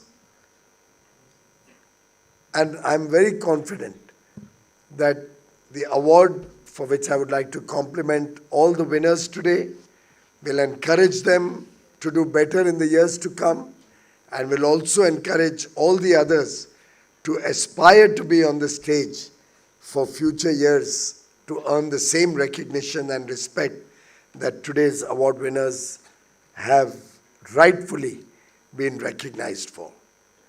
Friends, yesterday we also celebrated International Women's Day. And one cannot but recognize and place on record how important it is for us to integrate our sisters, our daughters, our women of substance into the innovation, into the IP ecosystem. I can clearly see more and more women coming out in the research field with science and technology being their subject, being their focal point. We also have a focus on the role of youth and women in the IP ecosystem and the role of IP in giving a better quality of life for our citizens, for our youth, for our women. And ultimately it will have to be a collective effort where technology and innovation will help us in our efforts for ease of doing business, ease of living, giving a better future for our country, our citizens. At the same time, very clearly, our talent, our skills, the high number of STEM graduates that we produce every year, all of them will contribute to making India's ecosystem for innovation or intellectual property one of the finest in the world in the years to come. I must appreciate the CGPDTM for having relentlessly worked to bring in the best practices from around the world to integrate India's IP ecosystem with ideas that we have been able to gather from developed economies, from the WIPO, and work towards bringing in that culture of fast-paced, efficient disposal of our IP applications. We had some challenges. We started on a very difficult note with shortage of staff, with very outdated technology, and of course, a huge backlog. A lot of that old backlog we have made an effort to clear. We are still facing some challenges in certain areas for which we are hiring new talent, skilling them, and preparing them to be able to take up all the pending cases. Our idea is that the IP approval process, whether it's trademark or patent or copyright or design or GI, whatever, should be at least amongst the top 5 in the world, so that we can dispose of in a very judicious, fair, transparent and honest manner all requests that come to this office speedily, efficiently and effectively promote the culture of innovation, give a boost to the ideas that all of you come up with and help you in your journey, whether of innovation or brand building or taking technologies to market in a much faster way. Today we've seen some very interesting awardees. We've seen IIT Madras, who was recognized for very path-breaking work done by them. In fact, the incubation hub that they have created for startups is truly phenomenal. I mean, I've visited that, and I wish we could have 50 more of those. In fact, our department should seriously consider working with IIT Madras to upgrade some of the other incubation centers and see what testing equipment, what other equipment, what other facilities, co-working spaces, how we can help particularly the tier 2, tier 3 incubation centers, whether they are located in Sikkim or northern parts of India, any remote corners also. We must try and upgrade the incubation IIT, the incubation centers for supporting our startups. And IIT Madras can be an absolutely correct template for us to work with. I'm also happy that our women have also come up with licensing of new designs in a big way. And I would urge all those who have knowledge of any GI or any new design that may have been created by you or by your friends or by anybody in the ecosystem, or something that you are aware is very traditional and unique to some part of India, to take it up for registration in the GI office. In fact, I think we really need to up our registrations in GI very speedily. We are still far behind. Looking at the diversity and the vastness of India, I think we should be having much more work on the GI front than what we are currently engaged with.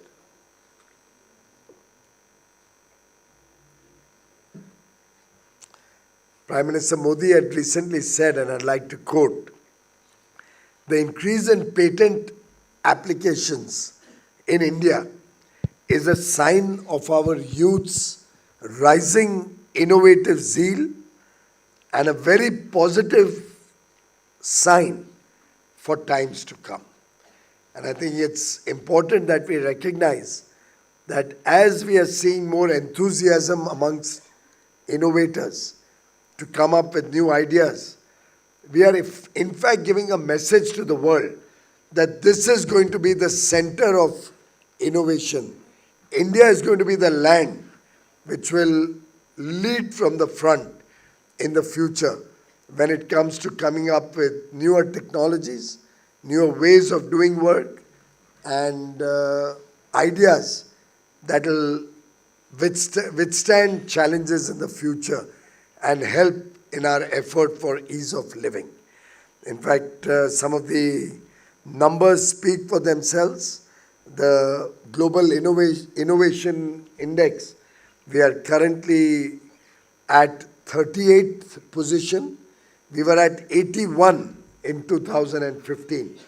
And we've seen a dramatic improvement in our ranking in GII from 81 to 38. And I must commend the good work done to enable us to achieve this success. In fact, in patent filing also, we have seen a growth of nearly 215% in the last decade. And our global ranking has also improved from 14th to 6th. All of these symbolize improvement, but also encourage us to aspire for more. Ye dil mange more. Friends, we must also look at how we can inculcate the spirit of inquiry, inquisitiveness, at a young age in our children. Many of these things, probably at our age or as we grow older, becomes very difficult. I'm sure we've all heard that example of the young child, year-old child or very small child. When you throw him up in the air, he doesn't get scared. He has the confidence you'll catch him. He doesn't know what fear is.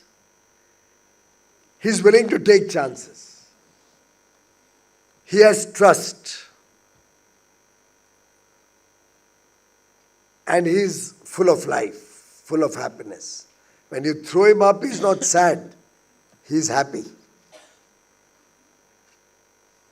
It's that young, youthful energy that our school children have, that our college-going children have, that we need to tap, that we need to encourage to explore the unexplored, to navigate uncharted territory, uncharted waters. It is at that age where they have the ability to think out of the box much more than you and I, or many of us in this room, the older people, I mean, not the youngsters who are around. Our mind gets conditioned over the years as we are aging. It's that youthful mind which is willing to explore. And if we can, for example, we are setting up 50,000 new Atal Innovation Labs in schools that were announced in the budget. I think these are efforts to build that culture of innovation or that openness in mind at a young age that we from the government side are trying to do. But that cannot be done by the government alone or by government initiatives alone. It can better be done when there is a collective effort of all those who believe in India, all those who have been a part of the India growth story, particularly if we could look at simple ways in which we can contribute. Let's say our own school, where we have studied from, all of us in this room, or our college. Suppose we were to spend a little time, a little effort as the alumni of whichever institution or school or college you have studied in, and maybe visit there or do a webinar or do a video conference to talk to children there. Help them understand the value of innovation. Help them understand how they can become architects of their own destiny. What a startup is all about. How they should look at crafting their own future with new ideas, with new ways of working. How they should look at problem solving. How they should detect what are the issues which will need some solution. And actually, if you look around, you'll find 100 things. Just standing here, we can detect 100 things which could be done better or smarter. I mean, while we have, of course, other ways of lighting a lamp, but I'm always paranoid when I'm lighting a lamp on a wooden floor. Now, we have other ways of, the bulb and all. Many people think it's not auspicious enough. Some people think it's not good enough in a photograph.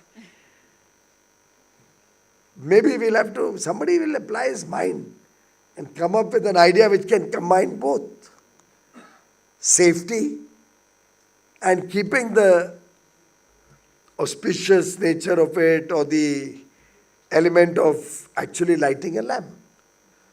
Or I was just looking around and seeing the carpet, because every time I come to Bharat Mandapam, I would like to make sure that everything is properly maintained, tip-top hai, saaf safai achhi hai.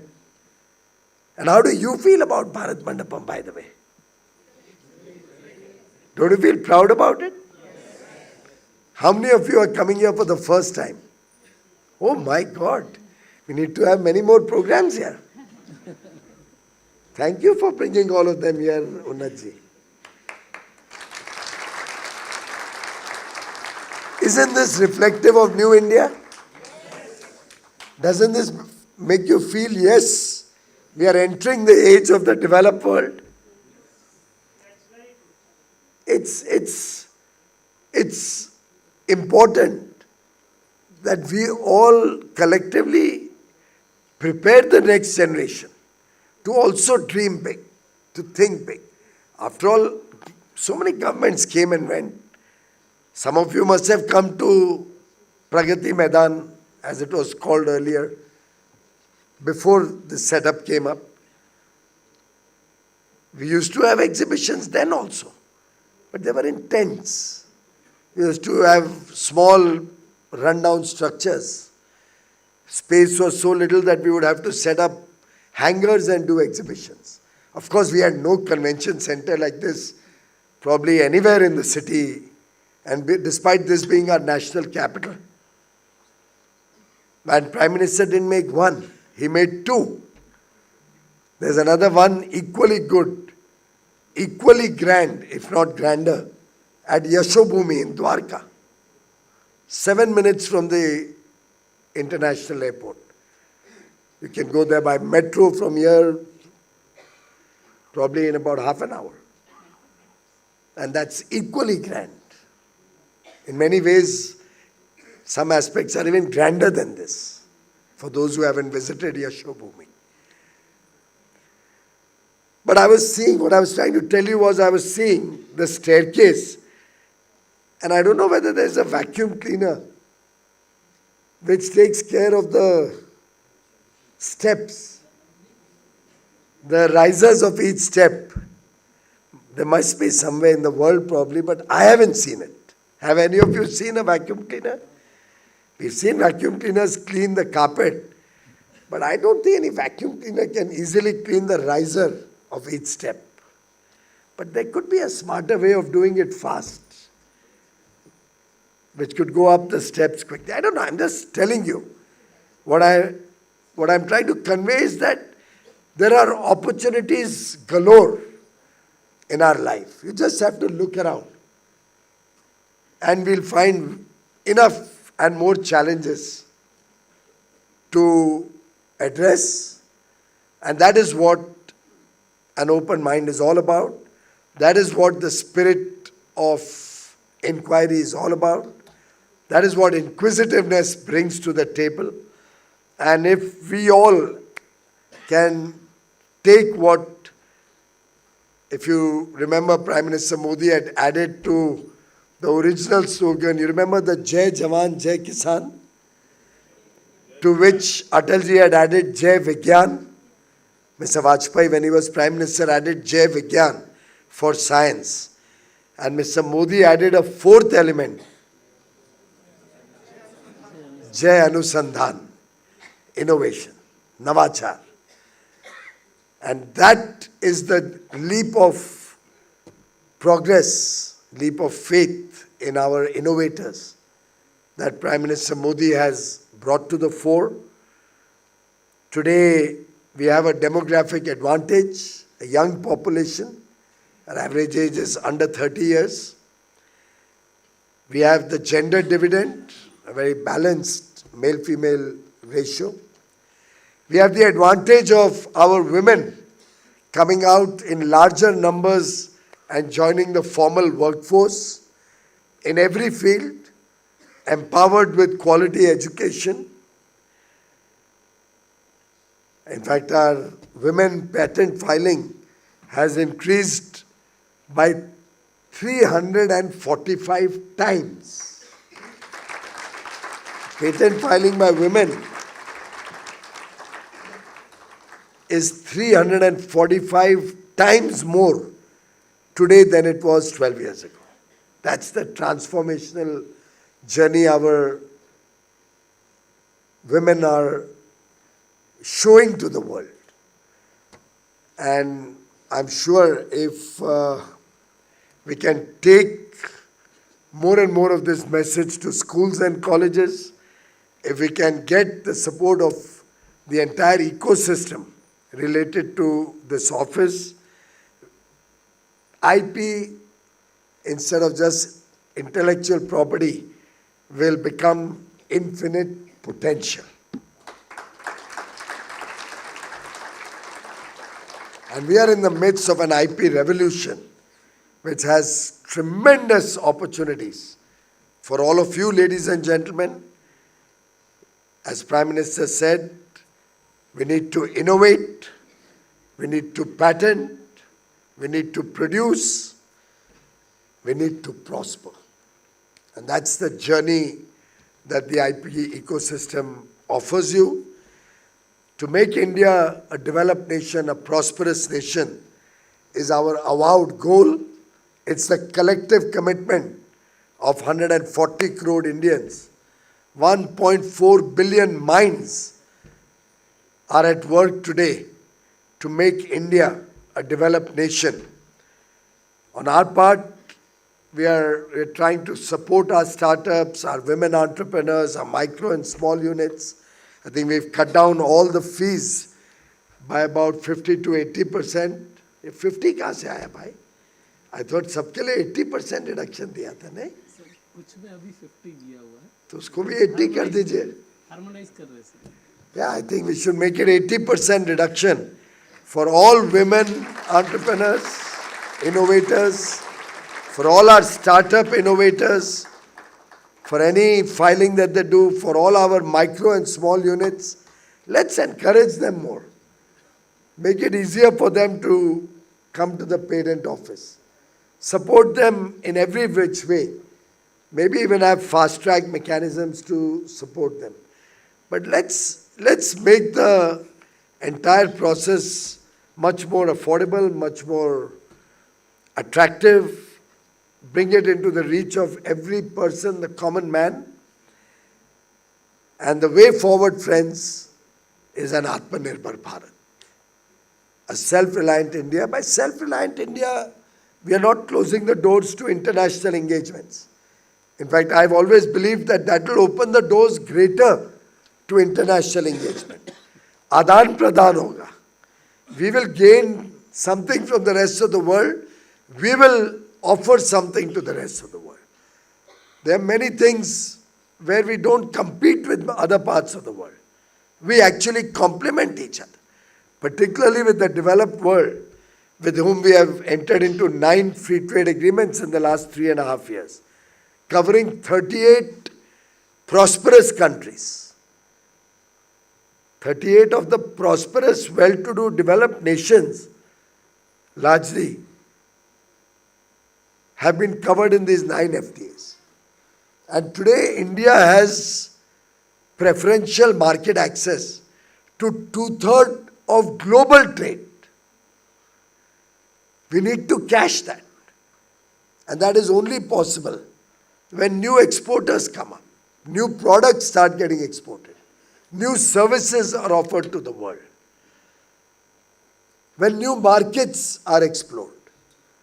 And that responsibility, friends, is on all of us collectively to get the best out of the opportunities that we as government are trying to provide. I can assure you we are hiring a large number of people so that all approvals in the IP office can be speeded up. As I said, I would like this to be amongst the top 5 in the world in terms of speed of clearances. Make it absolutely transparent.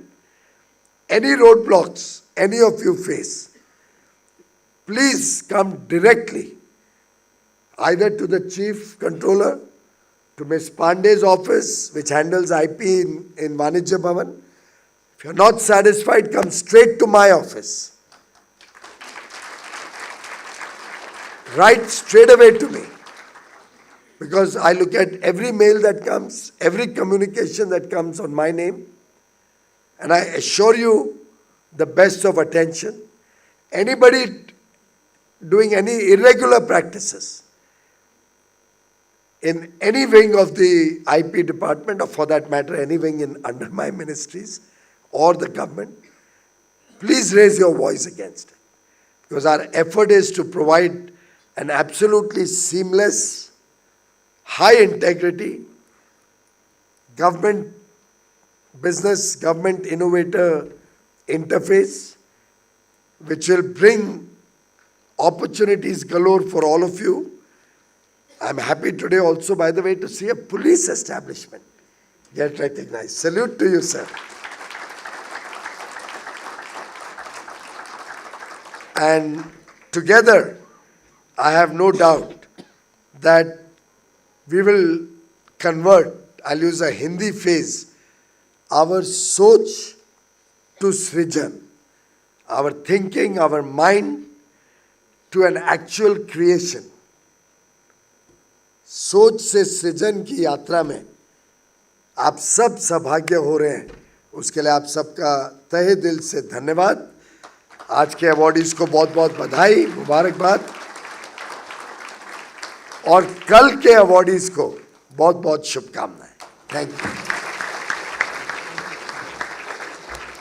Thank you so much, sir. As our Honorable CIM said, and I would like to quote, that India is going to lead the world from front, and for that to happen, the catalyzing event we need is a revolution that catalyzes our youngsters and women to innovate. क्योंकि जब युवा और महिलाएं अनुसंधान और नवाचार के केंद्र में होंगे, तभी ज्ञान, सृजन और प्रगति का नया अध्याय आरंभ होगा। तो एक बार फिर से हम हृदय से आभार व्यक्त करते हैं सर, आपने अपना बहुमूल्य समय निकालकर हमें अपने प्रेरणादायक विचारों से अवगत करवाया। बहुत बहुत धन्यवाद। इसी के साथ आज का कार्यक्रम अपने समापन की ओर अग्रसर है। अब मैं यासिर सर से अनुरोध करना चाहूँगी कि वे धन्यवाद ज्ञापन प्रस्तुत करें।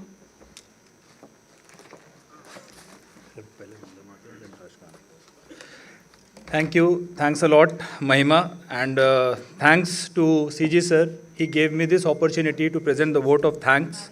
First of all, I think we should thank, as Piyush sir also said, the Honorable CM sir has also said, we should thank CG sir for bringing us to this grand Bharat Mandapam. So the first vote of thanks goes to him. But no, the thank goes to CIM sir that he graced us with his presence. Along with that, thanks to Department of Promotion of Industry and Internal Trade, DPIIT. Ma'am is over here. It's a huge thanks to her and the DPIIT team which made this event possible. Along with this, thanks to the team of Bharat Mandapam who coordinated with us, who worked with us and made this event possible. And now thanks to the team which actually made it possible. So, over the past 3-4 years, I am actually a junior, so I saw the Ambedkar Bhavan program. So for the past 3-4 years, Sir has actually created a team out of officers who can manage event of even 2,000 people. And so today, I want to tell all these are officers who are managing the event. We have 25 batch officers, we have 19 batch officers, and we have our seniors who manage several teams that I must take the names of.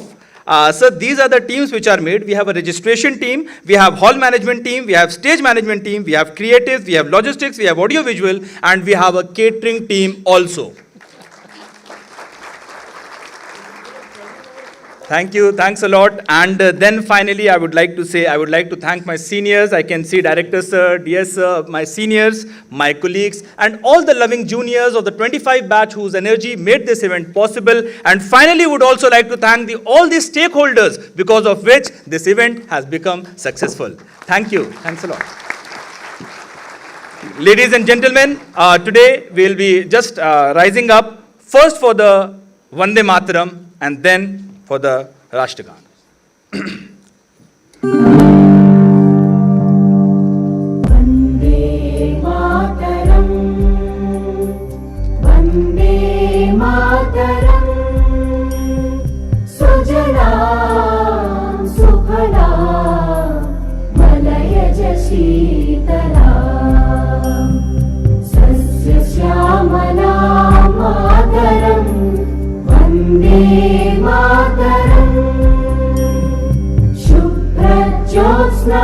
पुलकितयामिनी पुल्लकुसुमित द्रुमदलशोभिनी Suhasini सुमधुरभाषिणी सुखदां वरदां मातरं Vande Mataram Vande Mataram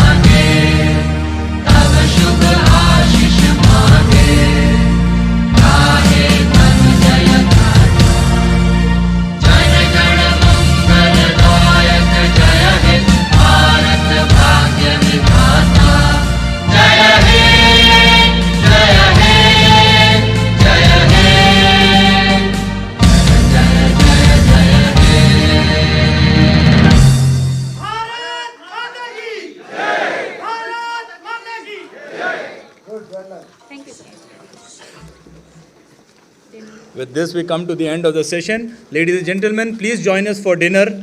The dinner has been arranged outside. Please join us for dinner. Thank you. Thanks a lot.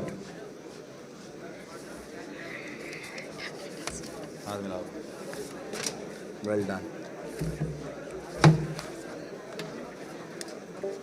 भाई पहला session मेरा इतना खराब गया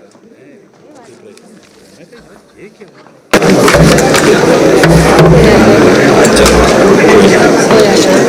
Let's see.